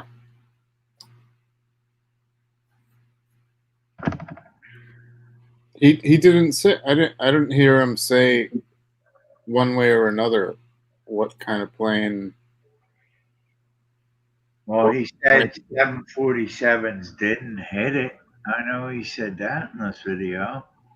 Yeah, now I have to go back and hear it again. But he did say, I think it was a 757 that hit Shanksville. Patrick, your mic is off. Mute it, Pat. I think that that he's saying that obviously we all know that he's saying 747s don't even exist as far as using them in the 9/11 attacks. Yeah, I think that's what we meant. Yeah, that's the Mandela effect. But now I think he had said that they're using a couple different planes for the attacks, 757 and 767s. I think he said were used in an attack, or they were just 767s or 757. I don't know. It don't matter to me what hit now. What matters to me is that they changed the plane from 747s. Right. Yes. Right. So I'm really so it's a different. I'm really curious Yeah. to go back and look at some If they of say Brian. Yeah, Go ahead. if they say it's 757, that would be weird because they just showed the picture of the 757. It was not the same kind of. I mean, it looks small in comparison to the 747. You know, 'cause they were big planes. Right. That's why it looked so strange in proportion to the building. It was like, wow, that's Yeah, they definitely looked way too small. Right, it couldn't have been. So we'll have to find out what the story is now. Or what? Yeah, that's my interest now is to go to Brian Staveley's channel and find some old newscasts that talks about it. I would be interested to see if they're actually mentioning a different plane. Right. Yeah. See what he mentions in it, Mandela or Danny says this is all this all may have a much bigger scope than is realized. Yeah, it could be. Danny, did you want to come on, or Voynich? Either one of you guys, or both you guys. If you guys come on, then I will not be able to screen share because I'm really pushing the limits with 3 people on here and trying to screen share. But I can take the screen share down, no problem, and bring you guys in. Does the screen share not work when there's more people? Yeah, because only for me because I don't have a big enough laptop. You could still give people the screen to share, and they'll be able to screen share it. Yeah, I know. I find that kind of yeah, we can do it that way if there's something that we really want to show people. Yeah, I see. Yeah, I did that last time. But nights ago. My computer is just a notebook laptop, so it doesn't have enough RAM or whatever to run everything.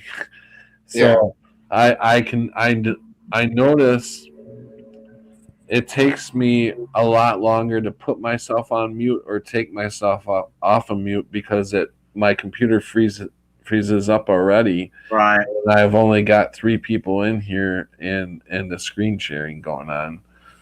But I would rather talk to people than screen share. I mean, I can take the screen share down and bring Danny in.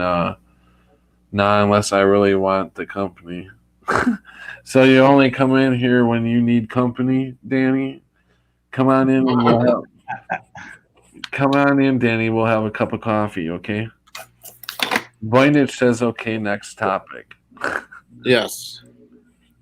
Does anybody have another topic they want to talk about, or do you want to stay on the Mandela effect? The new anatomy they found in Holland, the university or the right in your throat, they found a new. Well, it's not just your throat; it's behind the nose. It goes down to the throat. Right. It's that, and how could they overlook that? I mean, that's. Yeah, I don't believe. Yeah, I think that's a Mandela. Yeah, ever since, I know you're going to disagree with me here, Freeland. Or I'm sorry. Well, I don't. Patrick, why don't you introduce me to your new friend, Earthly Dimensions? I'm shaking my head yes to Danny. Danny says, you want me to? Yeah, Dan, come on in. Oh, okay. And you want me... Earth dimension. This is Yeah, yeah. Texas Danny always finds interesting geography changes. I've been watching videos. I've been saying for a while now, the Mandela effects are going to be speeding up, and they're going to be getting bigger. I think we're used to this. We're looking at a new Mandela effect right now. The earthly dimension is now.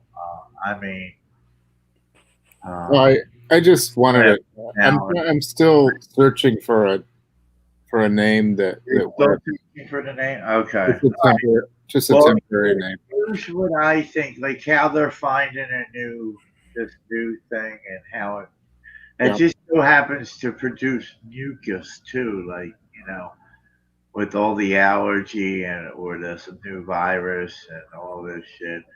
Well, anyway, ever since this virus or whatever you want to call it, I have lost all of my faith in the medical establishment. I'm dressed. Hey, Danny, how's it going? Hey, hi, everybody. Is that free? What's up, Danny? Yeah. Texas Danny, what's up? Yeah, you see, I dressed up for it. Yeah, you put Hey, everybody. You drove down there to see Texas Danny, right? Or who was that? Me? You would see Ma in Arkansas. Okay. I just remember Patrick about 3 months ago drove down there to Texas. Yeah, it was to Arkansas, right? Yeah. Yeah. It was Sharky.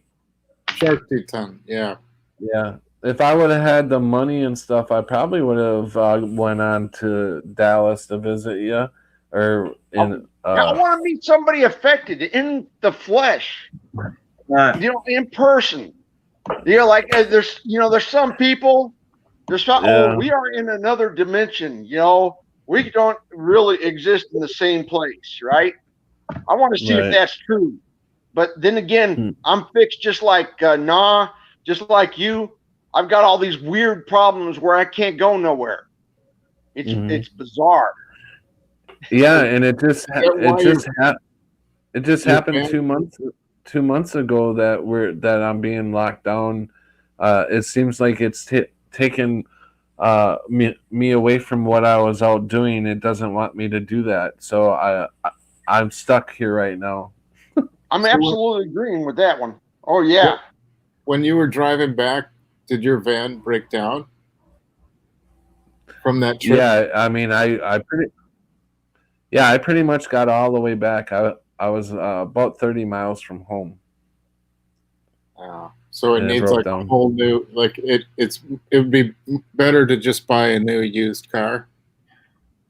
Yeah, it was they're saying the transmission, which they want $2,700. It's not worth it. So just buy a new car, new used car. Mm-hmm. You could find the value of the model. It's better to don't go to a dealer. Go to it don't matter right now. I ain't got the money to do. I can't go to a dealer. No, just find a personal ad. Somebody who's getting rid of their used car that doesn't have any major problem with it. Something that works. So basically, go to a private person. Yeah, I always go to private people. I don't. Me deal too. with I've never gone to a dealer ever because they have the overhang where they have to jack the price up to pay for all their bills to run that. So it's easier to go through a private dealer, and you can save money in so many ways. There's another way you can save money doing that too, but I will not disclose that. Just driving around, you see people with a sign in the window like selling this car for, $2,000. Yeah, I need one of them that say selling this car. Selling this car. I'm willing to take payments or you can work it off. That's the sign I need to see.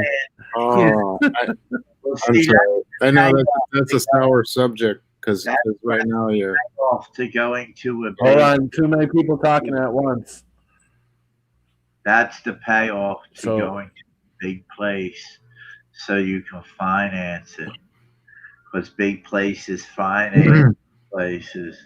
I mean, finances people, you know, a little person just selling a car. So Danny, The only financing there is if you see a car for 1,500 is walking up with 1,200 and saying, "Here, take it or leave it," and you know they'll take it because it's been sold. I found a used Toyota that was like a grand, and it lasted me 11 years. Well, yeah, $1,000. Yeah. Well, this was 2000. Is it Toyota? Yeah, it was a Toyota. Oh, no wonder. But it lasted me. I didn't have hardly any. I didn't have to fix hardly anything. It had excellent gas mileage, and I'm just saying, you know, you can find great deals for used cars. Well, I was someone that had the old saying, "When was the last time you saw somebody pushing a Toyota?" You know, I had no problems with it. I know Patrick probably doesn't want a Toyota, but they work for me. They're good for delivery jobs. Yeah. Yeah, well, No, I mean, I gas, of course. Yeah, it would be good on like a pizza delivery I guy. totally hear you. Yeah, I totally hear you, Prelim. I would definitely myself go through private dealer, and if I had the money, I would be out there trying to swindle a deal right now. But the main thing is what Danny and I were talking about is I think there's a reason behind these last 2 months why my truck broke down. I mean, I think there's a bigger reason behind it, and I just had to, I guess, stay home for the last 2 months. No, I'm on board with the weird synchronicity. I am, because I traded my Ford because of the loop. Okay, in it. I swear that was it. I couldn't stand it that I had the dinks that I had exactly in there.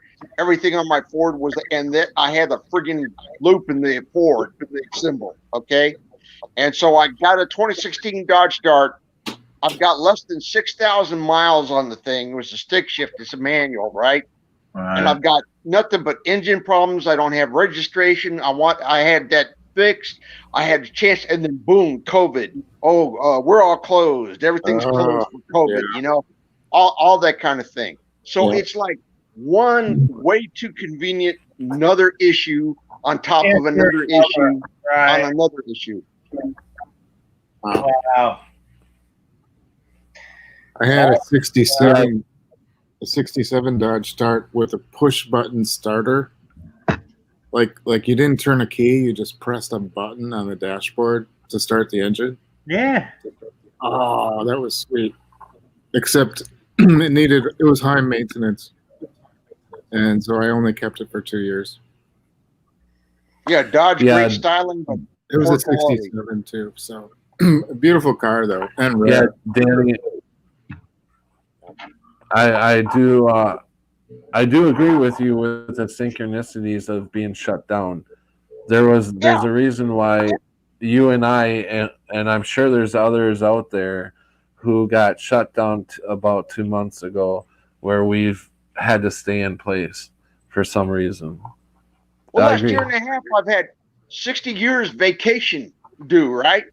And the manager just willfully goes off all that he wants to. The guy was just a total flake.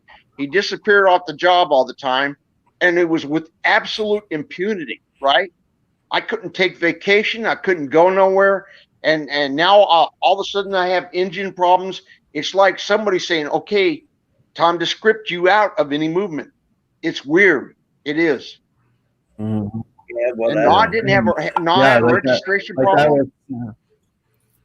Like I was saying, I have not been without a vehicle since I was 19 years old. I'm 51 years old. Can you imagine now being without a vehicle? I completely feel like my freedom is completely gone. That's 30 years. 30 years without it. I mean, 30 years with a vehicle. You think about it. You know. Yeah. Now you don't have one. Yeah, that's tough, man. Having something for 30 years. That's, yeah. I almost think it'd be worth it though without the payments. You know, if you're working, I mean, I know you got hard times right there right now, but if you're working with the insurance and the payments and everything like that, it's like 600 a month. Maybe more, 650. Yeah, if you were to buy a newer vehicle, Yeah. and go through that, I won't get myself stuck in something like that, because that's just gonna bring you down. That's just too much money. That's just way too much money. That's like these people, and I've done it before. Go to these places where you can rent to own furniture or a TV or whatever. Yeah, well, I did that. And you pay like double the price, sometimes triple. You know. Right. I did that in Aaron. Visualizing what you need to do, like visualize what you need to do and what you want. You know, just keep those separate. Just like, okay, you're breaking what up. I need to do right now in order to get to point B. And, you know, don't feel hopeless. Like, don't give up in gloom, because that'll stifle your you're looking ahead. I'm not giving up. Oh, good. Okay. I'm not giving up. I was just the main thing that we started talking about is the only reason we started talking about this is the synchronicities between so far me and Danny.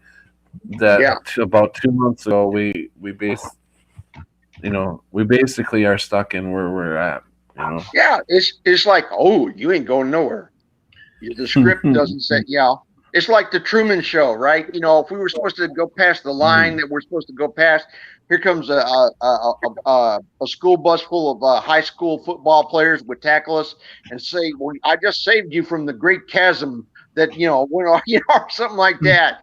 It'd be like something to keep you from going anywhere. It's weird. It is. Mm-hmm. It's the analogy of being a crab in a pot. When you go to get out of it, all the other crabs pull you down. Don't let you escape. Yeah. No, I think it's bigger than that. But welcome, Yankees fan. I've been wanting to say that for a while here. He's been in for 249. It's 302 right now. So sorry. What? Danny, do you you want to talk about Earth changes and stuff? Did you hear about that? You guys if you wanted the subject,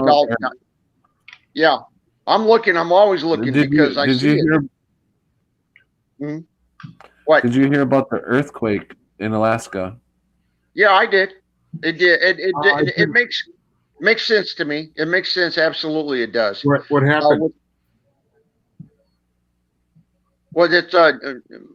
Patrick? I mean, I heard about it, but I don't know all the particulars about the earthquake. Was it a I did. Yeah, it was a 7.5 that hit Alaska, and I don't know if it did any damage or what. I didn't hear anything other than that Alaska got a 7.5. That's all I heard. I thought you might know more. No, the weird thing about this all, and Lucky Bulger did one on this, and I've seen on it. I really haven't examined it because, like you, Patrick, I don't watch the news for a lot of reasons anymore. And what I'm seeing, like, is when I look at my atlas, for example, right, my 2012, unnaturally aging very quickly, I can see when the changes come about, like where they use little diagrams to demonstrate little geography, particulars or something like that. where they put like where there be ice or slush or melting areas, or it's not solid ice. I would see these little blue dots come in, right, and they're growing. They're being switched around and changed here, and they're being changed there, right? So the areas are changing. Plus, I've got the thing with the Denali wave, which I see the ice coming off Mount Denali and all that area in Alaska, right? So I'm figuring, because I'm seeing it also on Google Earth, all that moisture going into the mantle or whatever else you want to call it. And then all this terrain changes that's coming on, for example, with the Yellowstone, the caldera, and everything like that, and all the changes that are taking place.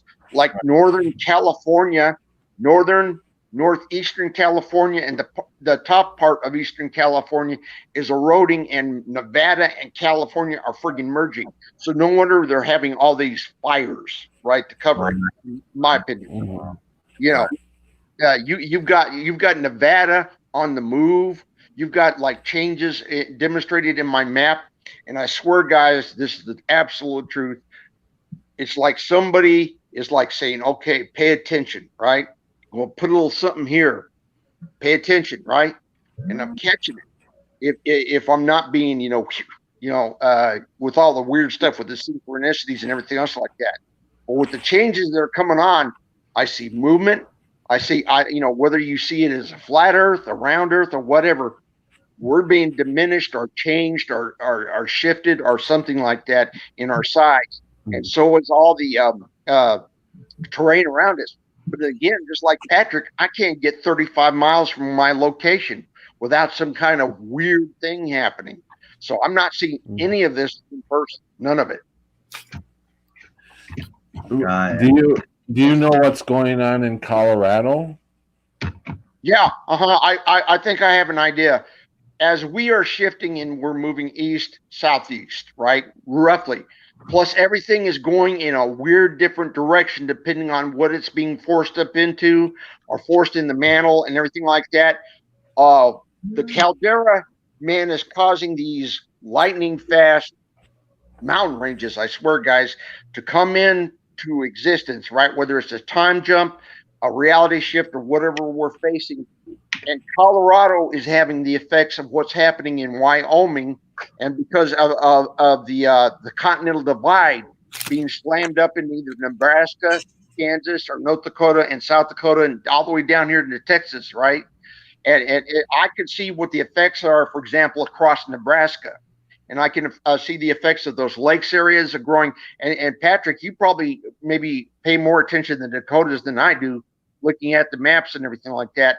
And those lakes have been growing over a period of months. But we also have a situation with the Grand Basin in far eastern Wyoming, plus western South Dakota, is rapidly eroding. Okay, now that's where Mount Rushmore is. And remember the things, guys, from the Mandela effect, something about Casper the Ghost, something about Gillette, something about, about Buffalo, and something about Mount Rushmore. Everybody had a collection of these, and they're all buried. And also something about Yogi Bear, and that kind of thing. And what I'm just seeing is how come this erosion is so fast? Because it's got to either be a representation in a quantum fashion, or it's got to be, like whatever's being able to change my printed atlas, plus me being able to look on Google Earth. It doesn't. It's quick. It's way too quick. Of course, this is beyond anything in the human lifetime could even possibly, even a civilization. Well, we're talking, 20,000 years wouldn't cut this. Right. If you want to think about something like that too, do we really know how quick the Grand Canyon formed? Yeah. They said, well, I mean, we know what they say, but I mean, could that necessarily be false information? And it could have happened like really quick. Well, yeah, that is something that you look at. Everything now for me as a person is up in the air. From whatever happened to me in 2016, whether I kicked the bucket, got zapped here, well, whatever. Yeah, everything changed around us. The AI switch flips. I don't know, whatever. like I flew over in the last time I flew over the Grand Canyon was in the 90s on the way to Las Vegas. I didn't see it going out, but coming into Las Vegas, and I could look down into the Grand Canyons and see like tourism jets in the thing. Like they were going down into the canyon itself. Right. It was that big. Right. Yeah, and the Grand Canyon here is portrayed to me. It's like the Great Canyon, but not the Grand Canyon. If you were from old Earth, you saw the Grand Canyon. The Grand Canyon was mammoth. This is like, from the pictures I've seen and the description I'm seeing, it's like the Great Canyon, but we had the Grand Canyon back home. Yeah. And it was a bigger planet. I mean, we have less circumference at the North and South poles. Like, you can tell how Greenland has moved, but there's not as much space at the top. That whole top area, or the lower part of where Antarctica is. It's a smaller globe. Even if whatever shape you want to call it, it's a smaller amount of space. Yeah, what do you guys all think about Delta Phase stuff? Now, I watched Delta Phase stuff, and I'm kind of mixed on it. I mean, I kind of agree with him on some things, and I kind of don't, because my problem with the consciousness, quantum jumping, and stuff like that from Earth to Earth, and we're all progressively getting smaller, and we're going to Earth Epsilon 31-4b, whatever like that, and we go to here, right? I'm seeing symmetry. I'm seeing movement. I'm seeing plan. I'm seeing design. And the surface of the Earth just does not look normal to me at all. It looks like, what is this place? Yeah. In an optimistic way, I think it's the creator's way of getting our attention. Yeah. Because it's so easy to not think spiritually and just be caught up in what we want to do in our everyday life. And what happens when we do totally give our attention to the creator? I haven't been able to stay for, like, I can go for about 10 days, and then I don't really want to be a guru, disciple, master. I get restless, and it just seems like it's really hard to stay in that state of mind all the time. For me, I don't want to discourage you from going there. Right. I just I don't have that great of self-control, and I think that's the whole point of spiritual life, is to be like an altruist. Yeah, I've got, I don't know about y'all, but I've got fractured interest. I mean, that's the thing about the psyche, the soul, and everything else like that, being a Christian, but a wicked, sinful one, right? I got problems, believe me, in that area. So, but, I'm a believer in God. And I mean, there's definitely the very strong possibility of divine purpose here. Okay. But I'm an ultra theorist. I believe on putting everything on the table. That's at the very top of the list, because this stuff is supernatural. And like I say, if I'm demised from my last expense, I don't know how long the valley of death is. I mean, to God, time, a few years is nothing, So this could be the valley of death? It could be. Wow. I mean, I experienced something like that. I mean, seeing the difference with the stars and everything. I mean, this place is, I don't know, it's weird, don't you? It's like a closet. In a symbolic way, I want to think positive, but I've never heard it put that way.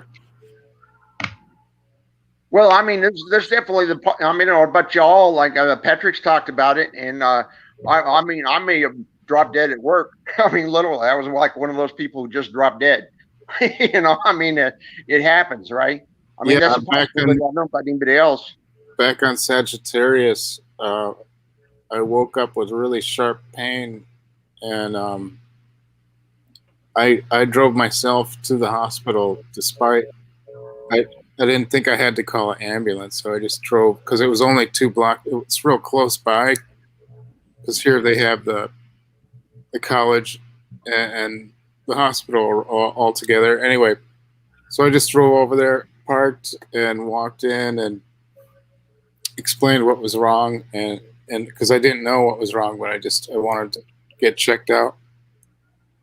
and then I ended up having to stay there for 5. So I might have died even like on the way to the hospital, or maybe even before I got to my car. Who knows? So if you guys think, sorry, I was looking for a video, a certain video I wanted to show while I have Dan on here. That's why I was kind of being yeah. quiet. Oh, But are we gonna? Let's I want, watch. Yeah, let's see one of Danny's videos. Is that what you're saying? Which one is it? no. I was looking for I misunderstood. Dan. Okay. I have Danny What's it on on, the Patrick? panel, so there's a video I want. Huh? Well, what is it on? What's the subject? Okay, I don't know. It's geese. Geese. Canadian geese?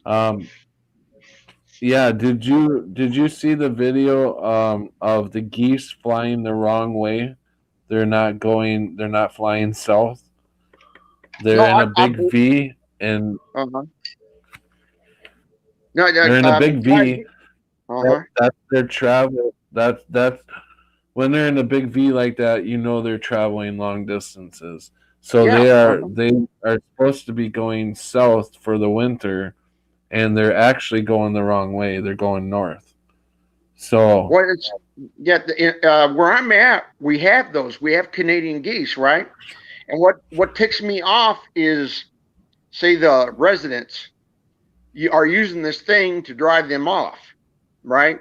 Because I work around a series of small lakes. You know, that's kind of like the area I work in. And there are these Canadian geese. And I've had weird incidents with ducks and all of wildlife. We have large segments of the wildlife picture gone, right? Absent. And these geese are there. And, you know, right now, I don't even recognize the fall pattern that I'm seeing around me. Okay. It's like some kind of crazy mix of seasons right now, even though it's been progressively like that now for years. And with the Canadian geese, well, there's, you know, we had a bunch of them about a year ago and stuff like that, and they wanted to get rid of them. So they went out and got this contraption, would you believe it, to get rid of geese from the area and to drive them off and everything like that.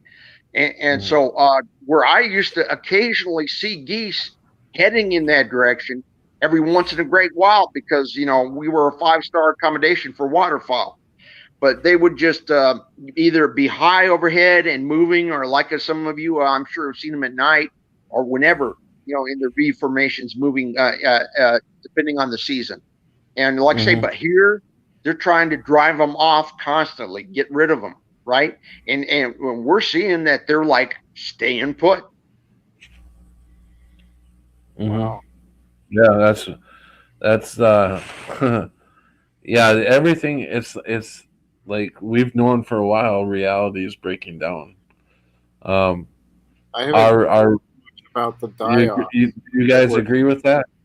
Yeah. Reality is breaking down. The fish die-offs, the birds that falling to the ground. You know, the antelopes, thousands of. I'm wondering if. Do you think the Earth is dying slowly, like it's coming in on itself? Well, it's a weird thing. There were on Lucky Bulger's show. Is there somebody in the community who's like a Russian woman or something like that? Yeah. She was on Lucky Bulger's show. Yeah, and she was doing an explanation that she thinks that. I don't know her name. I know who you're talking about. Oh, yeah. You do? Okay. Yeah. Well, you know, yeah. She was on Lucky Bulger's show. And she was talking about the effects of some people or beings or something like that having a possible impact on the earth and that kind of thing like that. I see as multiple possibilities. Plus, I see everything that we're experiencing right now going on with the depending on the subject you all are interested in, anything from UFOs to angelic beings to spirituality to, I'm also, you know, I go for everything. My mind wants to be occupied by every possibility to the divine and the sublime, but also like this woman was explaining, she says that they're, you know, and this goes to CERN, I guess, you know, like that they've created matter or something like that, and they may have fractured time and space and trying to alter it, like maybe some fantastic kind of invention to give them incredible power. Yeah, CERN, possibly. I'm going by her, listening to her conversation, that she's saying that these beings or something like that, that they want to stay here in this kind of this realm, or this, vibration or frequency, The lower or where we're at. vibration. Yeah, that where they're at, and that they want total control of the place. And I don't know if that's a possibility, but I mean, I go by, I could have 10 things on a list of what I think. I think physically the Earth could be changing. I mean, actually physically changing. Svetlana. Sounds like right. That sounds right. I'm not certain, but that sounds right. She was on today on the Chick channel, and that was you got to watch that one. That's very good. I don't know the Chick channel. Yeah, I didn't watch it yet, but she's from Australia, or I think she's in Ireland, Scotland. I think she's right. No, I mean Chick. Chick is from. Yeah, she's from Ireland, I think. But together, what a team! Wow, I mean, they both have incredible minds. Yeah, so the show was extra good. Like, wow, I used to. I'm sorry, Prelim. I used to watch Svetlana before. She's from back when we were all, all together. All the Mandela affected people were together by ourselves. Yeah. She was back then. I've heard her theories before. Yeah. But what gets me with her is that she had, when this COVID thing started, and she's still a believer of this, she had attacked me and said that I was a killer because I wasn't wearing a mask and I wasn't taking this seriously. So we don't have a good connection anymore because she thinks I'm a murderer, and she still believes highly in this virus, or in that people are dropping over and stuff. So I do like her. I do like what she has to say. She's very interesting. Every time she talks, she has my attention every time she talks, because she does talk. She does have some very good theories, I think. So yeah, I like her and everything. It's just that we don't agree on the COVID thing. Yeah, I'm the same way. I wear a mask, and that I didn't wear one today, but I don't take it I don't take it to the extreme either way. Like, to me, it isn't. It's like if you're gonna get it, the mask isn't gonna help you that much. I do believe it's happening. I just don't understand what kind of bug this is. Is this like the SARS, or is this more just like an extreme flu, or is it or is it just a psyop? Is it a mind control thing? I am dead set on this. I'm going to run a live stream tomorrow or the next day, and I'm not going to have anybody in here, and I'm going to show videos of nurses and stuff that talk about the upcoming vaccine. Good idea. Okay, I'll watch that. Unless I'm busy. And I'm going to start showing nurses and doctors who have come out about this. It's nothing but bullshit. But yes, there is a flu. There is a COVID. I'm not disagreeing with that. And it is a very bad flu. But when you listen to these doctors and nurses, we do not need to be shutting the world down for this. Interesting. Yeah, that's interesting. And that's what Sweden's doing. I'm sorry. Go ahead, Texas.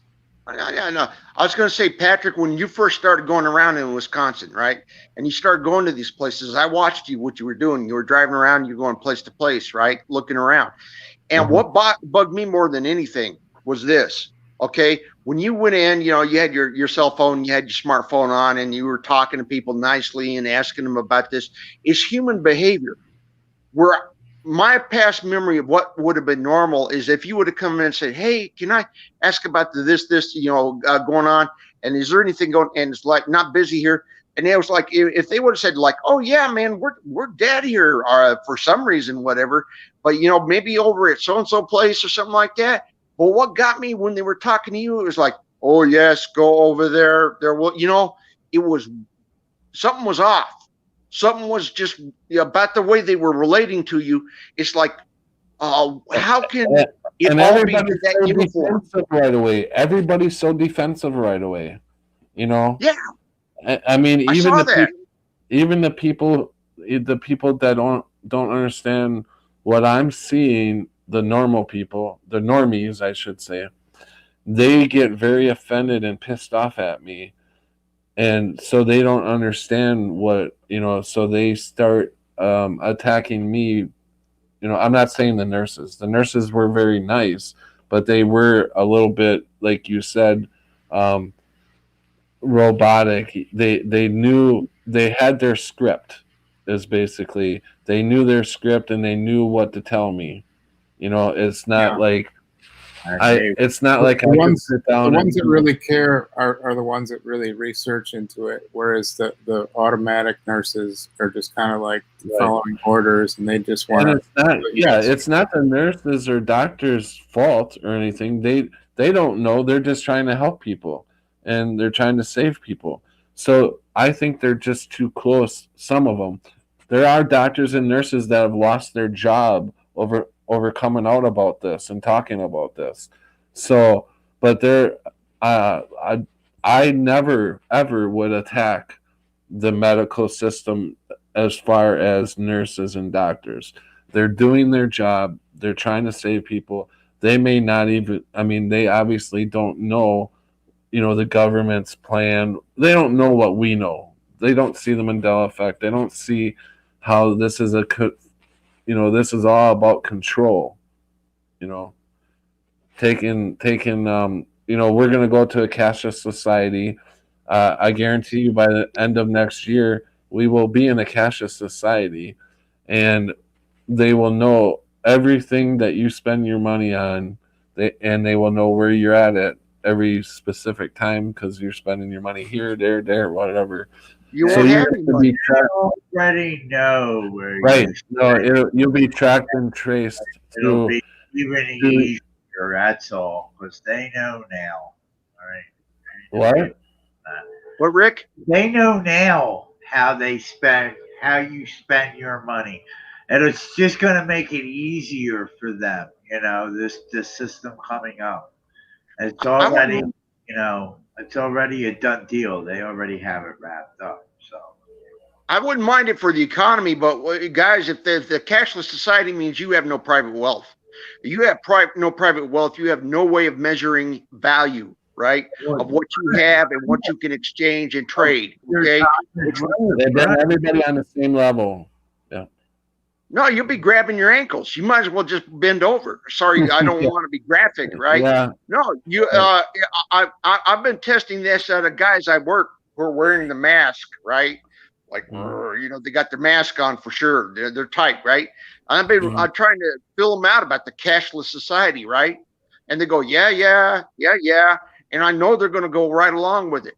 And I'm trying to tell them, if you have 1,000 gold coins in your backyard buried, you have some appreciation of the value, and you have some exchange, and you have some private economy, right? If we have no private economy and we have no wealth, then we are at the dictates of who will decide what resources they allocate, and that's tyranny, in my opinion. I totally agree. I totally agree with you.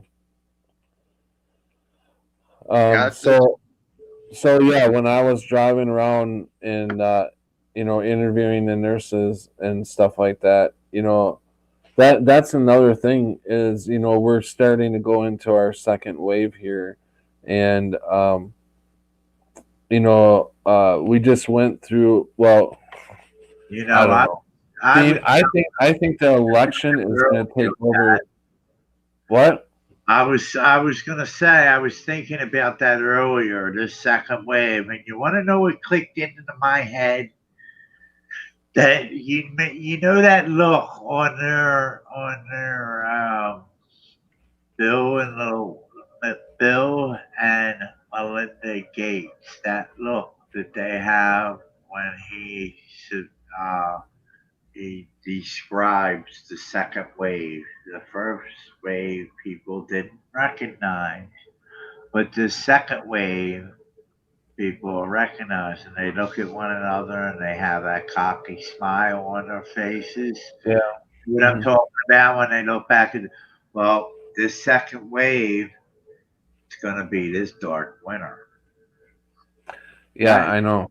It's it's going to be it's probably going to get ugly. They got some ugly shit planned for us. How evil those two looked at one another. It's gonna be some fucked up shit. Excuse my French. I can see. Go ahead. What, Patrick? I was going to say, I hedge because of what I'm seeing on everything else with the earth, right?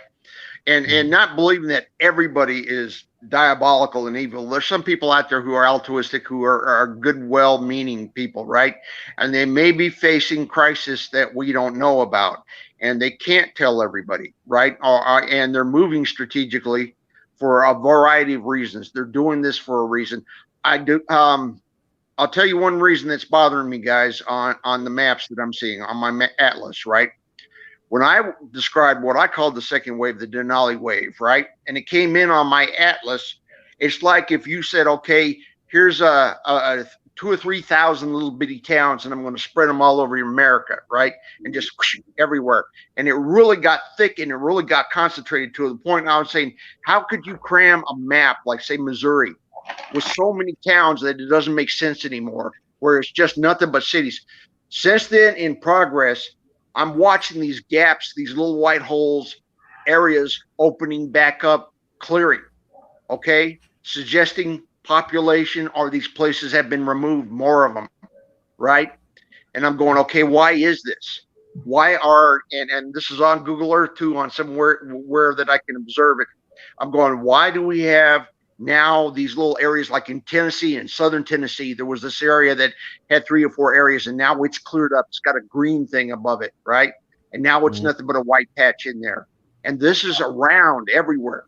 So why is this demonstration like it's like a visual thing, like it's being demonstrated to me so I see it, or it's just there or whatever? But that's what's happening. So I'm saying, okay, I'm hedging that based on that information that I've got, that I'm seeing that there might be other things happening. But on the points about what will happen if you don't have private wealth, if you don't have a cashless society, just is not something we're ready for. And I agree. Right now, we can't. There should be the option. If they take the option away, that's going to be really bad for. In 1913, when they took the option of the gold away from the dollar, they didn't give us an option. It wasn't an option. They just took that gold off of the dollar.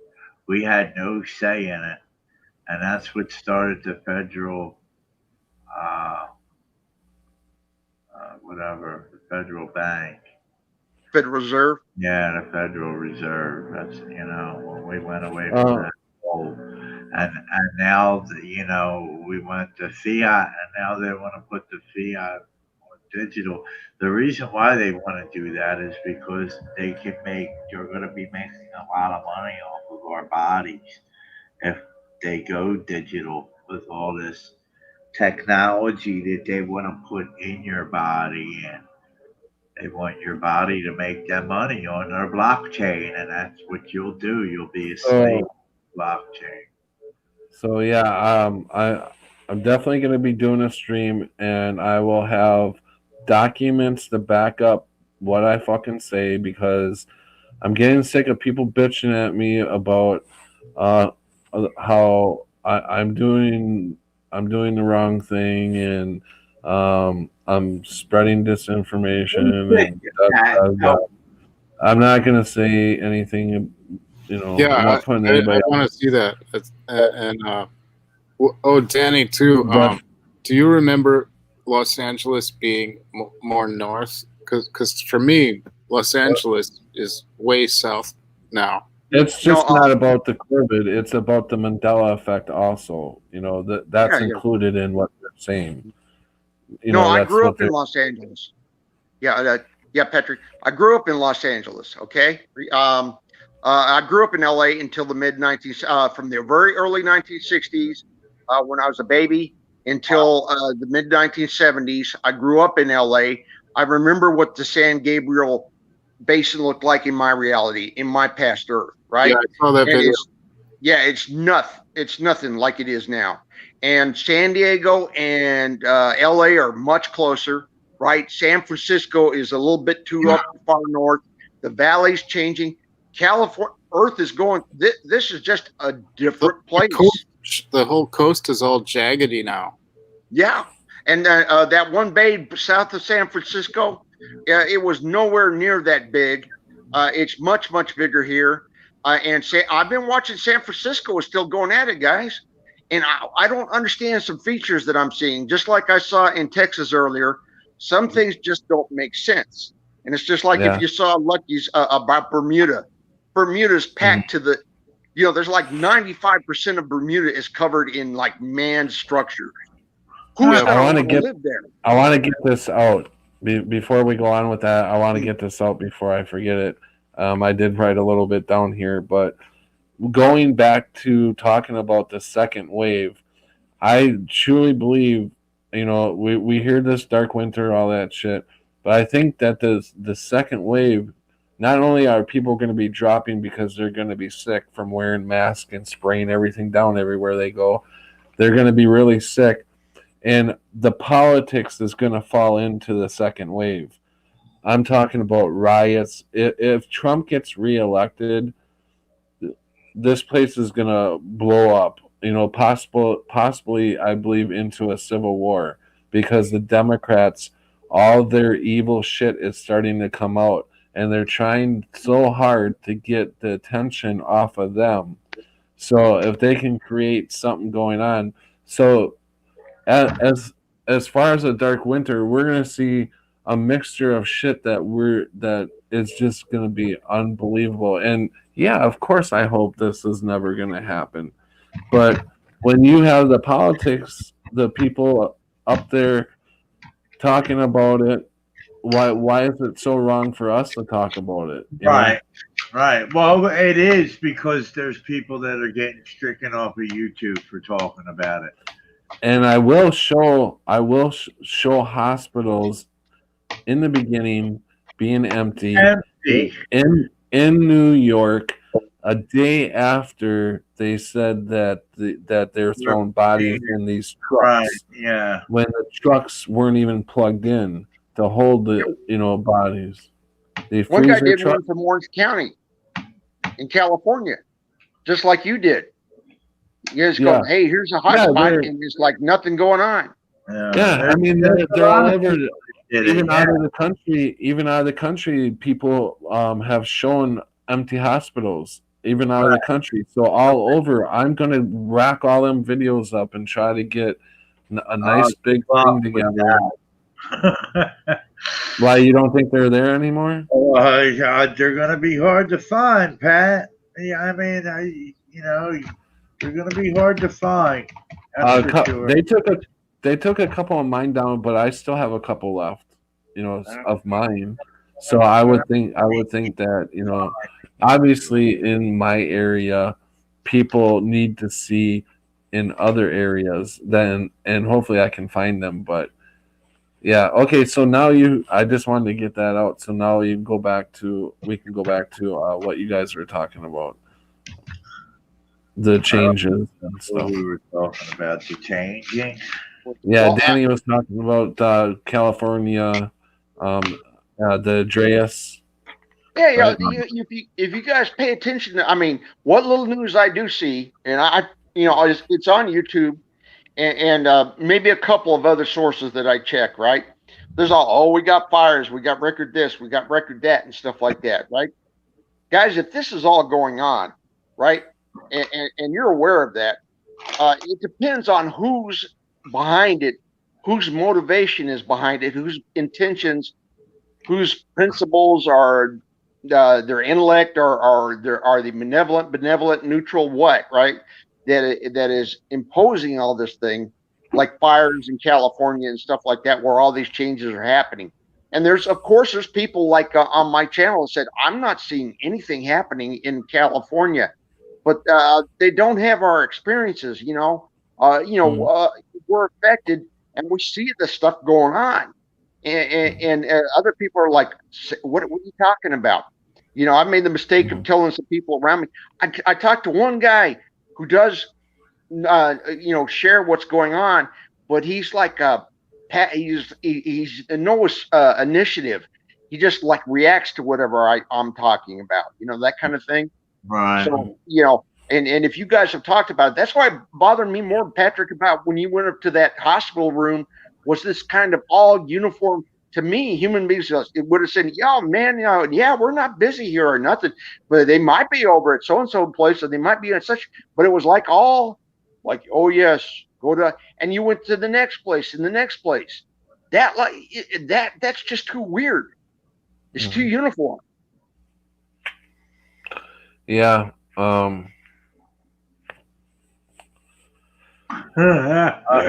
Science. The Mandela effects are getting to the point where as soon as we hear about them, or as soon as we see them, we know we can see them right away. Okay, this is what it feels like to be Mandela affected. I see a ghost over there, and the person's like, "What are you talking to? What are you seeing over there?" It's like they're looking at me like I see ghosts, and I see ghost buildings popping up or taken away or whatever, so that they don't believe. It's really hard to live in a reality that you don't fucking belong to. Yeah, no shit, Pat. Yeah, that's Sucks. That sucks. It's like, oh, that was one aspect of it. We may have kicked the bucket off. You're in the netherworld. You're, whatever. I'm here to no, I can't say I didn't have a near-death experience, but I never really considered it as a near-death experience. But hey, I have a question for you, Rick. Were you came to my channel from Flat Earth, right? I came to you. Yeah, I guess so. Yeah. No, from your channel is from Stavely, from Mandela, I guess. Yeah. Well, yeah, but he started out on Flat Earth, and then he got Mandela affected. Yeah, but then he started doing a lot of Flat Earth. But when did you come into the community? Okay, when did you come into the community? What community? What, like this YouTube community? Yeah. Whoa, I've been on YouTube for a while. Like I've watched videos for not the whole YouTube community. I'm talking about our little we are the best. We are.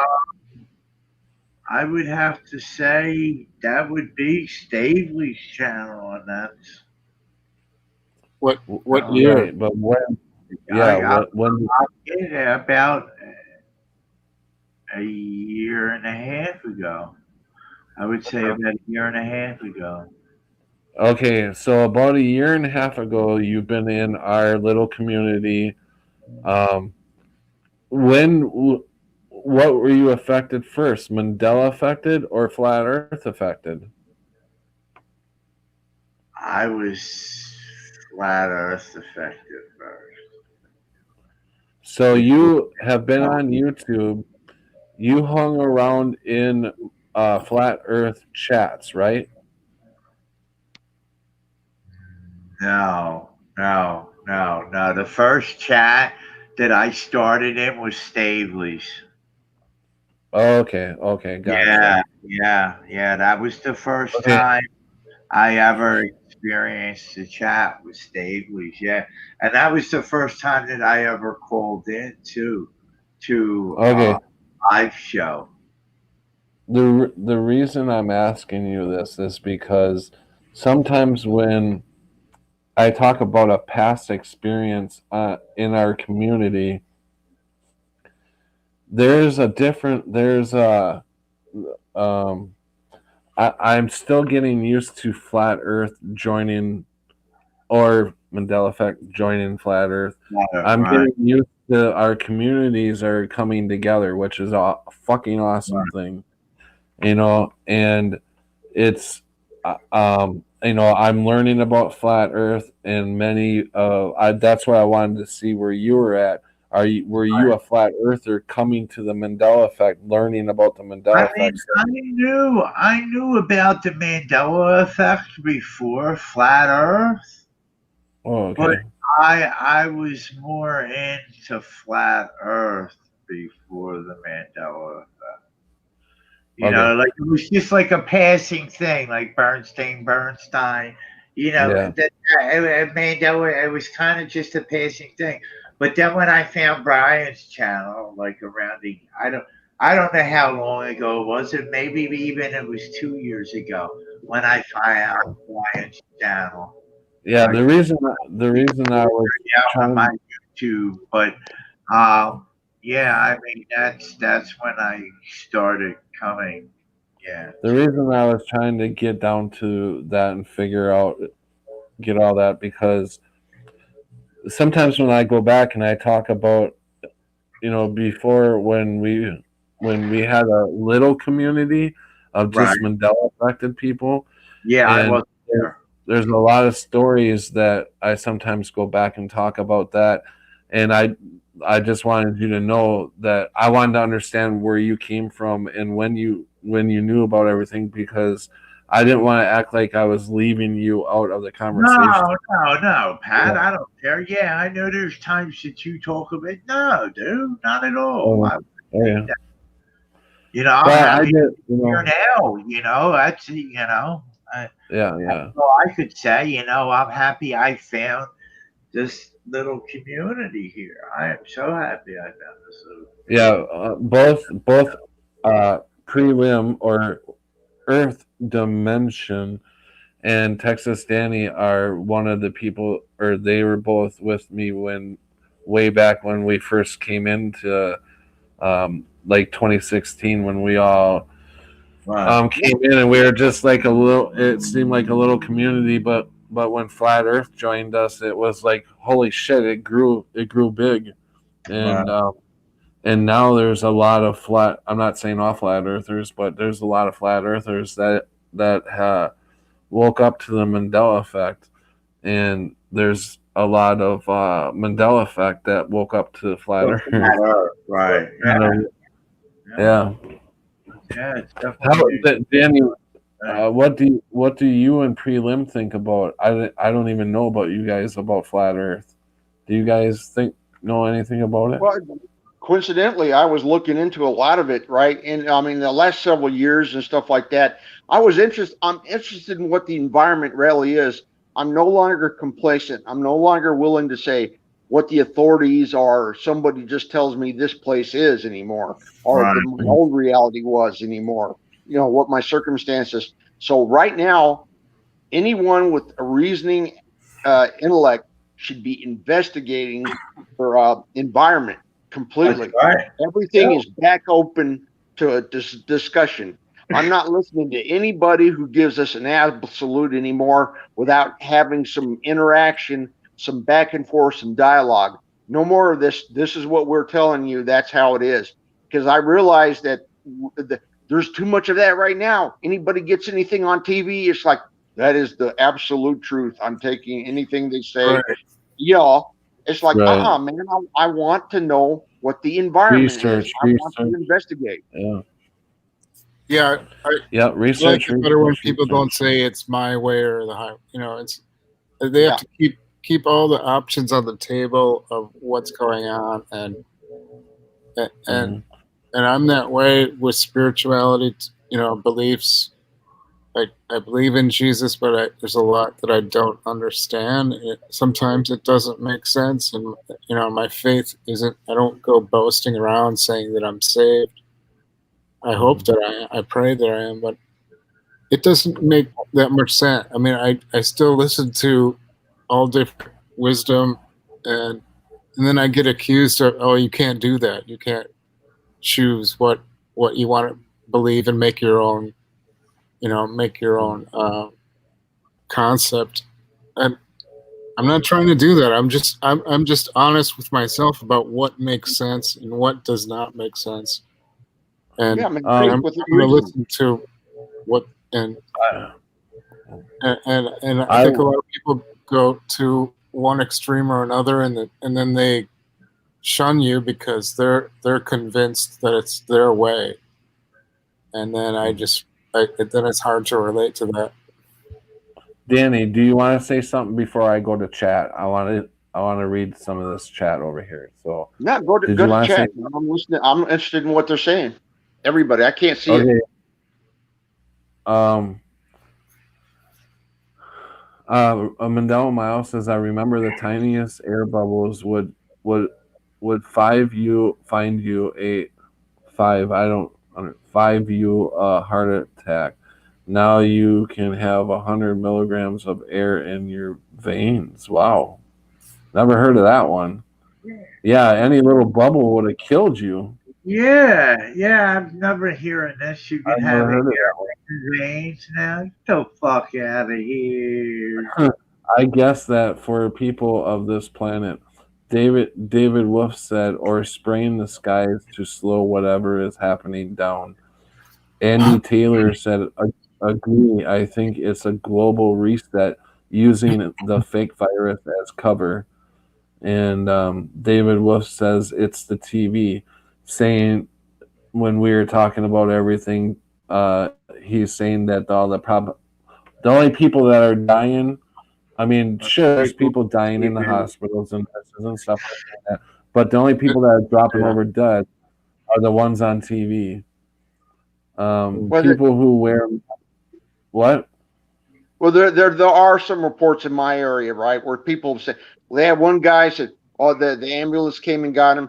Oh, he's showing COVID symptoms. That off he goes, right? And there's been I was talking to somebody about it, and they said, well, my dad he's almost 90, and he passed away from COVID related, right? But I saw like the things that you brought up and the nurses and stuff like that. Well, 6 people get hit by a bus, and they say, well, mark them all COVID. Yeah, 7 of them. Yeah. So at least seven of them. 9 people died in a bus accident. 7 of them had COVID. There is proof. There is proof of this. Any you could bring a guy in, and I'm talking about this is probably just happening in the bigger cities where there's a lot of shit going on, so people aren't paying attention real close. Like a small town will pay attention closer. But they bring in a motorcycle accident victim. Say that motorcycle accident victim dies in the hospital, but they test him for COVID while he's there, and he tests positive for COVID. They're marking the death. Yeah, they're marking the death certificate COVID. So that makes the numbers go up, inflated numbers. That's scaring people. It's putting people in fear. And if you guys want to know I know you guys. Well, anybody that's watching this, I want you to go to Google and put any 3 numbers in you want, any 3 numbers, and that will come up the number of cases somewhere in the world.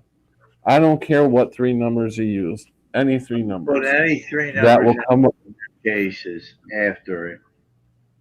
You put any 3 numbers in, and then put new cases in after the 3 digits, and you will new cases of COVID. Yeah, a headline. Right.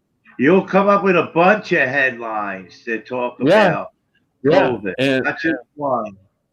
You'll come up with pages and shit. Explain that. People who really believe in this, explain me how any three numbers you put in the computer. Because it's a pandemic. Well, it could be a genocide. It could just be a roundabout way of a mass kill off. Yeah, well, I mean, there are talks all the time of genocide, so why wouldn't you think they actually happen? And the fires don't look exactly natural, or it's not like this. I don't think the sun is doing that. It looks to me like what we saw in Santa Maria, California. It looks like direct energy weapons, because I mean, even the building stone was melted down, and while there's trees around it, so it all seems to be related, even the 5G. And I'm not. I don't consider myself a conspiracy theorist guy. I'm more of a, I'm just a truth seeker.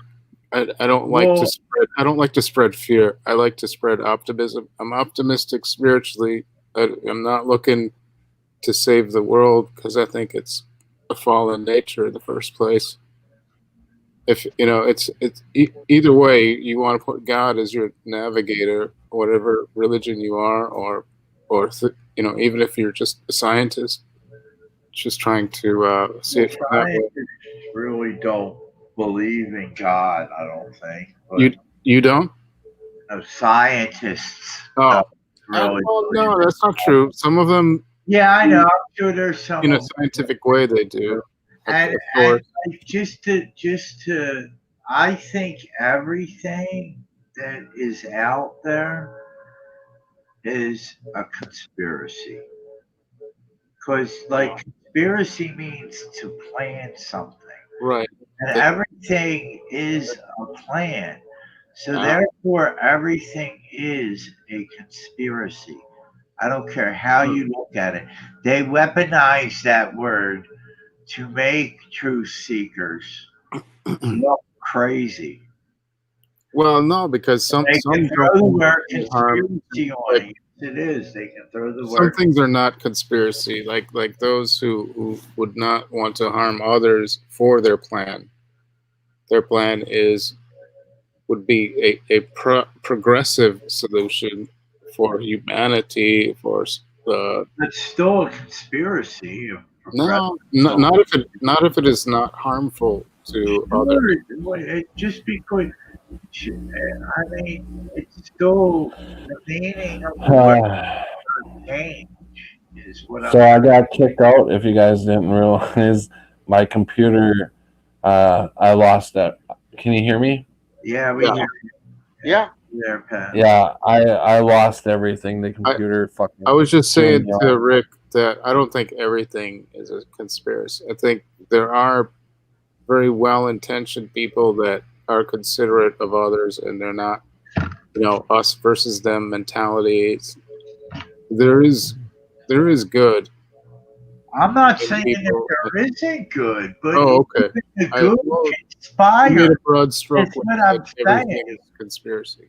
Even the good conspire. Anyways, what do you mean? I wanted to get. Yeah, see, you don't get that because you're so programmed. No, I mean, just explain. Well, just explain what you mean. Exactly what I'm saying. The word conspiracy means to plan. Just because it's used for good or bad does not change the fact that it is still. It means. I thought it meant deceit. So that's why it's my misunderstanding. I thought conspire means to deceive. No, a conspiracy to conspire something is to plan something. Just plan? Yeah, look it up. Yeah, to plan. Okay. I mean, I don't know every vocabulary. To me, it meant to deceive. I thought it was a deceptive thing. I think conspiracy theory was generated right around JFK assassination. I do believe. Yeah, it was I'd have to look. Crazy. Okay. I'd have to look it up, but they use Oh well, conspiracy. thanks for correcting me. I mean, I'm learning They things use all the time. I'm not a know-it-all.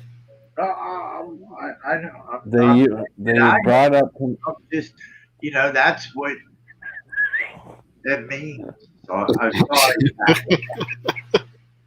Okay, I'll be quiet. Patrick speaking. I do believe.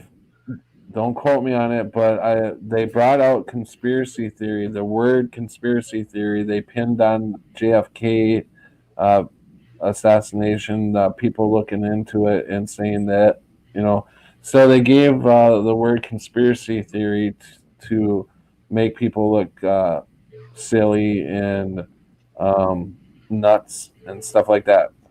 But It's a don't quote me buzzword. on where. I do believe it came out of the JFK thing, but it could have came before that. I'm not sure, but I will also bring that up because that is interesting about who invented not invented the word conspiracy theory, but when was it first time used? And I'm pretty sure it was for the Kennedy thing When to make was the people look. weaponized? When was the word weaponized? Because that's exactly what the Yeah, CIA that's did what I with mean. Yeah. they weaponized it. And Pat, I'm almost positive you're 100% right. I Yeah, know so nothing about I've never JFK. heard conspiracy used in a good way. Like it was always a. right. Well, that's it always because You're right. context You're right, switch. Liam.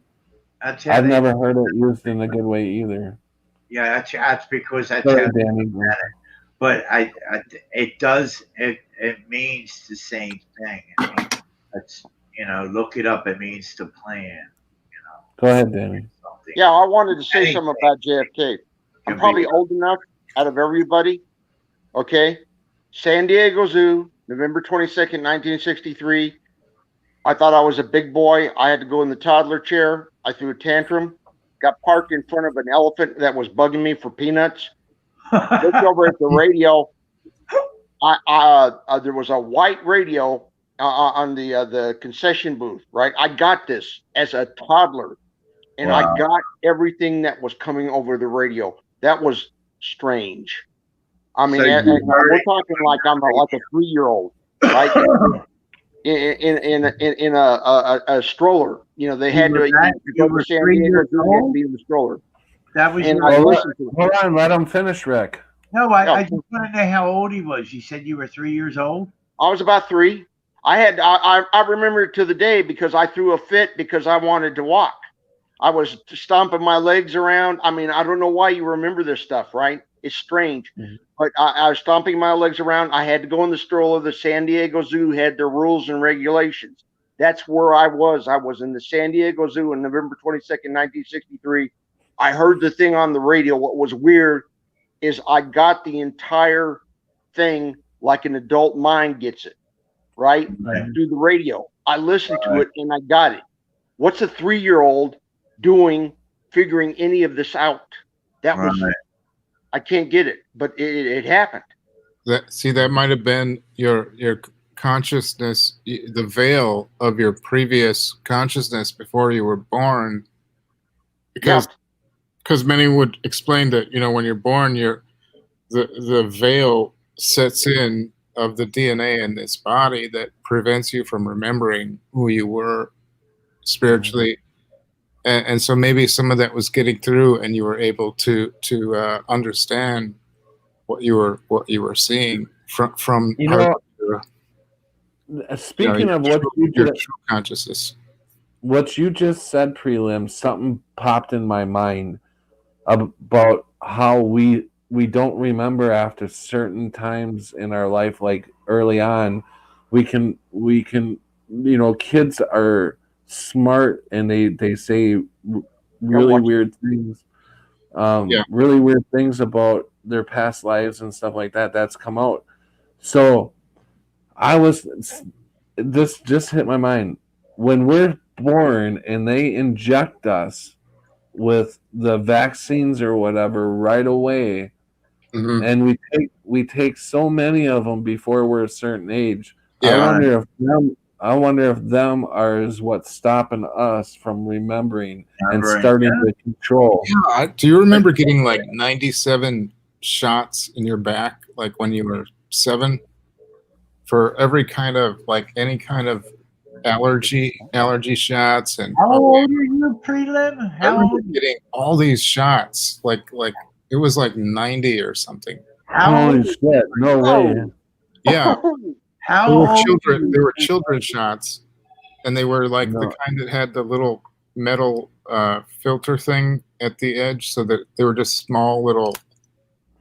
It wasn't The painful, shot, but the No. shot I it got was a ton was of them. I got, Prelim, how old are you?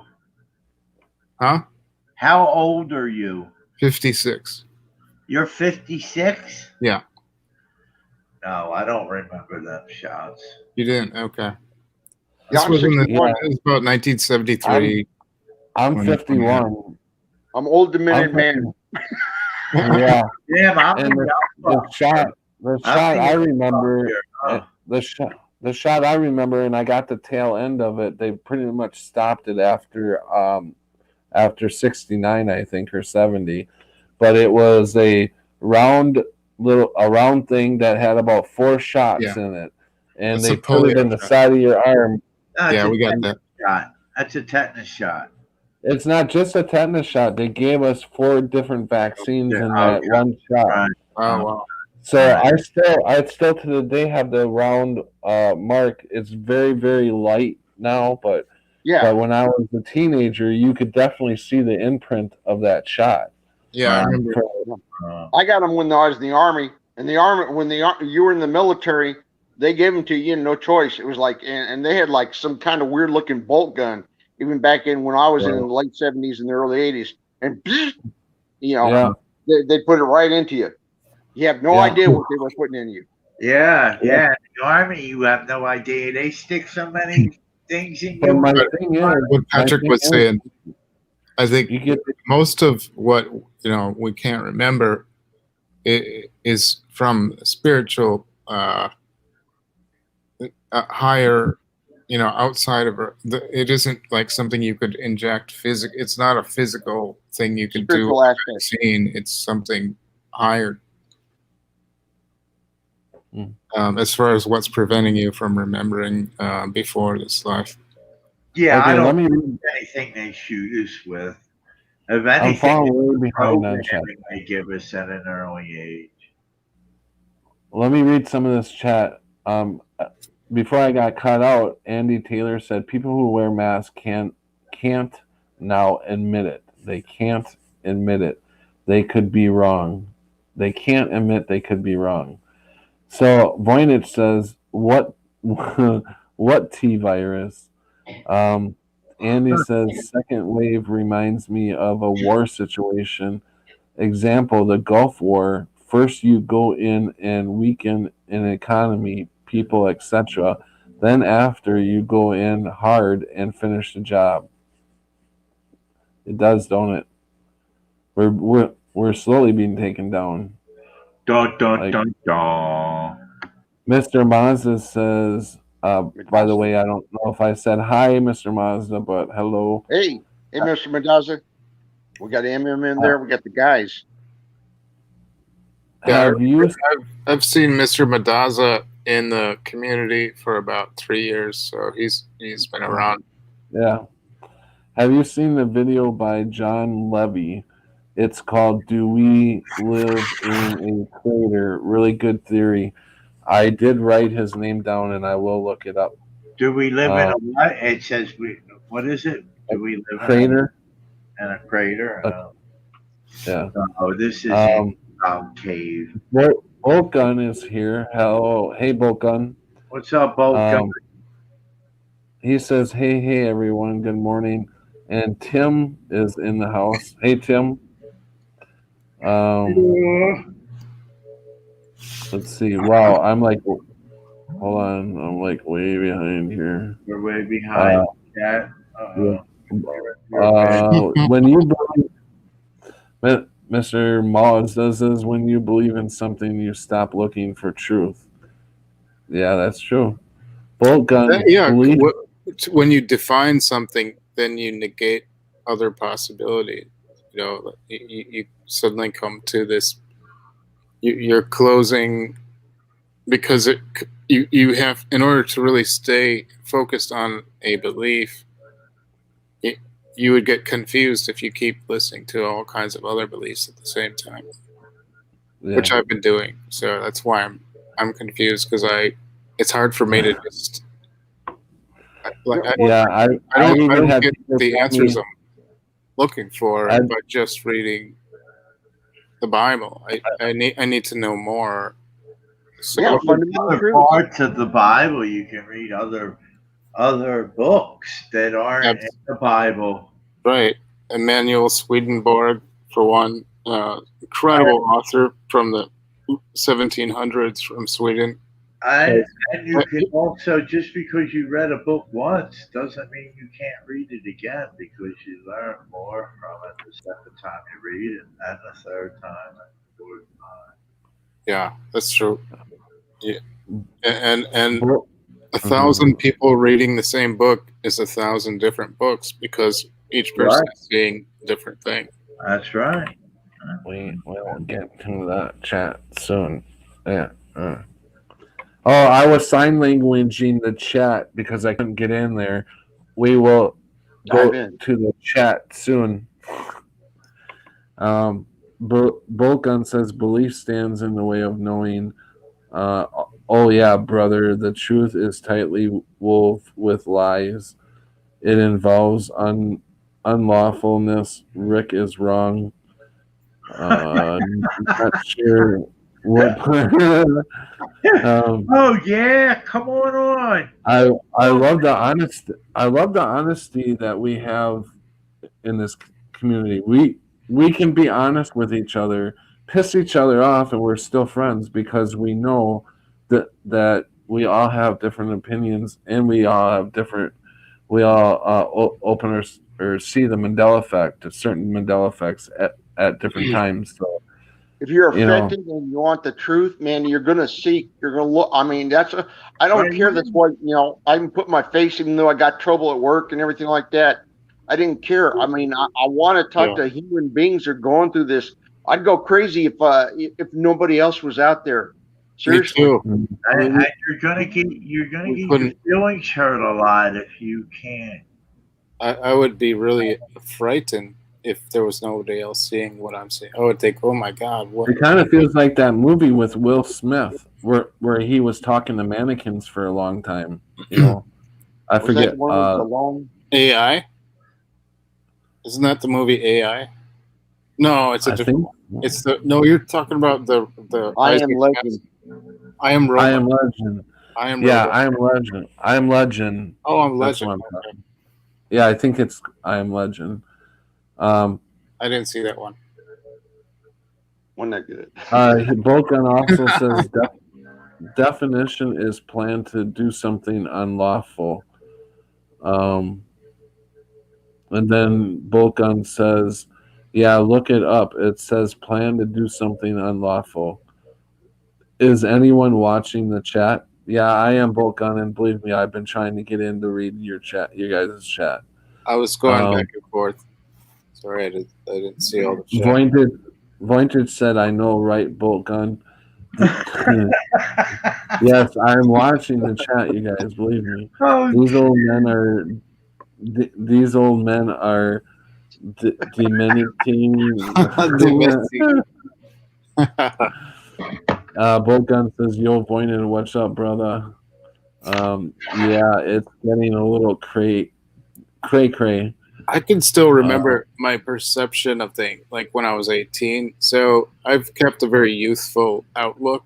Like I can still think the same as I was when I was 1982.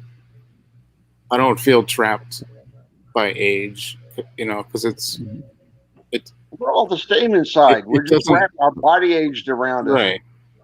Yeah, you can keep a totally young attitude and not be like all depressed because of your body. David Wolf said, I think kids these days get like 16 shots now. Bolt gun, I remember dudes hitting deck after all these shots in boot camp. Yeah, I believe it. Vointage said, yep. Um, No, I'll they, say they, can I what? interrupt? I think kids these days get like 97 shots before they're 16. I did. I remember getting a ton of Where shots. the hell? Well, Now no, you're talking on listen, prelims. when we were young, There was Did a you whole just download Rick? there was a we list didn't for get a lot of what shots. every We shot was didn't for. know I where- remember Hey, looking at the Texas whole Danny, list. Rick just got the download from prelim. I just got no, I didn't just get the download. Where did I get it from? when we were younger, we didn't get nowhere near the shots the kids get today. That's what I want to say. But I'm telling you, hold on. I'll Google it right now. We'll just go by Google. All right. Also, Okay, there's no way to get 97 shots now. kids got when you were born in the 70s. Most What? of mine were allergies. Let's see what they say right here. All Okay. right. All right. Okay, while you're doing that, I'm going to read chat. All right, what childhood yep. vaccines did you get? All right, this is in the 60s. All right, maybe it'll say, or no, here's even a better one. How did babies survive in the 80s with half a dozen of only 7 vaccines? Mm-hmm. Yeah, read the That chat. sounds all right. Yeah, Pat, read the chat. I'll figure this out, and then I'll come back. Bolt gun says, Voynick says, but I escaped. He. Bolt gun says they let us sit in shade on big lawns in front of hospital. The fucking definition of conspiracy is plan to do something unlawful. How hard is it to look it up? For fuck's sake. Bolt gun's getting a little testy. Bolt gun, I'm 50. Yeah, he says I'm 50, but not old at birth. Voynick says only one shot I remember. My mom says I never had any. Wow. Oh wow! I caught up. I caught up on that. Okay. Yeah, back in the day when they gave you, we didn't question anything. Nothing. It was like, get your shots. No, they'll always say, you want your flu shot now? And I'm like, I'm hesitating. I'm not. I just don't want to, walk. I say no right away. Yeah. They ask me every time I go in to see the doctor, and I say no. You guys should already know this. Yeah. And then they proceed to ask me about the other shot. The first one, they asked me if I want a flu shot. I said, no, you guys should already know this. Well, would you like your ammonia shot? No, I don't want it. Well, would you like your tetanus shot? No, I don't want it. It's like, how many times I don't want your fucking shots? Yeah. I don't know about you guys, but I can't go to the doctor. Ever since I found my pulsating on where it used to be on my arm, and it feels like cardboard there now. There's nothing there. Remember you speaking up here too. Yeah, the throat I don't remember so much, but I remember everybody putting their fingers right there in the center of the wrist. Yeah, right and here. They don't do that here, man. It's a little over to the When side. I went through CNA class, that's what we had to do when we took somebody's blood pressure. We had to put our finger here, and then we also put the stethoscope thing right here. Yeah. And then we pump it up, and we'd have to count. But there was an easier way to do it, but they had to show us the old way of doing it at that time. I remember now. It was test shots. They were we got these test shots to see what we were allergic to and what we're not. And it actually just came down to like 2 things, like hay fever, like dead grass. So all those shots that I got around 1973 were actually just tests. Yeah, If you They weren't, find out what you they were weren't allergic vaccine, they were to. test To shots. find out what you were allergic to. That's what they were. They were. That's what they were. Yeah, they were allergic. Because I was thinking about that memory. I was So like, you had to go through that many shots of yeah. different Oh, stuff? yeah, Each one was like a little test for a blood test. Wow. Wow. And they used a different kind of thing for each one. And that's why you didn't get that? None of you got that? Can I say this right now? Listen to this. All right. This is what I got. 1986, 12 shots, right? 25 allergenics and 8 disease. So those were test shots, right? No, this is CDC recommended childhood vaccine schedules, 1986 versus 2019. All right, I just want to show the difference. Okay, now like I said, it was 12 shots in 86. It was 12 shots, 25 allergenic and 8 disease. Okay, now in 2019. It's 54 shots. Whoa. Yeah. 70 allergenics and 16 diseases. Okay, so we jumped from 12 shots to 54 in a matter of 30 years. So you're trying to tell me every kid in America 54 shots, yes. Wow. That's getting cold. Yeah, dude, you don't realize how bad vaccines I've never heard of that. Yo, 6 or 7 shots a year. Autism, listen, autism went from like 200 to 1 a kid with autism from back in the 70s from the vaccines. Went from like, it was 1 in every 200 kids would have autism, right? But you want to know what it is now, and I think they get more. They get more than I think 54, but it doesn't matter. It's 1 in 20 kids have autism, and they say it went up. That's bullshit. It is from the vaccine. It's a slow kill. They've been killing us for years, and they want to do it quicker now because Lucifer knows his time is running short. So yeah, why not take misery loves company, right? Take as many as he can with it. Like, if that doesn't prove it right there, I don't know what does. Like, wake the fuck up. Okay, I'm going to Voynich. Only 1 shot. I remember my mom says I never had any. Bolt Gun says, good for you, brother. The shots keep everyone coming to the doctor.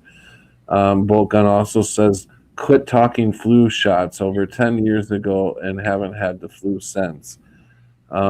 David says, I just say I got my shot all already. Prelim says, I remember seeing a long list of what each test shot was for, and they injected like 90 different things. Yeah, I don't remember that many shots. I don't remember.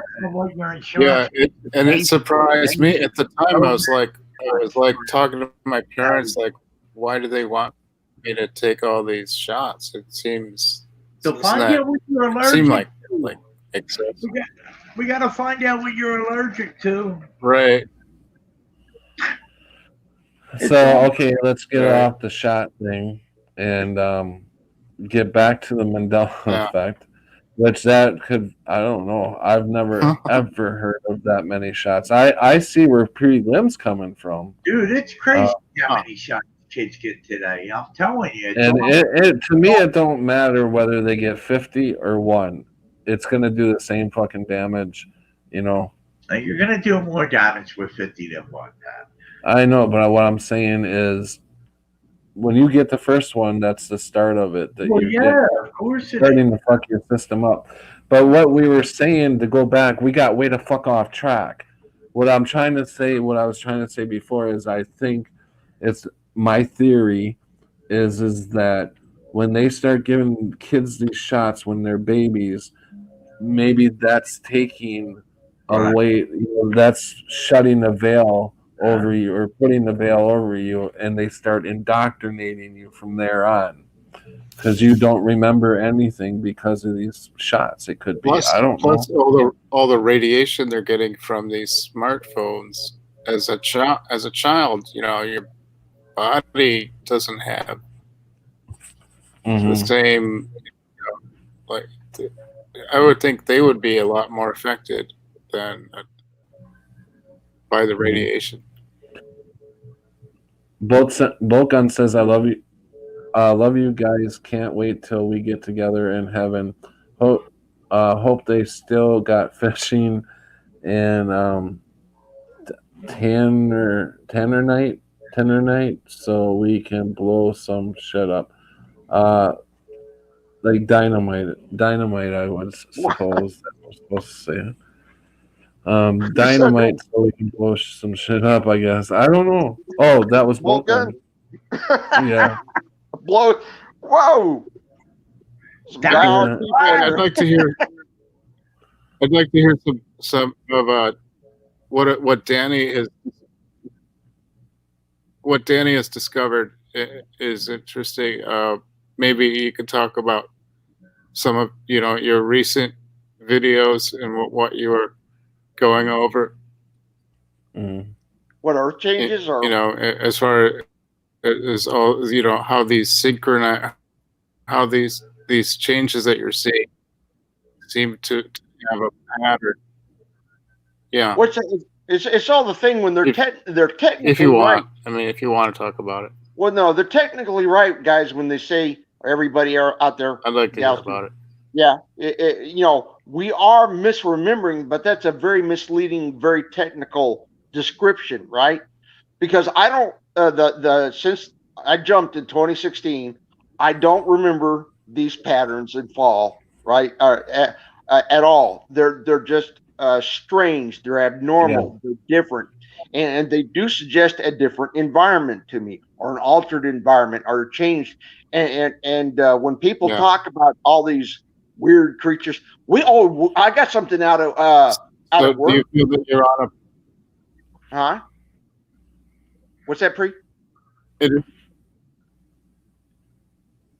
You're cutting out, Pre. You're gonna have to go out and come back in. No. No, I want to say something about at work. Do you think that we're on a different? You're cutting out, really. I can't hear you. I think says we're on a different planet. I conjecture everything. There's nothing I don't conceive of. I mean, my mind wants to reel that way. I want to think everything's on the table for you. Everything's on the table. I'm one of those. Yeah. Everything goes on the table. Yeah. We sort and pick through everything. I go for the spiritual things very much.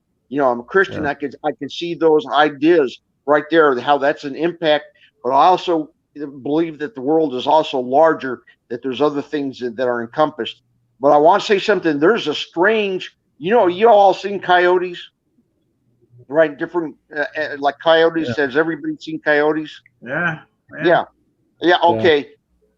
There is where I work around where there's waterfowl, there's nature, there's a series of lakes. So we get coyotes every once in a while in there. We have encountered a strange, odd looking coyote that looks like the closest thing I've ever seen to possibly even thinking is a chupacabra or whatever, right? I was just going to say, dude, you took the word right out of my mouth. Yeah. It's like some kind of a feline hyena look. Right, and a dark stripe, bronze with the dark black and gray stripe. Something like we just had two coyotes that like atypical coyotes with a very light tan coat, right? But these things were something else.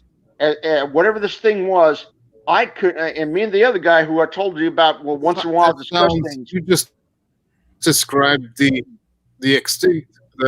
The Tasmanian, it sounds like a Tasmanian. Well, we're in Texas. I'm in Texas, right? But whatever this is, I've never seen anything like it. And I've on the old divide, Tasmanian devil. 2016. Yeah, we've looked like whatever this. Whatever this thing is, it's odd looking. It's strange looking. I happened to follow it in our Jeep, our vehicle. And I was coming up behind it in an alleyway of all things. and it went into a street. And I said, "What is this?" I tried to get that sucker on my cell phone, and it just went this way, it went that way, it went the other, and went back into the alleyway. And I chased it, and it never would get where I could get it in camera. The other guy, I'm going to see if I can't talk to him and see if I can't get that image from him, right, of it, because he's got it on his phone. He said, "I got it." And if he's still got it and he hasn't deleted it, I'm going to ask him for it. I'll take my phone and directly copy on it or whatever else like that. It's not a good quality picture, but this thing was strange looking. And I've seen coyotes before. I would like to see that. Night. It's odd looking. Closest I could think is like some kind of a minor league hyena mixed with a coyote or something like that. That was a chupacabra. I wouldn't doubt it, man. It's weird. Whatever it was, it just had the wrong shaped head. You know, it had like a hyena neck going back, and the coat was nothing. It wasn't a dog. That's how like the neck was. It was weird, real weird, and like that's how a chupacabra is. They have a hunched neck. Well, I can't go there and say it's like a chupacabra because like I said, it sounds like Tasmanian. Yeah, Tasmanian devil. That's interesting. Where'd you get that from? Looney Tunes. Well, yeah, we know about that, but I mean, I didn't hear one. If you're talking, you're cutting out really bad. We can't hear you. Why are you showing the corner of your? Did you say it had stripes? It had, yes. It had like a copper bronze coat with like black stripes that looked at the end of the stripes like you faded back out. Patrick, can you hear me? Huh? Yeah, I can hear you now. Yeah. Is my voice coming through? You're in and out. You're breaking up. Are you saying anything now? Because I can't hear you now. I just dropped out. He's going to go and come back in. But anyways, guys, it was something like I've never seen. I chased the thing. I'm going to get the guy. Matter of fact, I'll call him and I'm going to ask him, "Do you still have it?" Right? Right after we get off, I'll give him a call and I'll ask him, "Do you still have that?" I'll get the quality is going to be grainy. It's going to be it's cell phone camera. But he said, "Yeah, I got it. I got it in the phone." He showed it to me, and I didn't think it, but I'm going to ask him if he'll give it to me, or I can photograph it. Whatever. That would be cool to see. Send it to you because it might even be a better picture, better quality when he sends it to you. Yeah, okay. Yeah, I'll ask him to it. Yeah. It ain't hard to share it. If you don't know how to share it, test 1 2 1 1 2 1 2. You have to share a photo. Texas Danny. Danny, do you know how to share a picture on a phone? Yeah, I can ask him. He's more savvy with the cell phone use than I am. Some people don't know how to do it. Like, if you don't know how to do it, you press the thing to share when you pull the picture up. You'll see like you can delete it, or you can do it, and it's 3 circles with the 2 lines. You press on that, and that's how you share the picture with other people. It's got the 3 circles and 2 lines. I don't know what the sign called, but that's how you share your pictures. If you don't know. Bolt Gun says, "Yeah, probably lead to the Voin, and I'll have us all in trouble first day." Bolt Gun, it's actually ammonium nitrate and aluminum powder can only be set off by high velocity impact. Okay.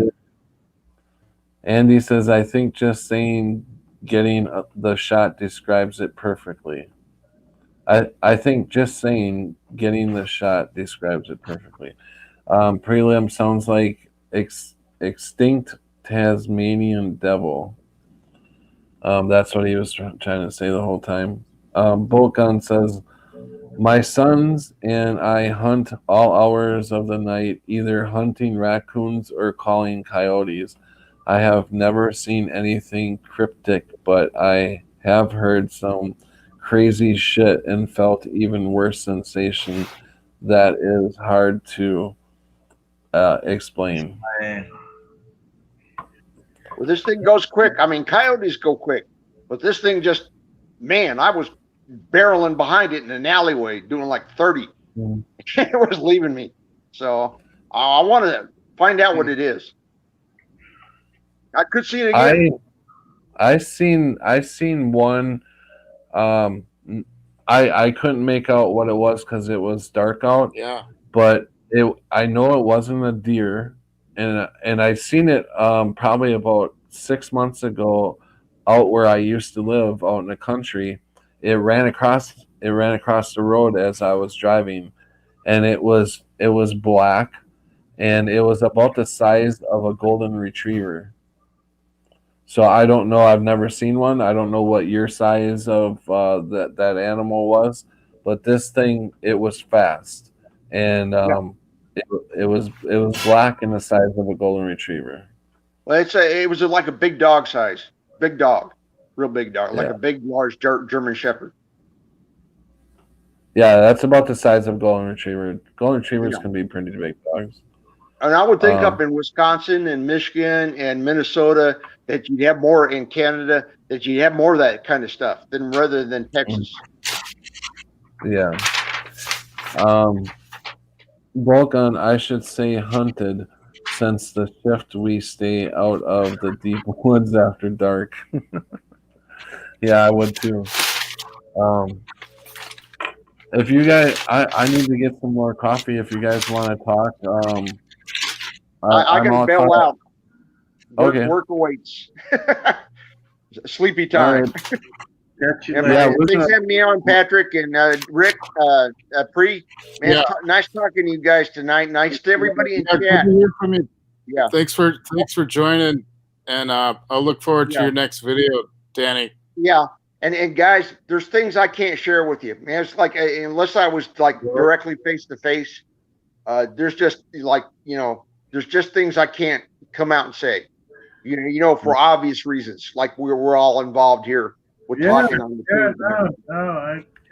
Yeah. Like So do you mean spiritual type no, stuff? there's just information I can't share. Yeah, Okay. there's no way. Yeah. So if I ever saw one of y'all in person to prove we're in the same dimension, I'll be talking to it. But hey, thanks for having me on the show, Patrick. I'll catch y'all later. Good talking to you, Rick. Yeah. Free. You're Everybody in always- chat. Yeah. You're Okay. always welcome. You're always welcome, Danny. Okay. Bye. Yeah, bye. Who's playing with paper? Is that you, Earthly Dimension? Yeah. And you do that? You think you can mute yourself? Because that's annoying. Man. I was gonna say something. Yeah, we're going to break. We're gonna break our record. I think the longest we've ever been on is like 5 hours, and I think 5 hours and 20 minutes was our record. I think. For a longest show. Yeah. So we're at 5 hours and 17 minutes. now. Yeah, so we're definitely going to be breaking our record. It looks like. Well, that's good. Bolt Gun says, "Yeah, let's keep going." Bolt Gun, I should. What up, Bo Club? We're breaking a record. You gotta come on to celebrate.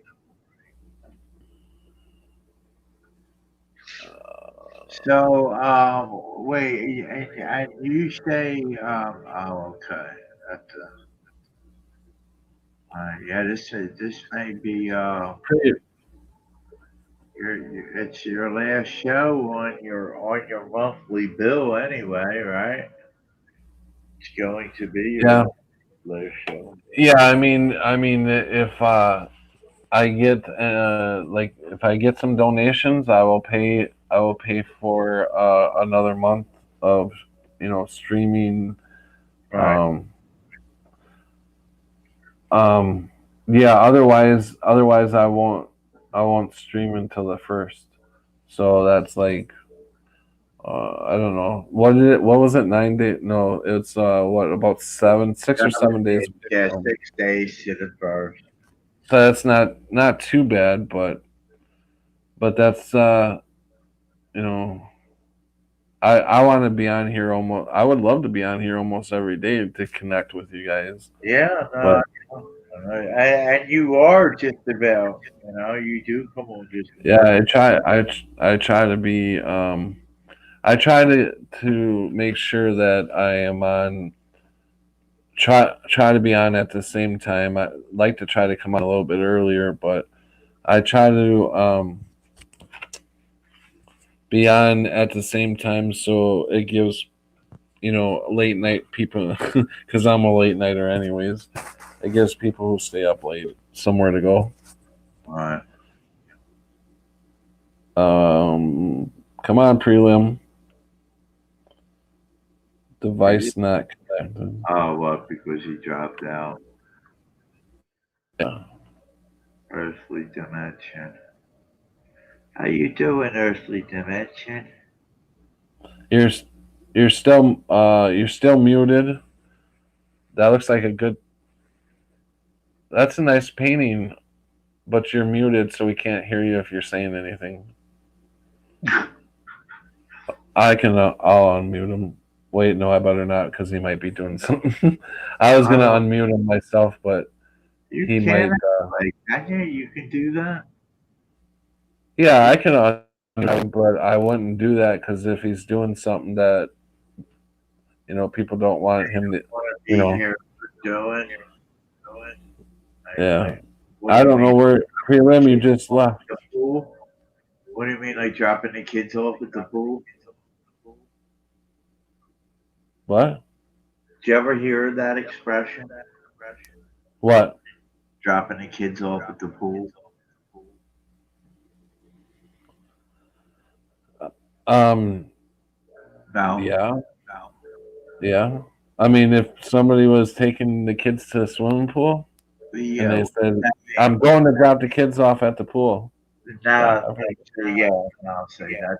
Like people say that as taking a dump, taking a shit, dropping the little shits off at the pool. Oh, okay. All right. You got their kids like that. And like I shouldn't even say kids. I hate calling people's children kids because they're not kids. Kids are an animal. But some people think of their children like that they're just a little shit. Good night, David. People have said that. Like that's an expression, at least here in Philadelphia it is anyway. Dropping the kids off at the pool. You just took a shit. Fucked up, ain't it? People would think. Yeah, you talk about the weirdest things on here. The truth, though, and like people look at it like that. I'm not lying. Like I've heard it out of several people's mouths, and if I heard it, I know I'm not the first. I know it's said that thousands, if not millions of times before I've heard it. Mm-hmm. Ah, fuck. Oh, what's wrong? Huh? I would fucking. Hold on. I don't know. My screen just went blank. I don't even see anybody. I don't know what the fuck. Dying? Is that what you're saying? Maybe it's dying, a battery. What the fuck is this shit? My screen just went fucking blank, and I'm like, what the hell? I don't know. This computer is like, I don't know if it's going, if it's like, out or not. Yeah, it might be going bad. I mean, shit's happening like I have no control of, All right, here goes Earthly Dimensions is back. Showing we can hear of his house. We can hear you. We can hear you now, prelim. Okay. Awesome. So what picture was that, or painting or drawing was that you put up? That one Yeah. is this one. Go find it.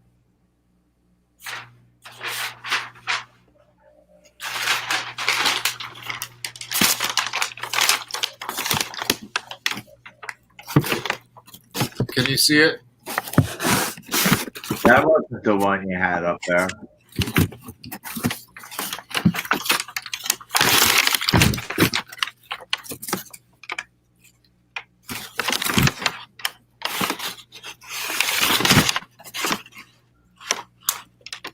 Yeah, back it up. Back it up. You're too close. Yeah, that's cool. There you go. Yeah. Yeah, there you go. We Why see is the it whole ripped? thing now. Why is it ripped? Would you get mad at it? It was on draft paper. It was just a quick sketch that was on draft paper, and it's kind of old. And I'm going to redo the whole thing. Boy, you must put a lot of time into doing them drawings, huh? Yeah, pretty much. It probably took about an hour. Now that's sharp. That's sharp. I like that. That's sharp. Yeah, I do too. A lot of stuff in there. Yeah, I like that. What is that one called, or what does it mean? It's a photograph of a dream using hydraulic wrist paper. Oh, that's really kind of good. like I was trying to draw what I saw in a dream. So, do you put any of this in the art museums, or I mean, do you try to sell your art at all? I don't. Only if people ask, like if people want a portrait done, or if a cafe, if there's a cafe. I've had cafe exhibits where I bring in like 20 paintings. Okay. And I'll do portrait art, or if people want plants, like a big painting of plants for their living room, or I do comics. And let's see your crazy ass. Put yourself on camera, Prelim. No, I don't, not right now.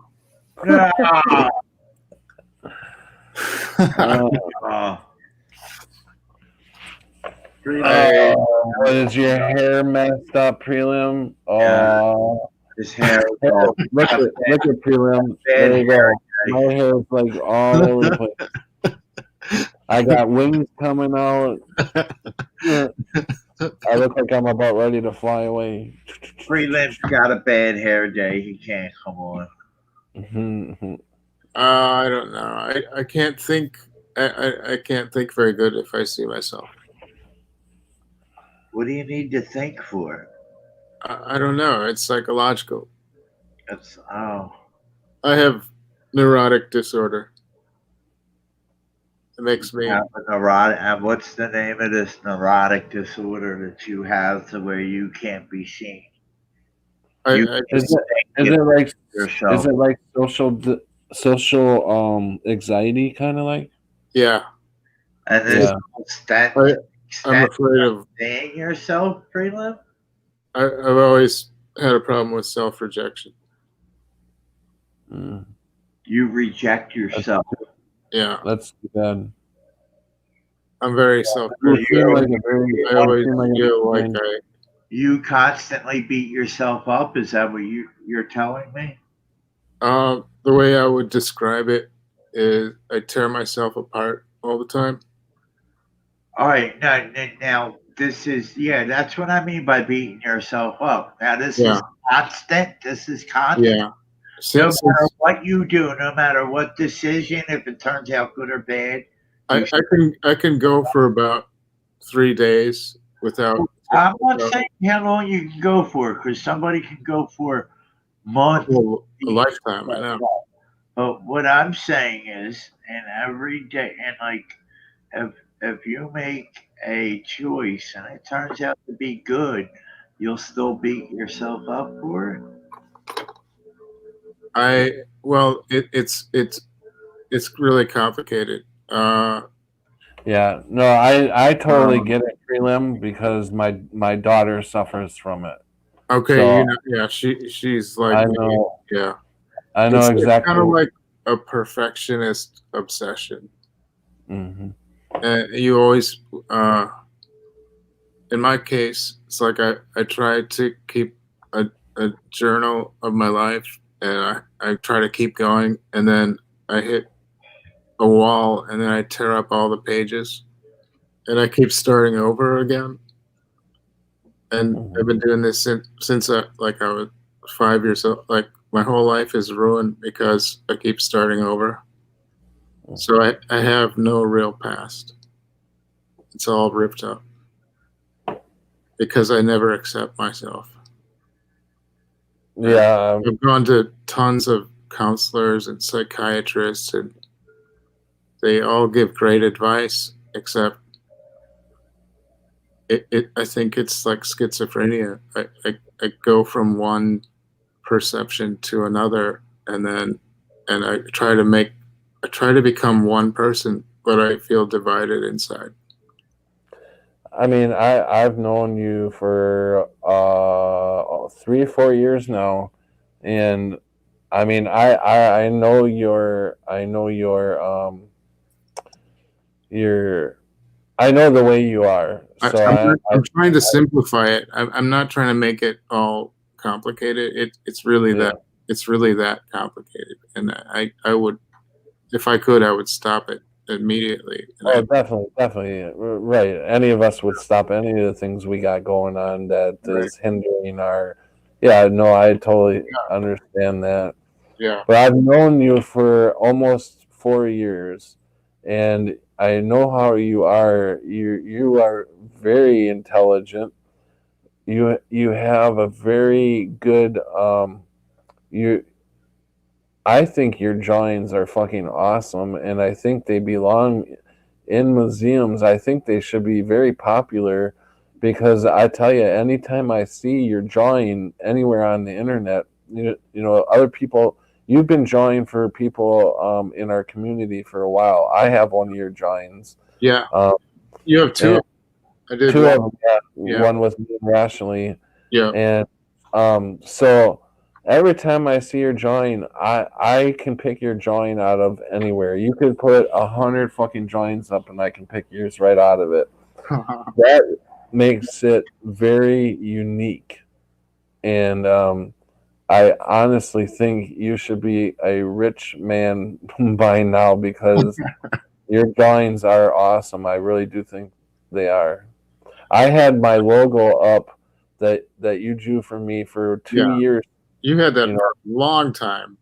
yeah, Yeah. I love it, You and you don't have to keep that. I mean, because you have other, photos. yeah, I mean, I've changed it just to change it up a little bit, but I've Like the often magazine one. I That's will good. eventually go. Yeah, I will eventually go back to your drawing again because I do like it a lot, and I get a lot of questions about it too. So yeah, I mean, Oh, I thanks for I wish. Yeah, I mean, I wish there was a way I could help you get over that. Just like I wish I could help my daughter, but you only can. I don't know how. I don't know how to go about that. That's something that you just got to get over yourself. I've beaten Well, myself. I mean, see, I don't have. Well, it's not like that, Rick. It's not like you just beat yourself up. There's like Yeah. it goes deeper than that. It's actually a shift of perception, like from trauma and from mood disorder.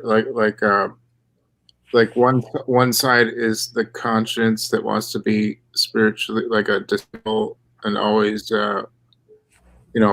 really godly at following Jesus, and even that is like confused. And then the other side is like the the um the idealist, or the surreal artist that is trying to live out those ambitions. So I won't talk about it too much because it's kind of boring. And so that duality that perpetuates the inner conflict. See, it's like you're trying to live two lives, and they don't. It doesn't. You can't serve. You can't be both, and yet they're really not that different. So it should. I keep telling myself this has to work. I'm beyond frustration. It's and I meet I don't think I know anyone else that has this problem. So it's not like I can't call somebody up and like talk about it. I'm still trying to understand why it keeps going, why I keep hitting a wall and it falls apart. Then I have to reconstruct this sense of I wish I could explain it better. It's hard to talk about. It's easier to write it down than to talk about it.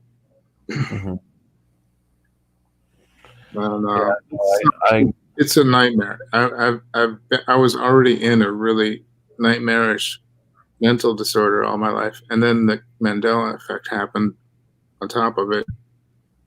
And at first, I thought, well, maybe this will help me stop the vicious circle I've been stuck in. And I don't like to bring it up because everybody else has their own problems, and I don't want to be. Has the Mandela effect helped or no? Yeah, because it brought me to all of you people. Right. And I was kind of depressed and isolated, and so I'm glad to have met all you people, and it does make life. I was really restless, so in a way, it has helped. Yes, I would say it has helped. Yeah, except I still have the problem. I still have I still have to keep trying to get this resolved. Right. Well, don't give up hope. And yeah. And some days are better than like I'll be on a roll with my art, and that's when I'm really happy. Is when I don't stop. If I can avoid the inner conflict, I will by all means. What comes naturally for most people, like to just be yourself. I don't even know who I am. I don't know how to be myself. I don't have that established. It was never established even early on. Like I could never figure out what that is. And that's kind of what neurotics go through. And it's definitely I don't recommend it you don't want this disorder. It's illogical. Most people's mental problems have some explanation. I don't even have I don't understand. I don't have a grip of what this is. Right. So it might be good and evil, spiritual. It might be a demon. Maybe I'm targeted by a demon. Well, I can let you know this: it's not a demon because they don't come in ones, man. When they attack you, well, I hope it's not. They come in gangs, dude. They don't. Yeah, I don't want to hear that. Creeps me out too much. I don't want to hear about it, but I pray about it.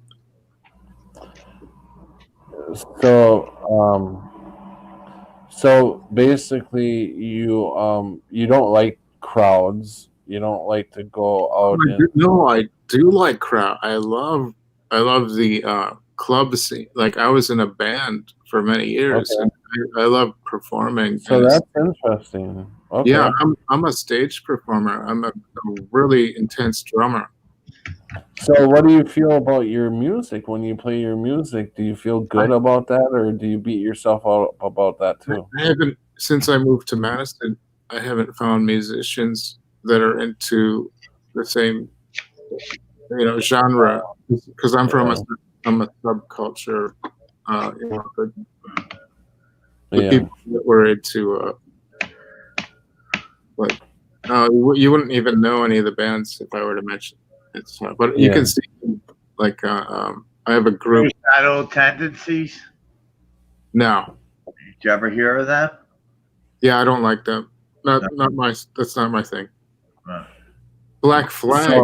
Black Flag, yeah. Black Flag's awesome, man. They're cool. I met Henry backstage, and I know. Yeah. I know Dick Kreutzen and the Violent Femmes. Yeah, Damaged was like one of my favorite albums, man. Black Flag, Damaged. Really? Yeah. Yeah. We did Six Pack Live as one of our cover songs, but we mostly did originals. We weren't like, that wasn't our style. That we were into all, I'm into jazz music and I'm into ambient. I'm not. It's not one particular style. It's just right. It's just all the It's anything that's artistic or imaginative or philosophical. I like all those, but you don't find that in the mainstream. Right. So I popped a video up here. Are you guys interested in getting a pretty good laugh? You guys ready to laugh a little bit? Yeah. Yep. All right. I've got a video here that I think you'll find funny.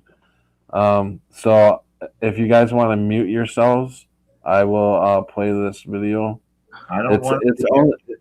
It's only a minute long, so it'll go by real fast.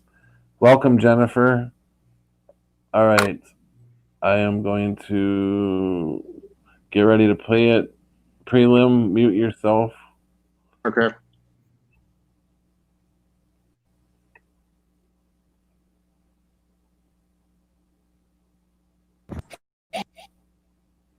Sorry, no one.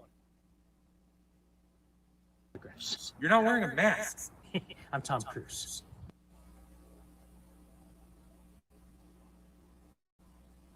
Oh, are you kidding me? I don't care who you are. You're being irresponsible. It's very selfish. Relax.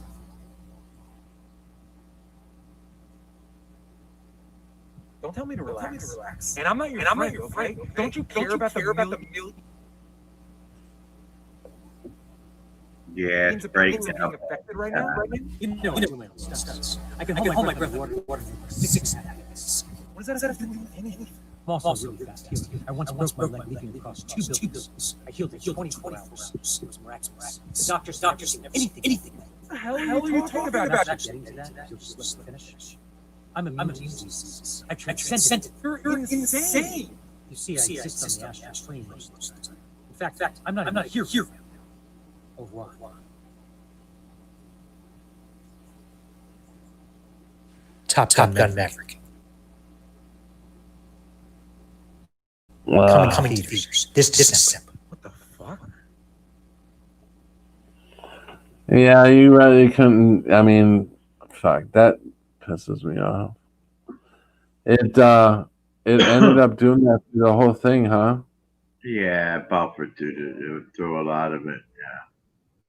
Yeah, that sucks. That would have been funny to watch it all the way through without buffering. Yeah, their discussion of Tom Cruise doesn't need a mask. I'll look it up so I can watch it. Yeah. Something else? Yeah, it's only a minute long. Well, no, I am not gonna play anything else because I wouldn't be able to. So you'd be able to sneak that one in there. I mean, it was only a minute. It was only a minute long, so I thought, we'll try to see if it works. Plus, we only have 3 people in here, so I thought, well, I'll try it. So I can only run it. I can only run it if there's 2 or less. No. Both of them said, "Let it out, brother." Everybody's saying hi to Jennifer. Where have you been, Jennifer? We were almost 6 hours into this. Where have you been? So, any other topics you guys want to talk about? Any other topics? Topic. If I resolve my inner conflict, I'll let you guys know. I mean, I'll be so happy because I've been fighting this thing for so long, my whole life. Mm-hmm. It'd be like if I could just live the rest of my life without this disorder. Wow, that would be a miracle. Yeah, and I won't go into it anymore. Sorry about blabbing. People, no, that's fine. I mean, people suffer in so many different ways. So many ways. Yeah, you know, like you suffer with what you just talked about, and it is very painful for you. I can tell. I suffer from, and I suffer from very bad nerve damage in my feet and hands, and it's in my legs, and it's very painful. So it's like people, you don't know what someone's going through. Yeah, my dad. They may look. It's called. My dad has that nerve pain all through his body, like neuropathy. That's it. Yeah. Yeah, and people, just because people look normal, that's what a lot of people don't get. Just because you don't see a wound, an open wound on somebody, they think you're okay. You know, you're not hurting or whatever. But if you could only see the big gash, open fucking wound in some people, that they're bleeding out, and people are treating them horribly. But you should never assume what a person's gone through. We don't know. We don't really know anyone until we see them on the other side. That's why I believe or unless they're in some sort of pain themselves, like a depression or a physical pain, or unless they. Or some are good actors and they don't show it because they're thinking of they don't want to be a downer, so they put on this act, Mm-hmm. Yeah. Jennifer says she suffers from bad stomach pain. What was I gonna say? Oh. I'm thinking about working on this project of getting one big truth stream together, as far as it's very difficult. Do I start off with a little bit of 9/11 to get them to understand that before you can move on to the Mandela effect? Or do you think they can start with the Mandela effect and move on to... We got 3 big stages. We have, before the Mandela effect, we have 9/11. Big one there. Then you have the Mandela effect, other big one there. Now we have the V. So this all has to be explained for them to understand what is going on. Yeah. Is it even possible? If I was to put hours into that and try, that would take up a few streams. Would they even give a fuck? Yeah. It's hard to say. It all depends on where you start. Yeah, and that's the thing, is where do I start? And then how long you can grab these people for too, Well, you're already on a roll, so don't fall into the trap I did of, don't try to suddenly restart your whole being. Just be yourself, because you already have established your own natural flow of who you are, and so you kind of know, if you listen to your higher intuition, what to do next, and try not to be distracted would be the big part, because I think a lot of us are real distracted. I know I am, we if like what would we do if we didn't have if we put aside the things that are less distracting? What would we like if we were really seeking God's will? You know, I don't mean to get all religious on you guys. I just I keep thinking that's what my problem is that I keep trying to get it right with God, and that's I never thought it would be so difficult. I thought it was supposed to be, you know, my yoke is easy, you know, the verse. And so I'm wondering, why am I having such a what is um, what how do I go about this in a way that what actually works? Sorry. I didn't say that right. And I think what Patrick's going through is he's wondering, okay, now what next? What is that kind of what you were saying, Patrick? Where am I What was now? I saying? Like, okay, now what kind of situation? Or no? No, I know. I don't want to. I know where I stand. I know where I am. Okay, I'm talking about trying to put information out there that you know. Okay, so you have your surroundings. You talk Yeah. to certain people all the time, and you try to tell them about this. They think you're fucking crazy. They think you fell off the fucking rocker. Yeah. So what I'd like to do is get all the information that I know with documents to prove that, I mean, these videos that nurses and doctors are putting out, this now I'm talking about the V, nurses and doctors are putting out, you know, the truth. They're getting fired from their jobs, so they have proof. So, okay, you get them videos together to show them, but you have to start somewhere small before you go big.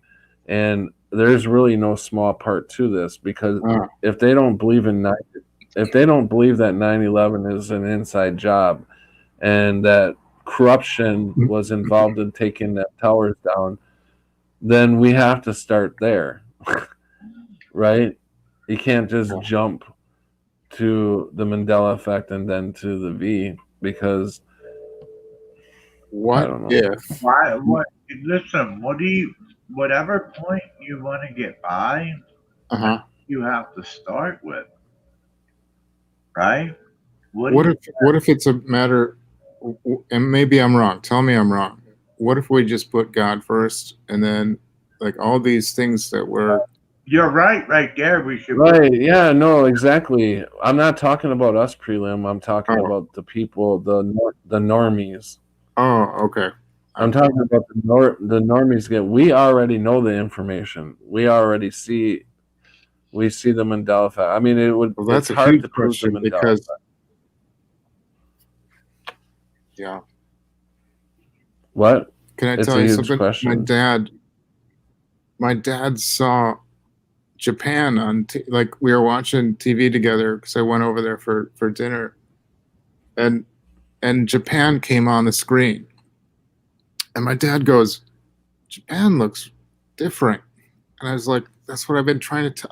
You know, I was amazed that he said that because it was like the first. Well, he did also see JFK being different, but then he got the download, and then he thought nothing of it, and he doesn't like if I bring up any Mandela effect, and I don't want to annoy him, so I don't bring it up anymore.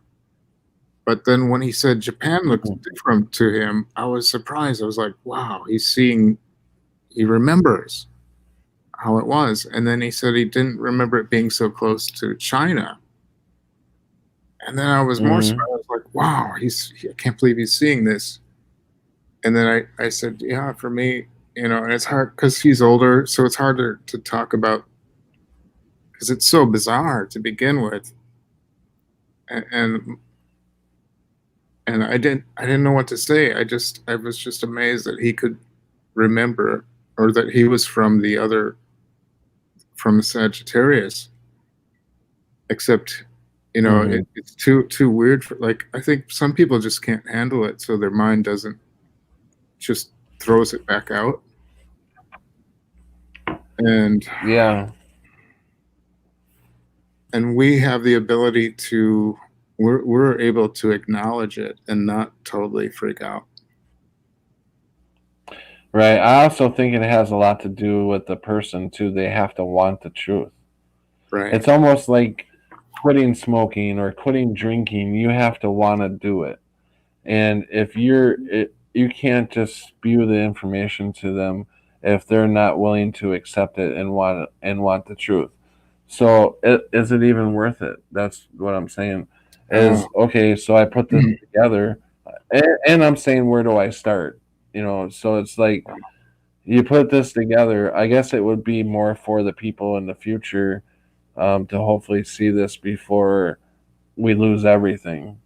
And I don't think that's far off, really. Yeah, that I could think, be tomorrow. It could be next year. yeah. hmm The chat, Bolt Gun, he says, okay. Jennifer was talking about pain.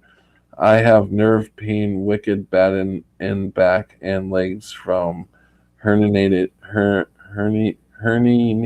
disc bulging.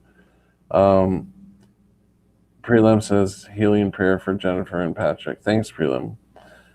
Jennifer, thank you so much. Jennifer, it's weird. Sometimes my stomach is fine, but my back hurts daily, and I won't go back to doctors because I don't want the meds and they don't help. Bulk on Jennifer, have you looked into natural meds such as cannabis, Morinaja M&Ms? But I suffered from Persian Gulf syndrome for years and have got it under control with these three things. Wow.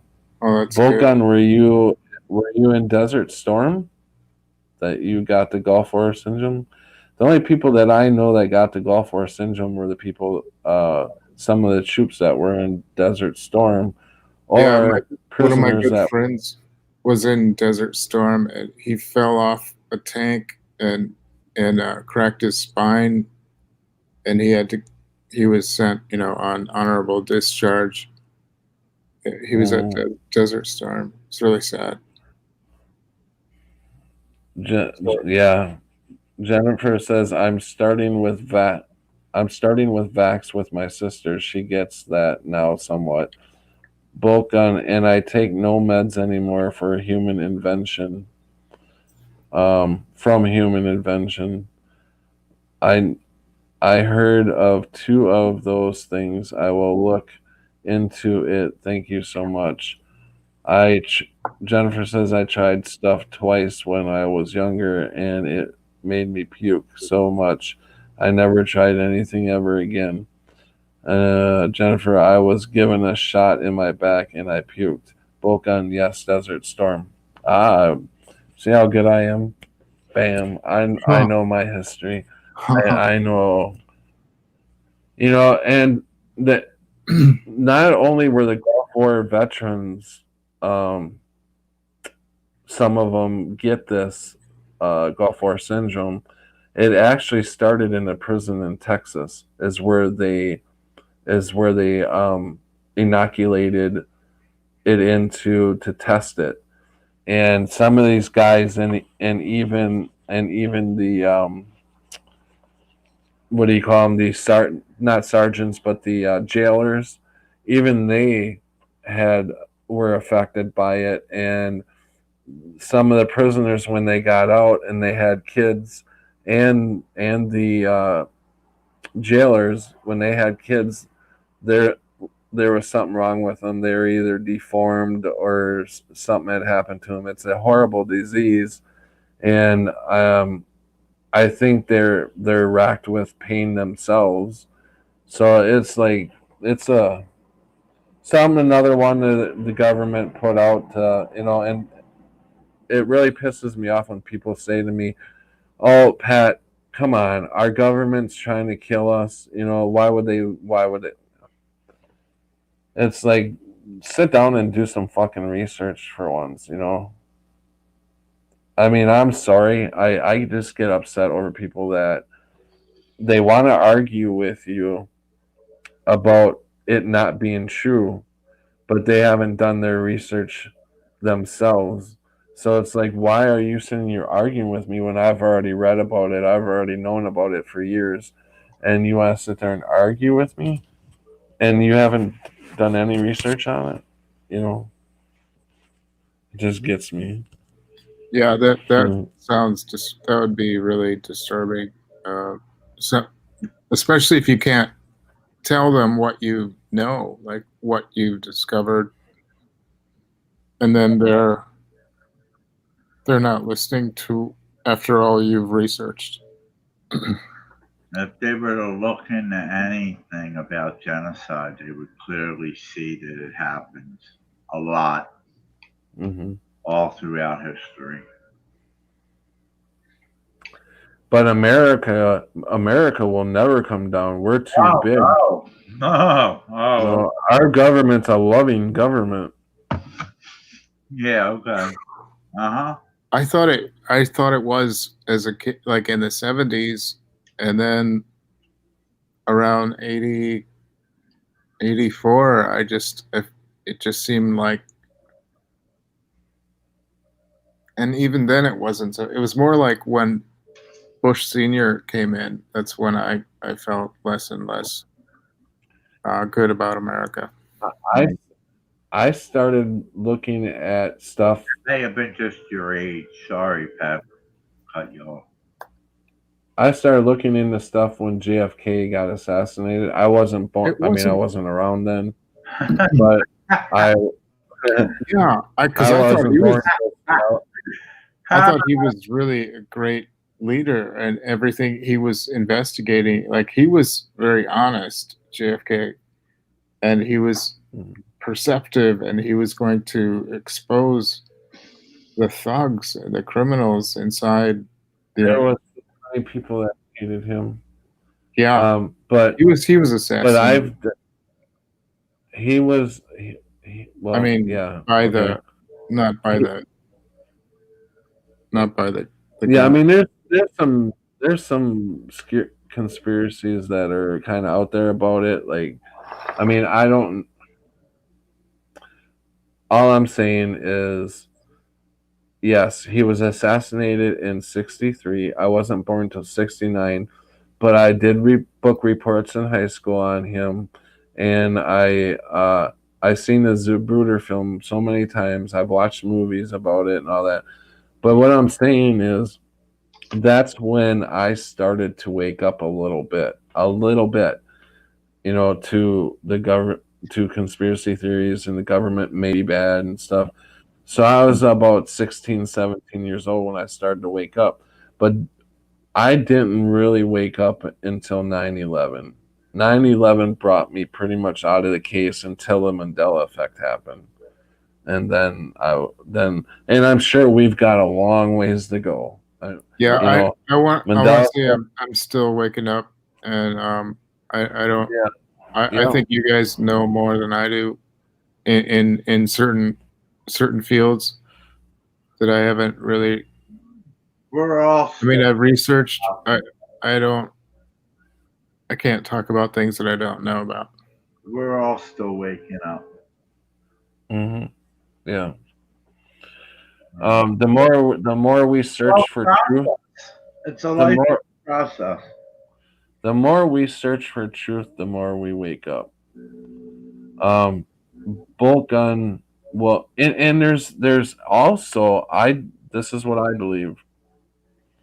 I also believe that that there's also a higher intervention in this. Also, it knows that we want to wake up. It knows that we're searching for the truth. So it's given it to us through the Mandela effect, I think. I think so You know, too. Yeah, it has to be it and it has to can. be I think it something. can advance depending on how much effort we put into it, how we respond.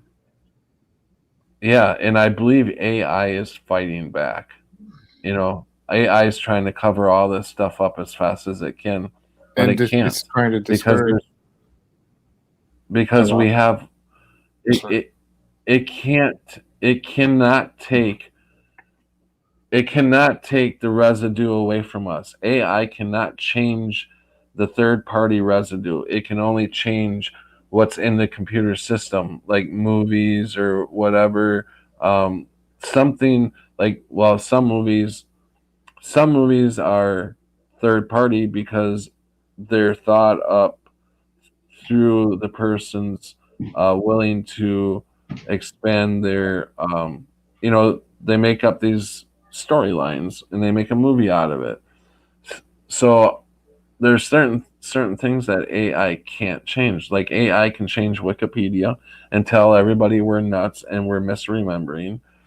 You know what I'm saying? What you know what I'm saying is Wikipedia cannot change. Our American flag changed. Where's my hat? It's fucking over there. Our American flag changed. Okay, it has white underneath the blue box, and it used to be red underneath the blue box.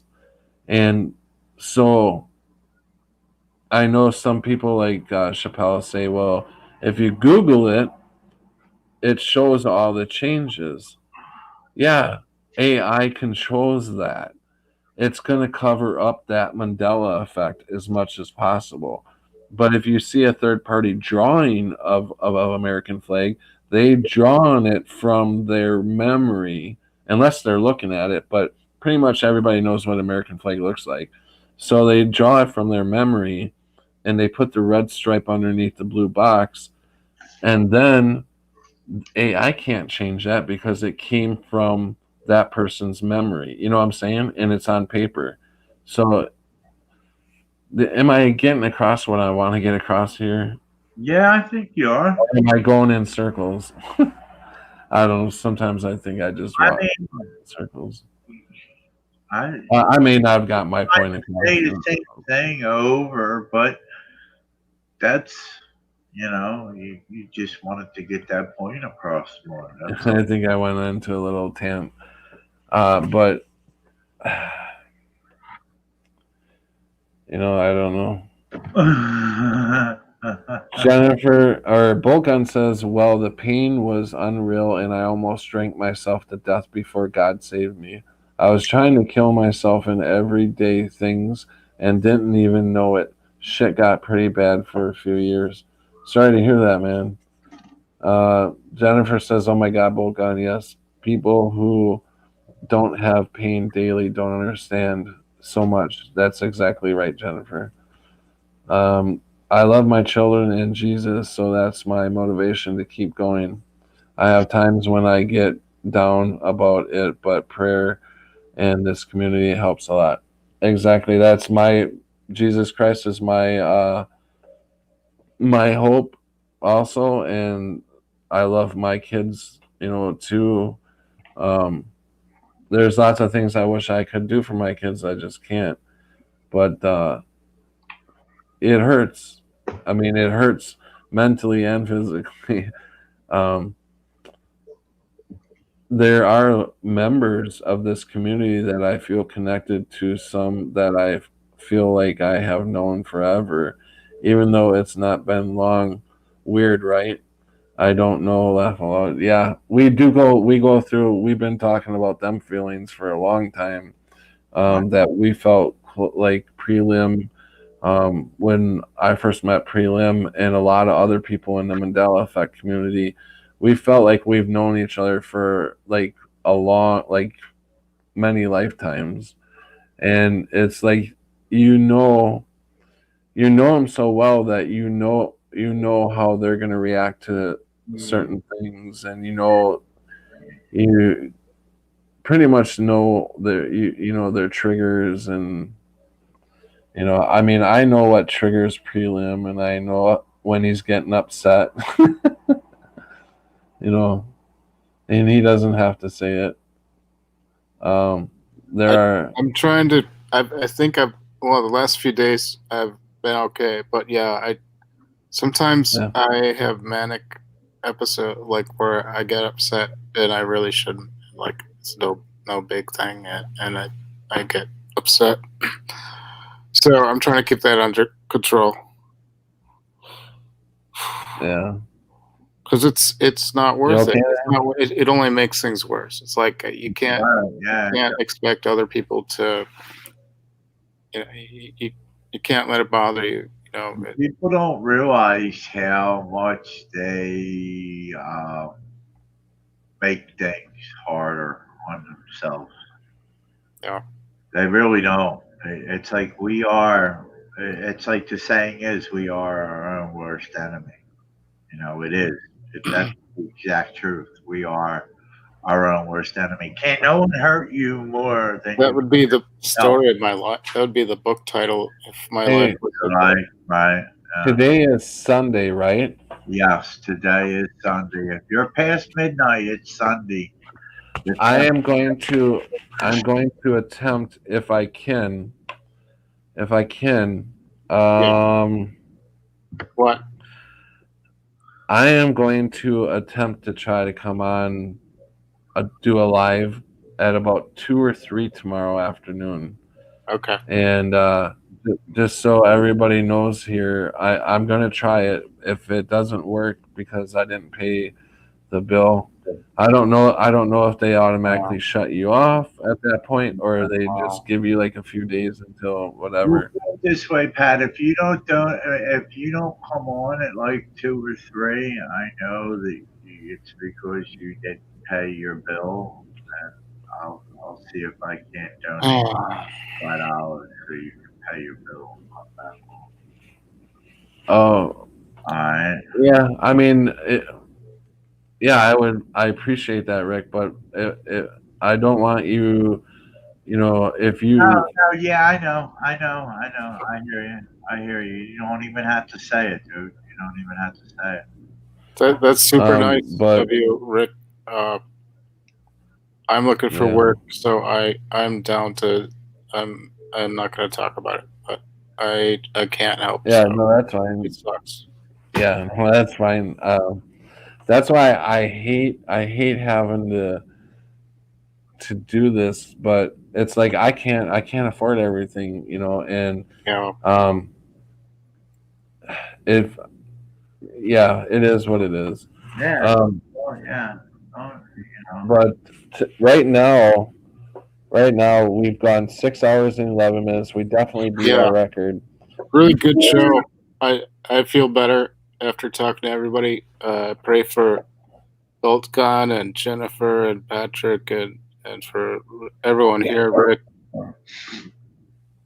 and all the community. Like I don't care if if they're flat Earths or whatever. I mean, I've come to accept that as the people are really seeing that, and I'm not going to hold it against them. I don't see it. It could be real. I don't know why I don't understand it. Maybe because I don't have a very scientific. Maybe they have more scientific understanding of like gravity, how the shape of the Earth and all that. I don't know. Thanks for this show.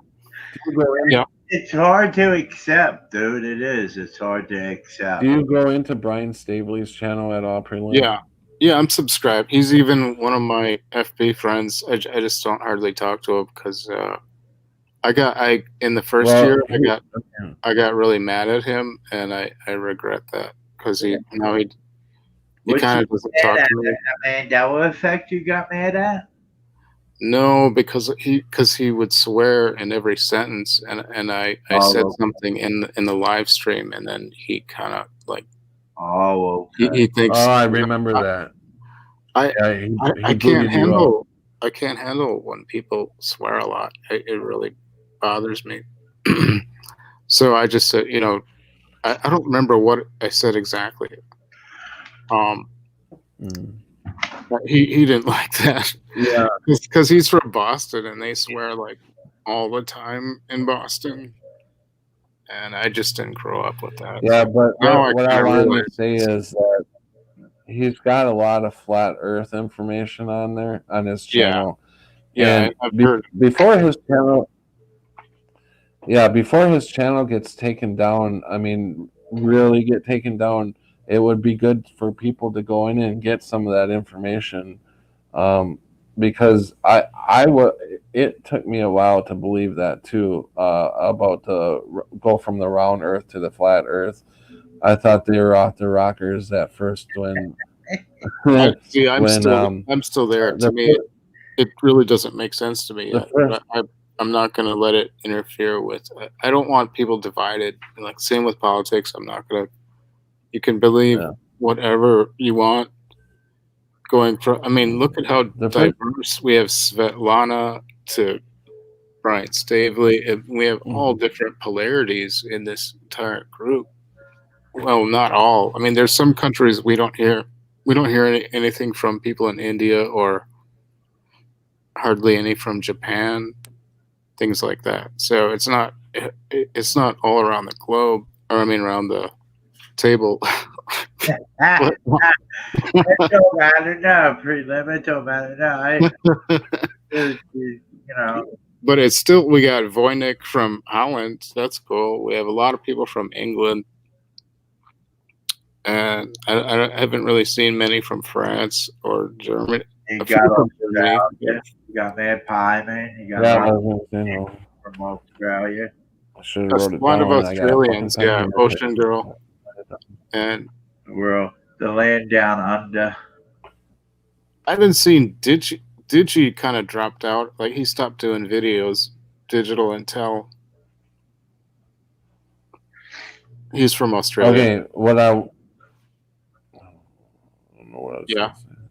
I was going to say something about flat Earth.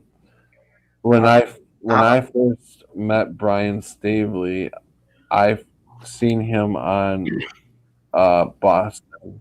Richie from Boston. That's where you first saw I've him? seen Brian. Yeah, he was. Richie from Boston was interviewing Brian Stavely.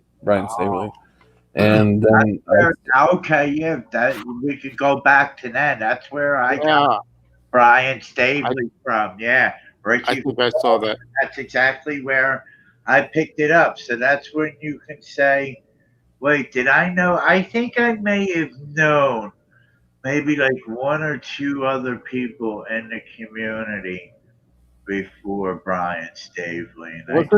Wasn't Brian already in the Mandela community before he did that? He went from Richie from Boston. Yeah. Because Brian was already in it for like a year or two. Yeah. And you guys are confusing me by talking at the same time. I don't know it. Okay. One at a time.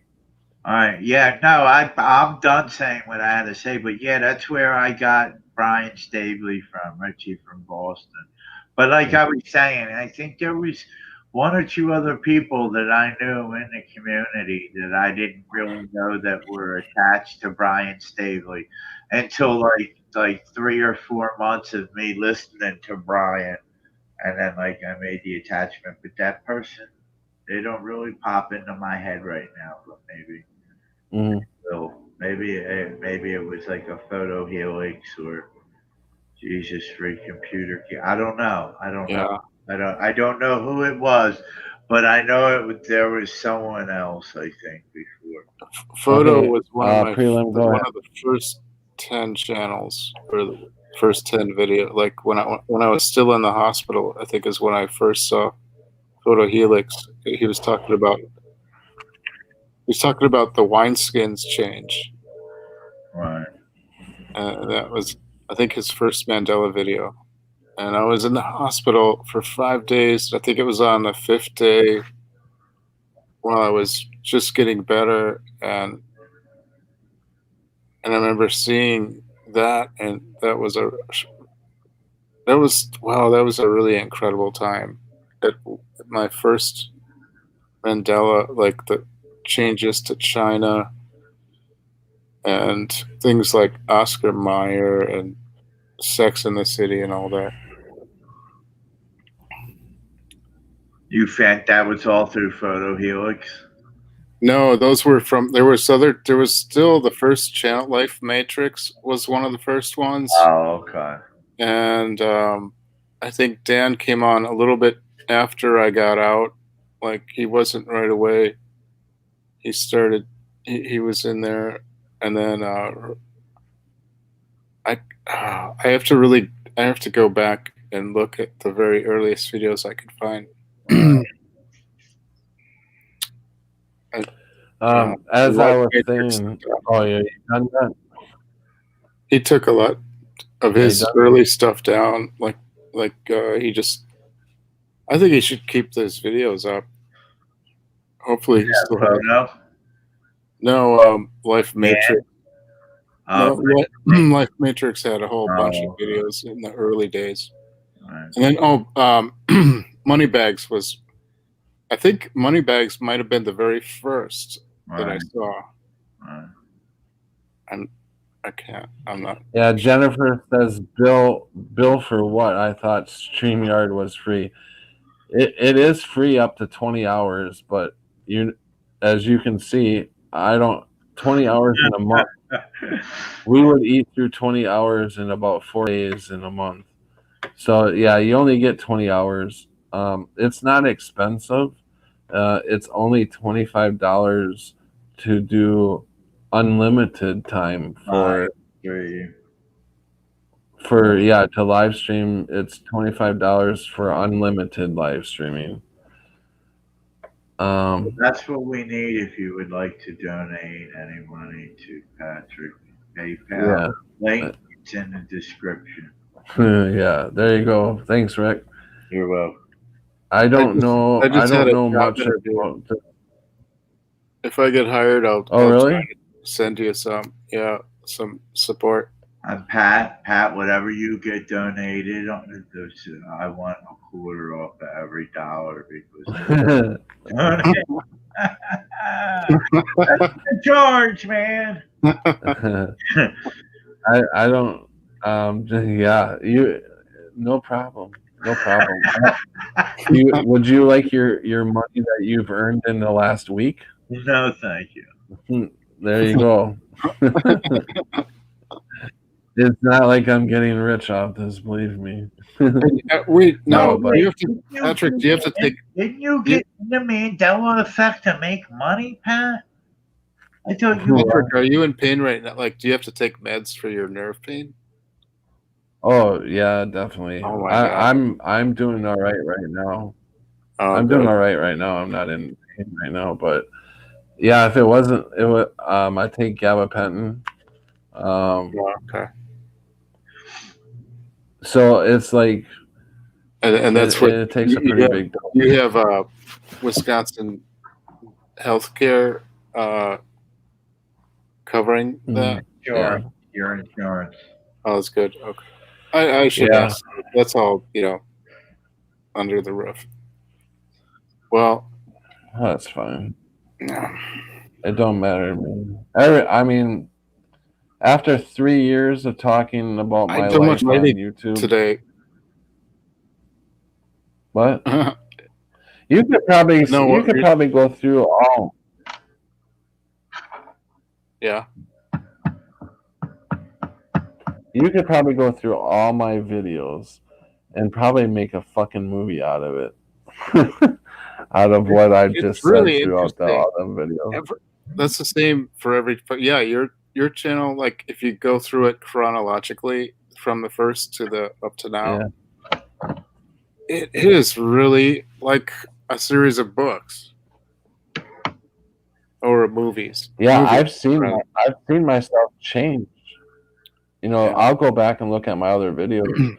I remember when you were. I see sitting in that red chair at when your kid's house, and that window, like you could always tell, like if it was daytime or nighttime outside, and the it just, and like sometimes you'd get high inside your car playing like Foreigner or something like that. Yeah, them were the good old days. We would have a lot of people on chat, and we would just talk about anything. I mean, we talked a lot about Mandela effect, but it was pretty much a free for all, just like right now. Hey, Jem, welcome. Jem is also has donated to the channel, and I appreciate it, Jem. It's the first time I've seen you on in a that's long time, so I awesome. haven't been able. Jem, I haven't been great. yeah. Wow. Hi, I Lovely's didn't been notice that. listening a few minutes. Okay. I'm not long up. Happy rising. I got up at 4:30 a.m. and this was running then. Laugh out loud. Now it's 10:42. That's marathon. Yeah. I'm going to have to get off pretty soon because I got a taxi. Oh, no, you don't. What? I said, oh, no, you don't. I got what time is it? It's 5:44, so it's almost 6. I got a taxi picking me up in an hour. Who's picking me up in an hour? Taxi. Oh, for what? Because I have to go to the clinic. All right. In an hour? Yeah. Wow. Yeah. On a Sunday. No sleep? No, that's good. Sleep. No, I What clinic you got to go to? I'm gonna I have to get go. off. And thank you guys again. You're leaving prelim. Why? We got at least another half hour to go. Oh, okay. We got 35 minutes to go. We're gonna try to put 7 hours in tonight. Oh, okay. All right. I'll hang out. I might fall asleep. We got 35 minutes. 35 minutes. Yeah. 35. You've done that before. 35 in 35 minutes. It'll be 7 hours. Okay. We can do this. But what's this clinic you're going to tomorrow morning? It's a clinic. Tomorrow morning. In an hour. It's a clinic I have to go to every day to get my medicine. Dude, wow, I didn't know you really go to get gabapentin every day. No, the gabapentin I'm allowed to have in my house. I can have the gabapentin. Right. And usually I would be able to take the medicine home with me, but I can't because I have marijuana in my system. And they make me go to the clinic every day. Yeah, because the medicines that I take, all 3 medicines, it interrupts with your breathing, like your respiratory. Right. It slows it down, kind of like pain pills do. And they need to monitor it. What 3 medications are these, Pat, if you don't mind me asking? What 3 medications am I on? Yeah, that you go to the clinic to get every day. Well, I'm not on 3 medications. Where did the 3 medications come in? I don't know. Maybe I heard different. No, I did say 3, but I don't know. Yeah, I'm on Gala. Well, these medicines. Okay, so I had weed in there for the 3rd medication. Oh, okay. Well, what do you go to the clinic? What medication do you go to the clinic for to get? It's called Suboxone.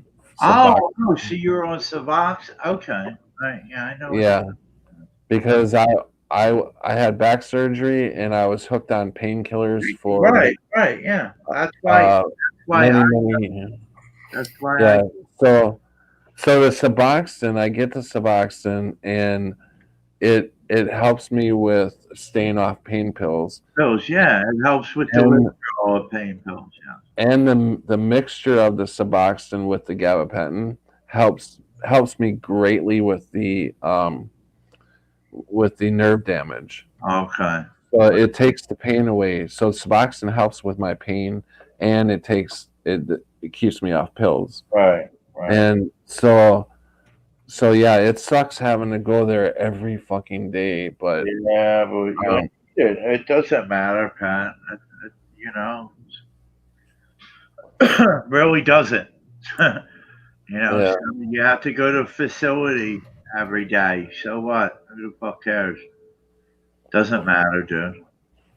Yeah, I'm on not if I just had the gabapentin, it wouldn't be enough to take my pain away. If I was just on the Suboxone, it's not enough to take my pain away. Right. I absolutely need both medications Right. to do this job. And for a while there, I was not. When I went to Indiana and stuff, I wasn't on the Suboxone. I had stopped it. Right. I stopped going to the clinic in August because I didn't want to go anymore. I wanted to get away from it. And so with all the problems that I've went through since I stopped, my truck breaking down, Right.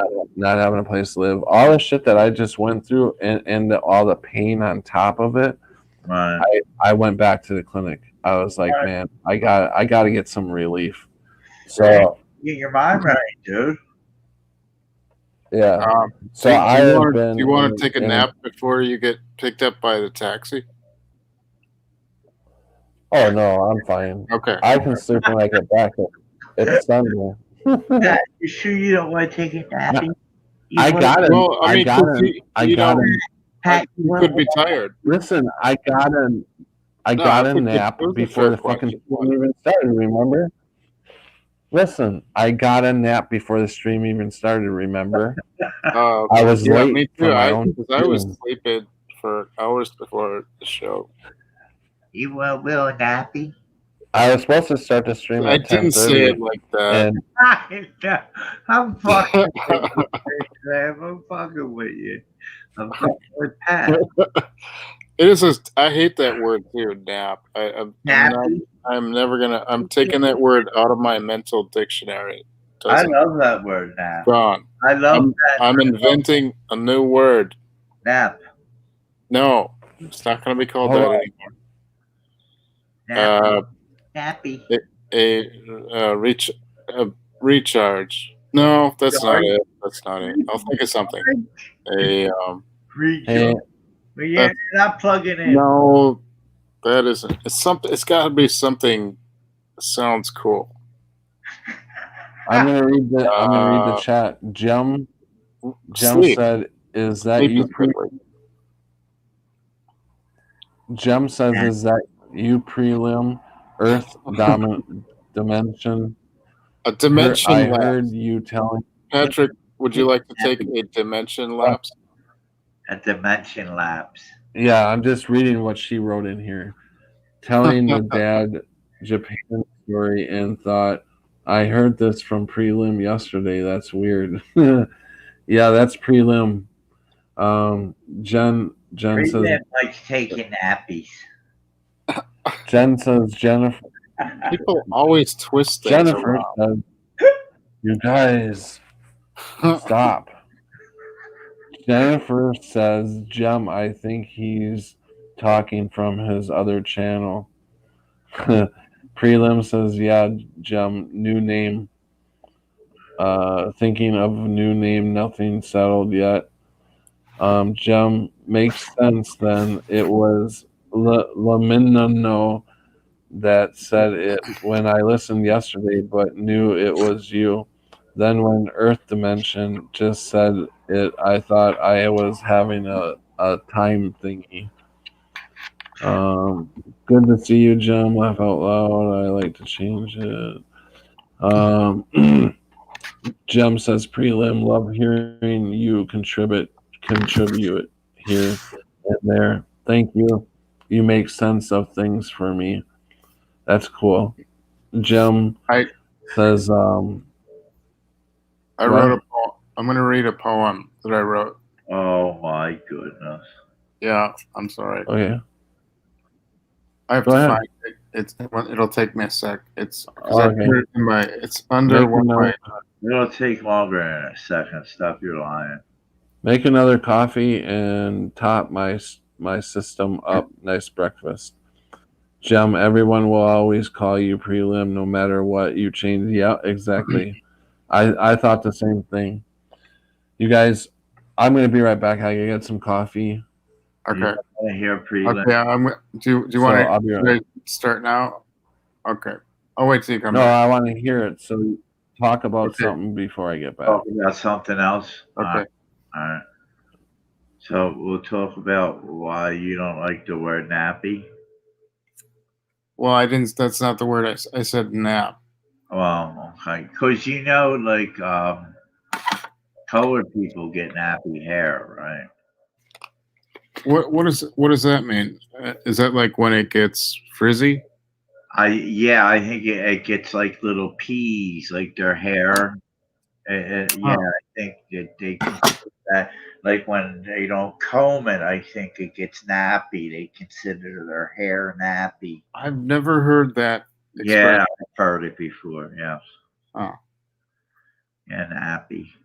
Their hair gets nappy. Is it like in knots or it gets I think tangly? like it curls up more. It gets Right. like Yeah. It turns into dreadlocks, right? no. Well, that they No. can turn their hair into dreadlocks, but that's them. That's when it grows a long time. Yeah, and I think that's without Yeah. combing it or washing it. Yeah, they turn it into dreads. But Okay. no, that's not considered nappy. I don't think. Oh. I don't think. I think nappy is when it's short but not combed. Oh. It's like it's not. I think it like even with dreadlock, I think they need to form it. You know what I mean? They need to form the lock. Okay. And if you don't do that, I think their hair gets what they consider nappy, right? Oh. They're not doing nothing with it, so it's just like there, you know. Like even white people can have dreadlock, but they need to form their hair. They need to form that lock. White people Mhm. can have, you know, dreadlock. But white people can also have like matty hair. I guess matty hair would be like nappy hair. Huh. I guess that would be the same thing. Yeah, probably would be, wouldn't it? Yeah. I think a mat would be the same thing as a nap, right? Well, So, because there's also natty natty dreadlock. Uh, I don't know if that's related to. That's just it's like a term that Bob Marley used to sing, and right, right. That's probably a dreadlock that isn't, formed. It's not taken care of.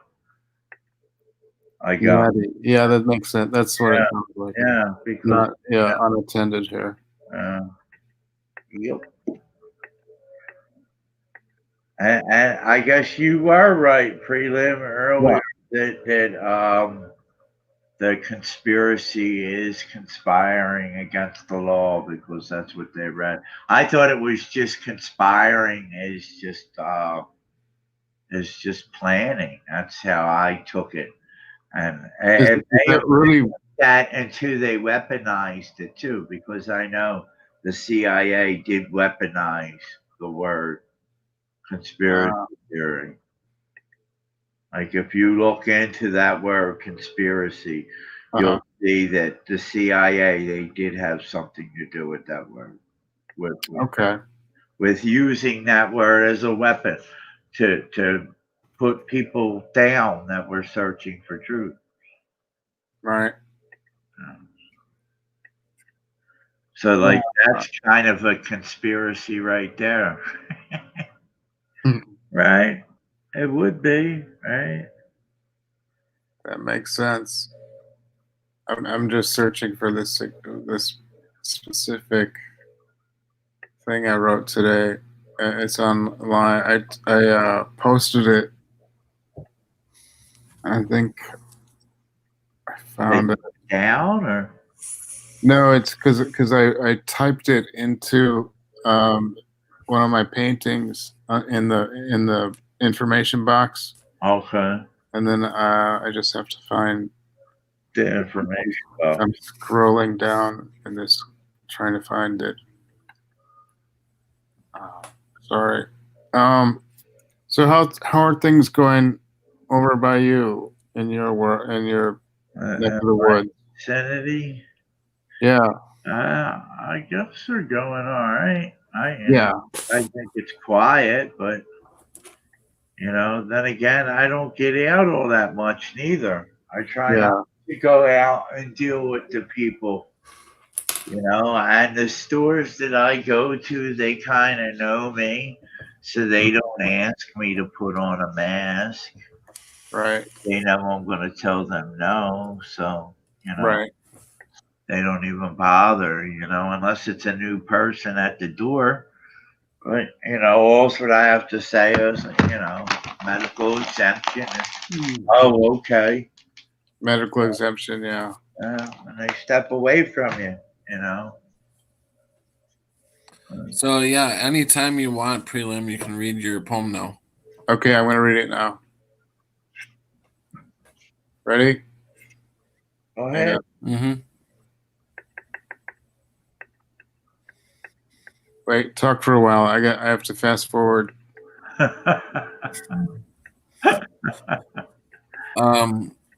Jem says, I go for a kip most afternoons. My son invented a name for the symptoms, DDS, dimensional displacement sickness. Jem says, wow, love prelims poetry. Babies wear nappies here in the UK. And Jennifer says, has so many truth videos backed up and easy to download. I knew there was a reason that I hated that word. I didn't know. I didn't know what it was. It was just. It sounded gross. Jennifer, what channel is that?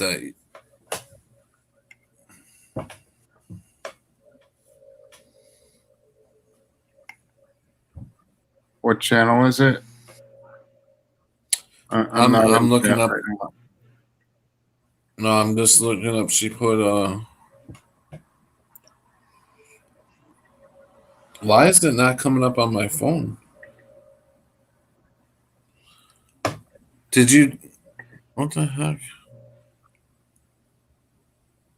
Oh, Jennifer put up www.channelslist.com has so many truth videos backed up and easy to download.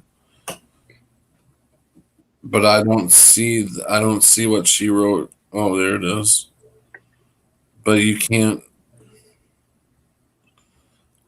get into that channel.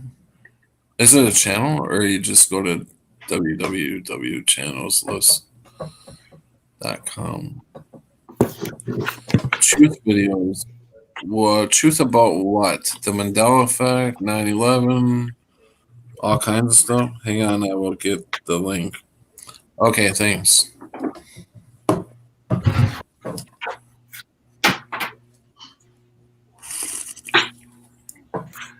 All right. So this is called Flexiblaberant Exocellular Realism. Go ahead. Consciously dreaming out from an accidentally perfect autopilot of unformalized composition to perform living awareness outside of language, to realize what is otherwise blocked, to prevent secret realities from infiltration of confusing perfection or discouragement, from what makes pretended hope of guiding the perception through error and test conscience clarity egostrament,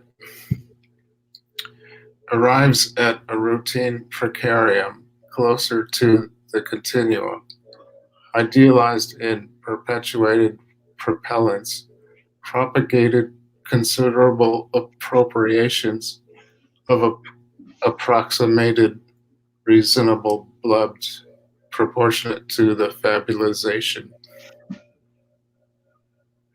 That's called flexiblaberant exocellular realism. Now, I hope you liked it. Did it go through? Yeah. Pat, we lost Pat. Patrick didn't I like don't know we lost Pat. I just walked away. it. It's going. Here he is. There's the man. Fucking computer kicked me out again. Oh no. I'll tell you, I'm about ready to throw this fucking thing out the window. Yeah, after what you've gone through with that computer. Well, the computer. Were you able to hear that, or was my voice breaking up? Did hear what? Did you say the poem already? Yeah. I didn't hear it. I wasn't even. How could the fuck could I? What? I hear it if I wasn't even in the damn chat. Okay. I didn't hear it. I didn't. Yeah, you missed it. Read it again. You gotta find it. You gotta hang on a sec.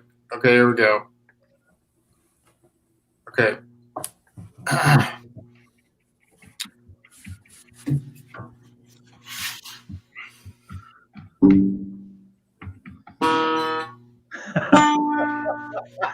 What is that? I thought you were reading the poem.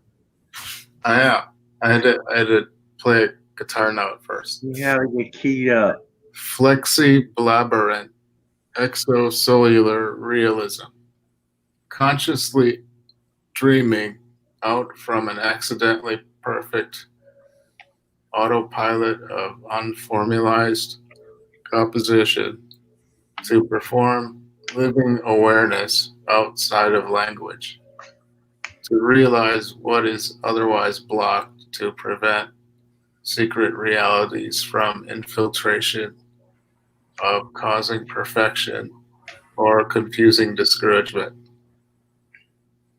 What makes pretended hope of guiding the perception through error and test conscious clarity instrument arrives at a routine precarium closer to the continuum idealized in perpetuated propellants, propagated considerable appropriations of approximated reasonable blubbed. Reasonable, I'm trying to invent this new word combining reasonable and blab. Reasonable blab. Proportionate to the fabulization. I'm sorry. That's called flexiblaberant exocellular realism. So if you want me to explain what that means, we'll have to do that another time. Why? It'll take that long? Yeah, a couple days. Can you at least do the title? Jum says. She said, "Okay, I'm lost on the title." Flexiblaberant means to be flexible with your elaboration. To be flexibly blaberant, and with an exocellular means wearing your soul outside of your body. And so if you put the two words together, flexiblaberant exocellular realism is basically, in a nutshell, is it's communicating from outside of your mind. It's what it means. That's the simplified. That's kind of what drawing, like when you're painting or when you're playing guitar, you're communicating without words. So that's a form of flexible aberrant exocellular realism. Good job, prelim. All right. Do you have any more? Can you tell that I read it above the sink to get more resonance on my voice? No. No, I did. Do you have any more? Yeah. Okay. This one. Prelim. Is that a porcelain sink or is that a steel sink?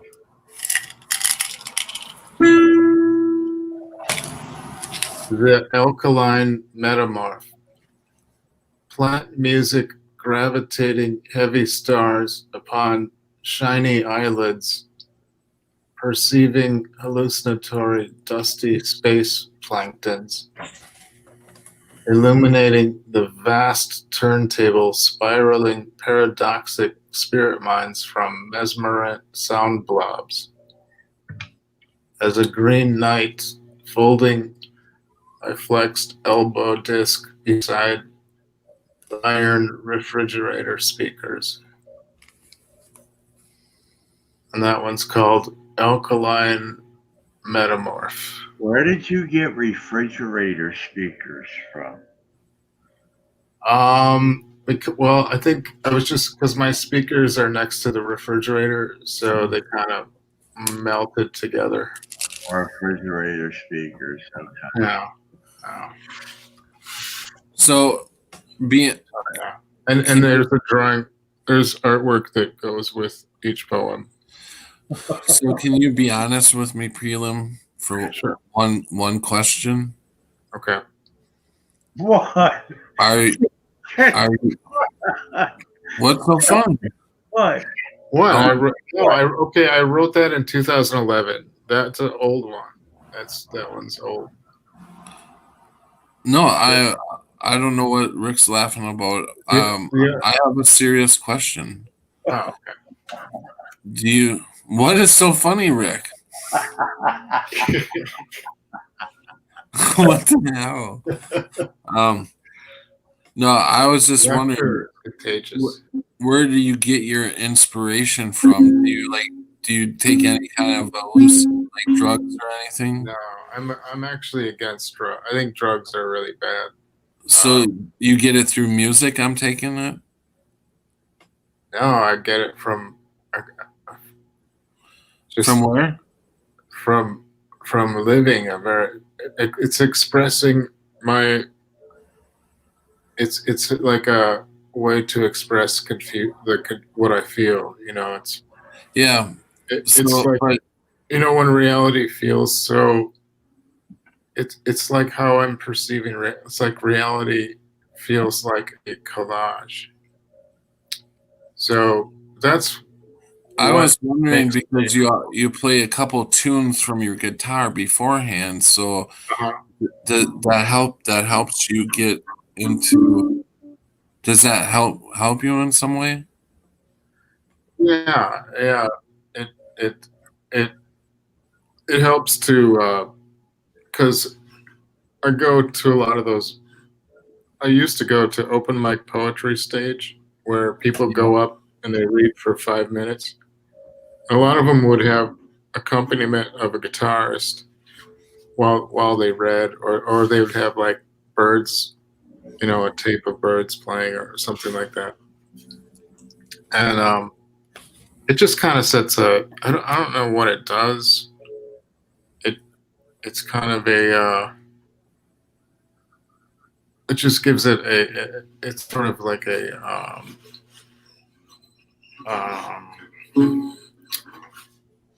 because when you're reading poetry, it's sort of like it's like art, Jennifer. You're trying to escape because your rational mind is so busy all the time. Mm-hmm. So the way to unwind from that is to make offbeat poetry, or paint, or just go for a bike ride. There's any way to because I think people can't over rationalize too much, and then the only danger would be to go the opposite extreme into total madness, which you don't want to do. Yeah. But, I mean, I've noticed a lot with your. Here's what I think. okay. After I think after it's good to unwind. Like you can't be too logical all the time. You have to. It's right, either you need humor or you need something like right. music or poetry. Some people hate. My sister hates poetry. After listening to you, listening to your poetry, and you say that you love music, and Yeah. I know that you're very awesome in art. So, have you ever thought about bringing them three things together, like doing Yeah. an art piece and then doing a poetry off that art piece, and then doing a little bit of music to go with that, with the Yeah. poetry and the art piece? Have you done that? Oh, I've done a lot of that. Yeah. Since I would be interested in seeing your art, and yeah, I'd be interested in your package of. it isn't really a product, but a lot of my earlier videos, like stuff from the 80s and 90s, and I haven't posted all. There's a ton of recordings that I haven't. But if you look through my older videos, some of them I did like poetic voices with the drums and with somebody playing bass, and I can't sing, so I just kind of talk. It's sort of like rap, except it's talk. It's like where you're just talking with the rhythm. Similar, it's sort of like that. Yeah, and it's just like abstract. I just talk like it, like the way did Alkaline Metamorph. It's kind of like that, and I'll have to if I have a specific one, I'll send it to your inbox. Yeah, yeah. And me and Rationally are doing one, except I'm just playing drums. She has an incredible voice. Yeah. Like great singer. Wow. I heard the one song that she sent to you was really. I thought it was really good. Oh, yeah, it's not done yet. We still have to. Yeah. Because she has to send. Because she had the background sound, so I was unable to mix it because it had the background playing at the same time. So I'm waiting for her to send the separate voice track. Yeah, can I play a song right now, Pat? Yeah, go ahead. Thank you. Is it gonna be rap? No, it isn't rap. No. Okay. It isn't rap. All right. It's actually, I think you will both enjoy it. Okay. Yeah, I'm waiting for something. I did have. All right, here it is. I probably rewind it. Turn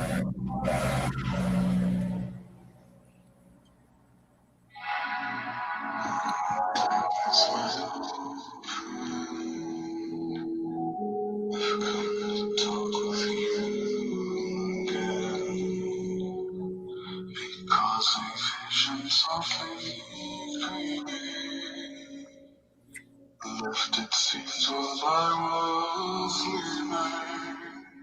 leaving. Good song.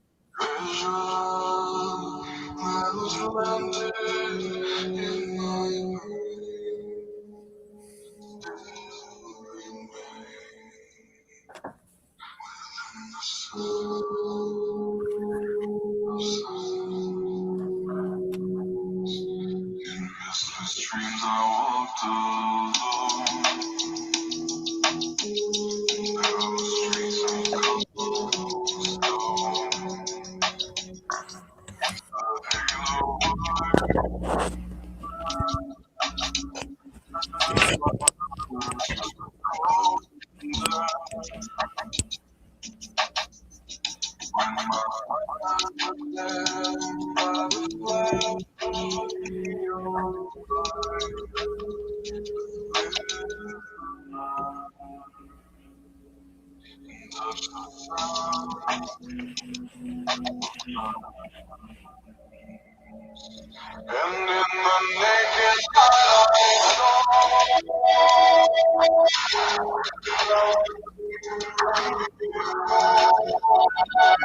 It's sounding really choppy. Yeah. All right, it's actually a better video. How's that? Yeah, I like the song. No, sound better though. Yeah.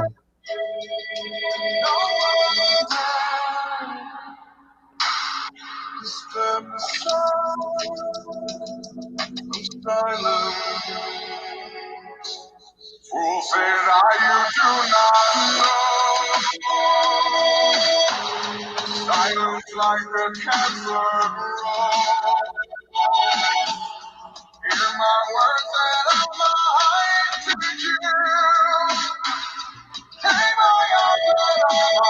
you. Hey, Patrick, have you seen Voynich paintings?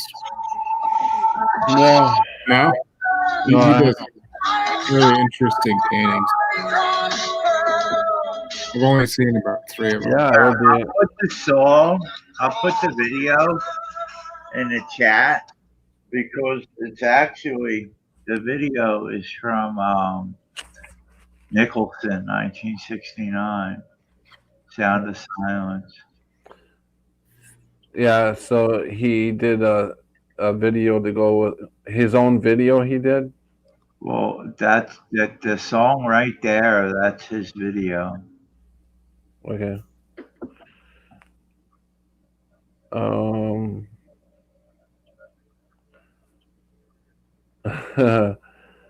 boy. Hey, West Texas, how's it going, bud?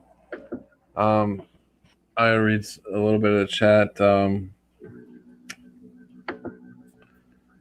Jennifer says there are programs so you can make your art animated. My son is learning how to do that and write computer code. Jem, wow, that's great, Jen. I often imagine how amazing it would be if that were possible.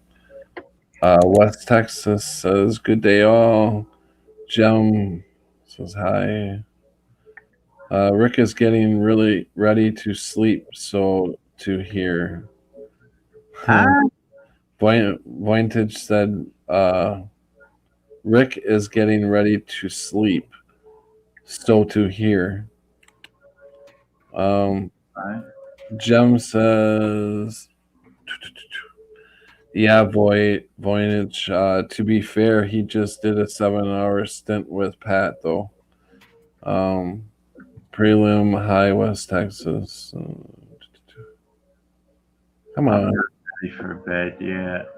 Jem says, Voynich says it sounds like a crappy radio watch that I had in the 79.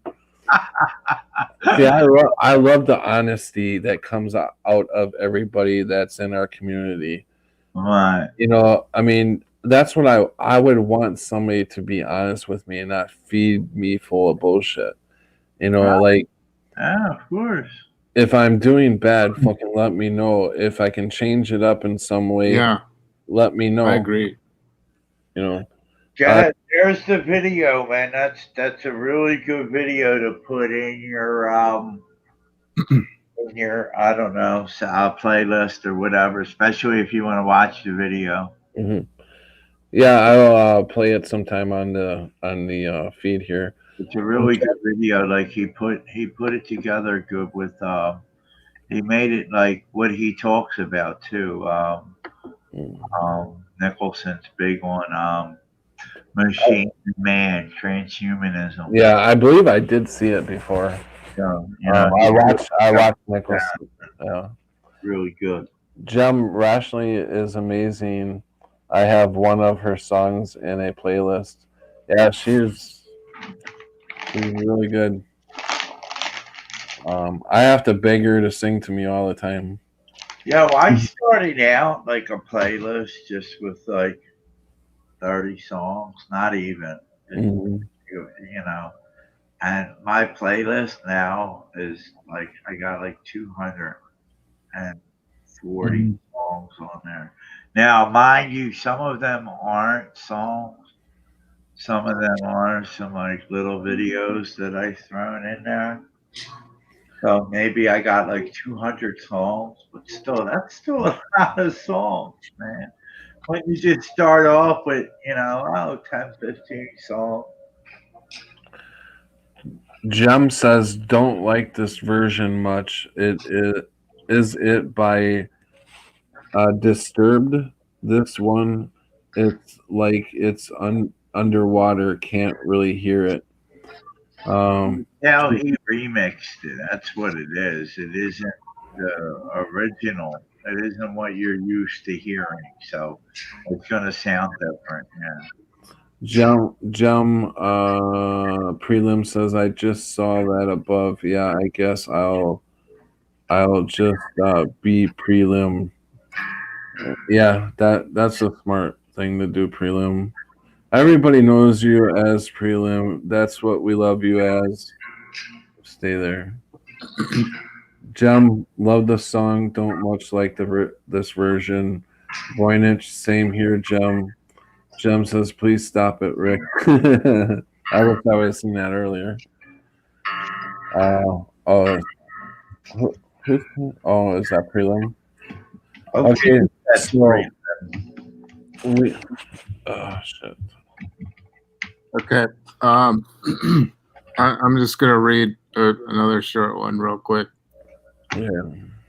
Paradox lunacy containing a living room. Flesh boxes control freedom. Ideas as bridges where there is missing information. Unconclusional thoughts that flow forward, keeping circulation in the mind intended as free from stagnating, that other realizations follow. I believe the brain is not what enables awareness. It is actually what limits spiritual consciousness. So that when we see the world around us, just as outer space is not outside of us, we are placed inside of it, so it appears to be outer space. We are inside a television aquarium, electrified water vehicles, in order to experience the multiplicity that originates from the singularity.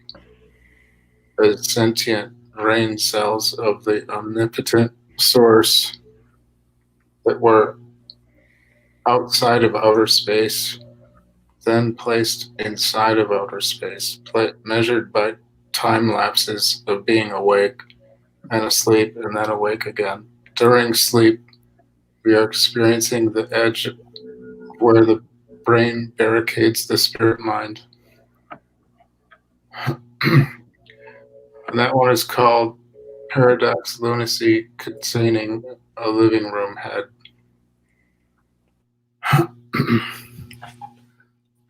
Sorry I didn't read that very articulately.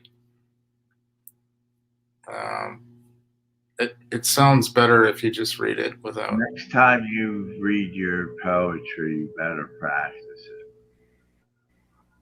Better practice it? Yeah. I thought it was good. I thought it was good. It just was like there was some interference. So I muted us both, and I don't know what interference was in the way, but even the chat was like, Jennifer said, "Who's banging on something?" Hey, Voynich. Or Voyn. Hi, guys. Hey, Voynich. What's up, Voynich? Rick Swine. How you doing? Are you humdiddly tonight? I'm sorry. What's that? Are we humdiddly tonight? How my humility is? Well, I just woke up. Umbilified. I was humbilified, so I was sleeping for several hours. But I'm just getting up. Don't talk to me about humility yet. Come on. I'm just tired today. Prelim wants to know if you had a nice nappy. I did not. Nappy. Yeah, He's been giving prelim shit about the word nappy because I didn't say. I said nap. Okay, you said nappy. Because I thought Patrick was tired and he has to get a taxi and maybe he wants to sleep for a while. I think Patrick has. I don't know how to say it in English, but he's over his sleep now. He doesn't need to sleep. He's beyond sleep. I'm overtired, so that means I'm wide awake. Yeah, right. Yeah. Oh, yes. Yeah. So yeah. How's your morning looking, Voynich? Good or how's the weather? It's just a same shitty autumn morning as yesterday, and it's a cloudy sky. But listen, the trees are beautiful. The trees are really beautiful with all their reds and yellow greens and green yellows. And I mean, I love this. I love this. Is it true that Holland has some of the best chefs? Oh yeah, definitely. I watched a cooking program with that Japanese guy, and he had a special guest from Holland. Uh-huh. And he made this incredible, just like unheard of, complete dinner. Like, it was just amazing. And I'm gonna look up more Dutch cooks. Yeah, they are quite inventive and very traditional. They're I'm surprised they're not well known. Like I don't know why it's new to me, but we haven't been getting much info on Dutch cooking. Yeah. Well, yeah. Okay. But our cooking is known to be actually one of the best diverse meals. Yeah. We just eat something to fill, like instead of rice, we use potatoes, and then we always eat some meat. Well, not all days, but most days we eat just a piece of meat, some potatoes, and some vegetables. That's actually just a standard Dutch dinner. How many meals a day do you eat? We eat breakfast, which is usually just yogurt and some juice and a sandwich, something like that. Mm-hmm. Baked egg, something like that. Well, this cook was gourmet. Like, this was, way real high caliber. Yeah, that's a complete different level. Yeah. Yeah. Yeah. It was like a 7-course meal. Well, except it was original. Like, it looked so delicious, and it was new. Oh my god! I don't know what this is, and so I must admit, preliminary, that I didn't used to like going out for dinner because it always took too long. It cost too much, and the food wasn't better than my mother cooked it or than I cooked it. So. What is the use? I never liked it. Yeah. Until this Renaissance came about, I think, in the year 2000, around that day, and things got everything became more haute cuisine. Like if you would just go to a restaurant, they would just serve it to you in a way that you say, "Wow, man." Smashing presentation, and then you taste it, and it's like, wow, that's another experience. And then they bring it to you quickly, and it doesn't cost too much. It costs something. It's not fast food, but the last time I went out with Kelly to the beach, we were just at a beach joint. How do you say this? A beach.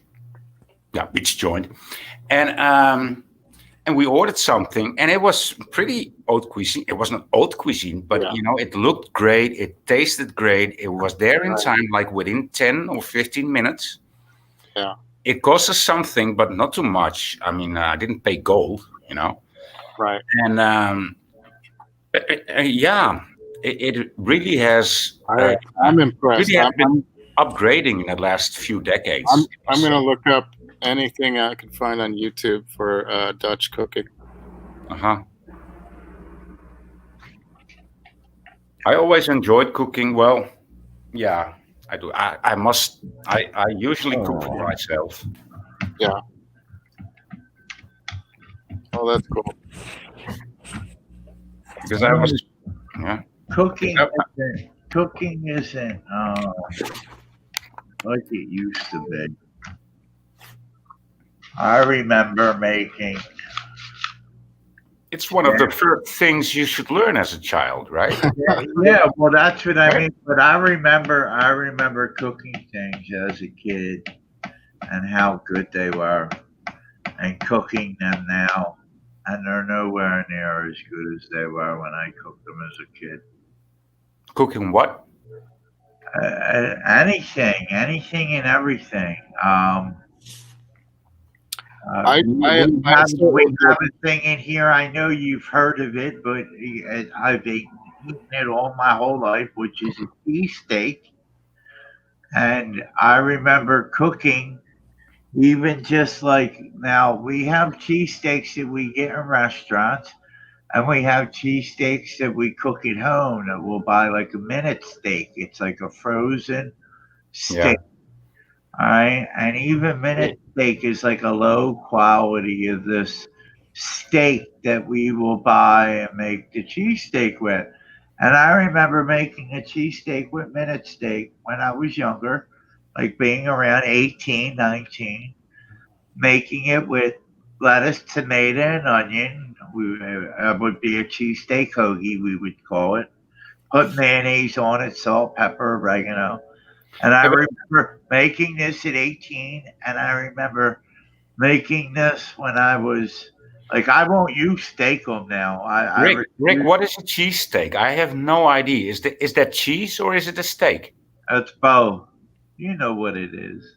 I don't know what that is.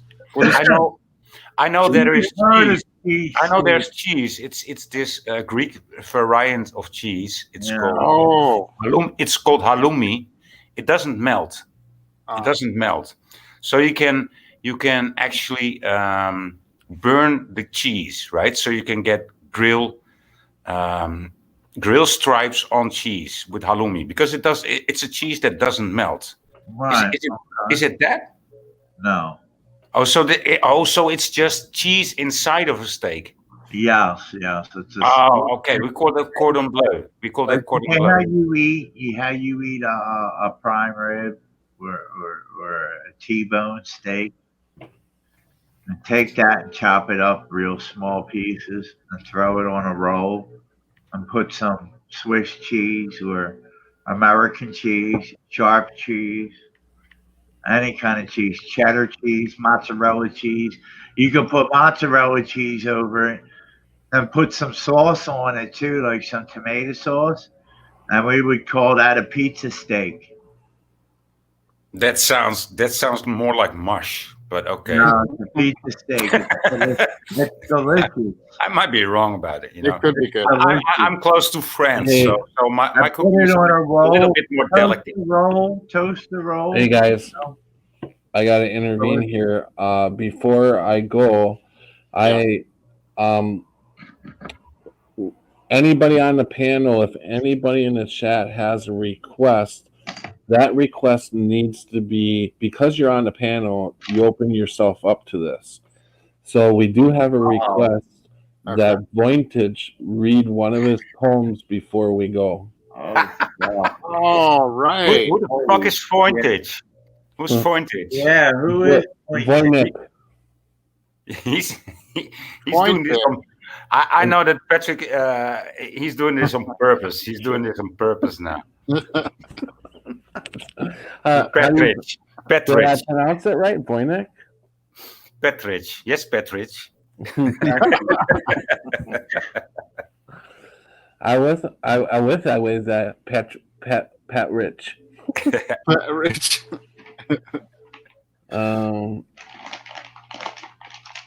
Jennifer says yes, you're the man. Read one of my poems, dudes. Or can I? Oh, cool. I'll have to recite dig one of deep. my poems? When he reads this recite one of poem, my poems? when he reads this poem, I want everybody on mute. Yeah, but I'll have to dig deep because I'm a Dutchman, so I don't read I don't write my poems in English. I used to when I used to write lyrics, right? Okay. And I also used to write in a language that's somewhere between Dutch and English. And that would be nice, but I wouldn't know where to find it. But I'm gonna look. Okay. We have time. You've already been going for 7 hours, so we have at least No, actually, I hours to go. don't. My taxi's picking me up in about 35 minutes. Wow. So we're gonna have while Voynich is searching, I'm gonna read this short one. Wait, no, I got one. Wait, I got Now one. I must search. So When now I I was must in search, the right? military, we used to sing this all the time. I don't feel any pressure. No, I don't feel any pressure. Animated. Ready? I have one. It's No, never mind. I won't. Animated still life. Go ahead. Go ahead. Go ahead. Strive to awaken from neurotic paralysis. Tiny planets circling around my mind. Sweltering orange sky melted the forehead bubbler and furniture cabinets. The walls are sweating. Wooden water cubes frozen in my past. Animated still life. Okay, I'm done. Was it? Could you hear me? I'm sorry if I put you to sleep. Yeah, no, we can hear you. Thanks for letting me read my. Oh, you're welcome, Rick. You said you had one to read before Voynich? Voynich. Yeah, Rick. Voynich. Yeah, go ahead. I have a little rhyme that I was gonna say that we sang when I was little. Go ahead. Yeah. Go ahead. Yeah. Oh. It's about G.I. Joe. All right, and it was or wait, no, it wasn't about G.I. Joe. Damn, that's a lot of poems. It's nasty. It's dirty. Holy shit. What? Holy shit! Look. Wow. Well, if you don't like it, then no. Have you ever sent your any of your poems into like Hallmark or anything like that? No, they're not the kind. Yeah. Oh, I showed my. Oh wow. Now you showed my teeth, right? Oh man, dude. Okay. So hold on. You're gonna say your poem?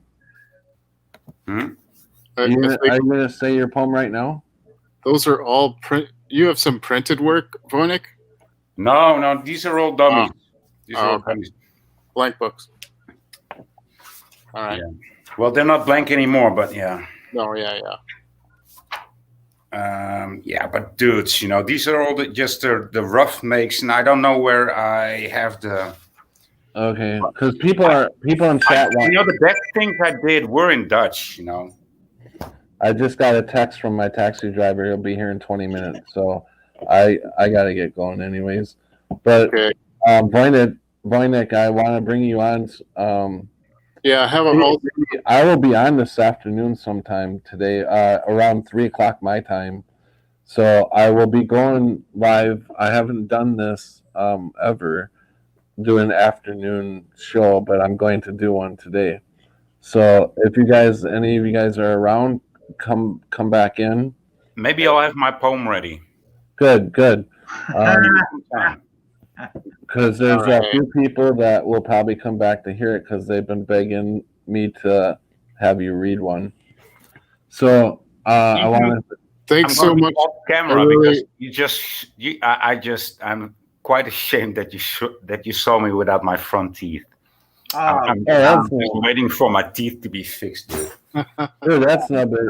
dude. That's Yeah. not a big deal. I ain't got no teeth, dude. Yeah, I know. I know. You don't care anymore, right? No. Dominic, are you gonna? Do you have to get like denture put in, like new teeth?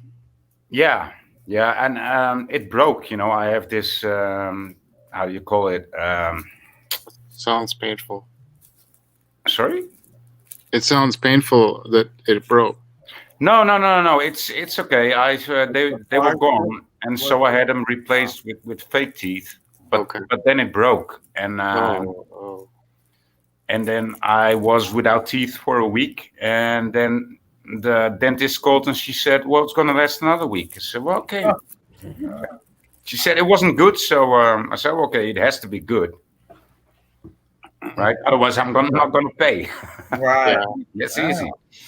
Yeah. So yeah. Jennifer, I'm talking about today, 3:00 today. Okay, let's let Patrick get ready. I'm on for his Central. Taxi. I'm on Central Time. I will try to set it up in advance so you guys will see. Hopefully, you'll get a notification early. Okay, cool. The only way I will not go live is if I don't have the money to pay for the because my live streams the things due today.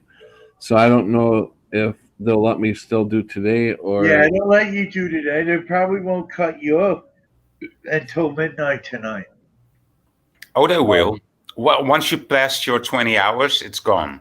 Yeah, I paid 24 hours. Yeah, midnight. Once you hit midnight tonight, they may cut you off. No. Yeah. If you stop the stream now and you pass 20 hours, it's gone.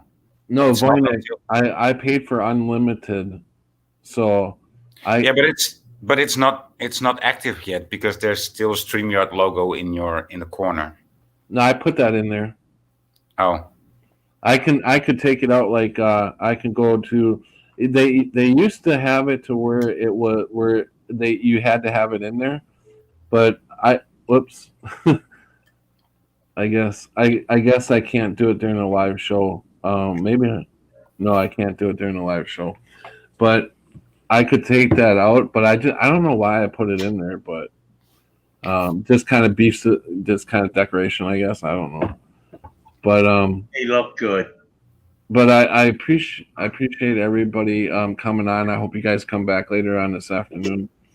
And Voynich, I definitely do want to hear your poem.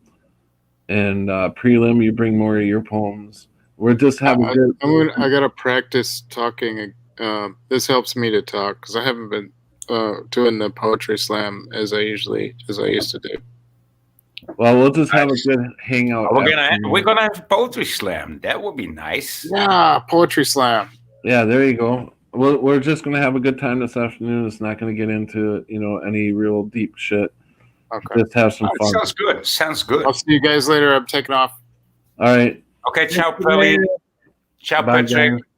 Thanks, Wayne. Yep, I guess I'm See you out later, of guys. here too. Peace and love, everybody. Voynich, I'll talk to you later. Patrick, the man, I'll talk to you later too. Peace and love, everybody. I am out. All right. Thanks for coming, guys.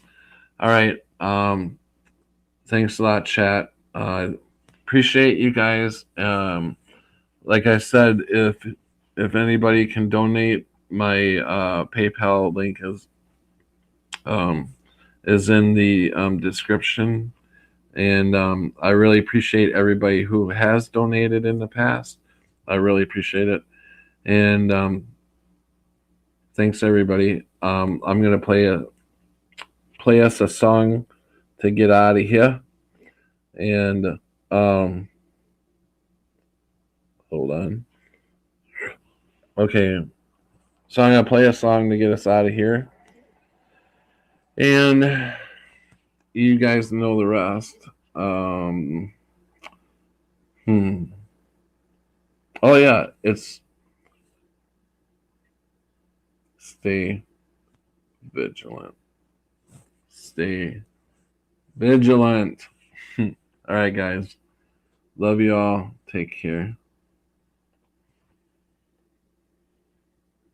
Myself, I trust you. From my heart, and now you want someone to love you.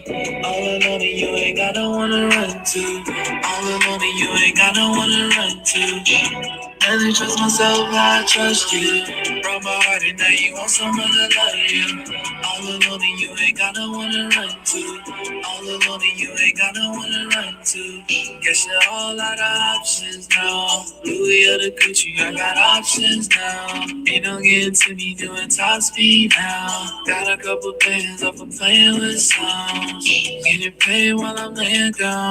But lately I'm still tripping all over you. I don't want to. Barely trust myself, I trust you. Broke my heart and now you want someone to love you. All alone and you ain't got no one to run to. All alone and you ain't got no one to run to. Barely trust myself, I trust you. Broke my heart and now you want someone to love you. All alone and you ain't got no one to run to. All alone and you ain't got no one to run to.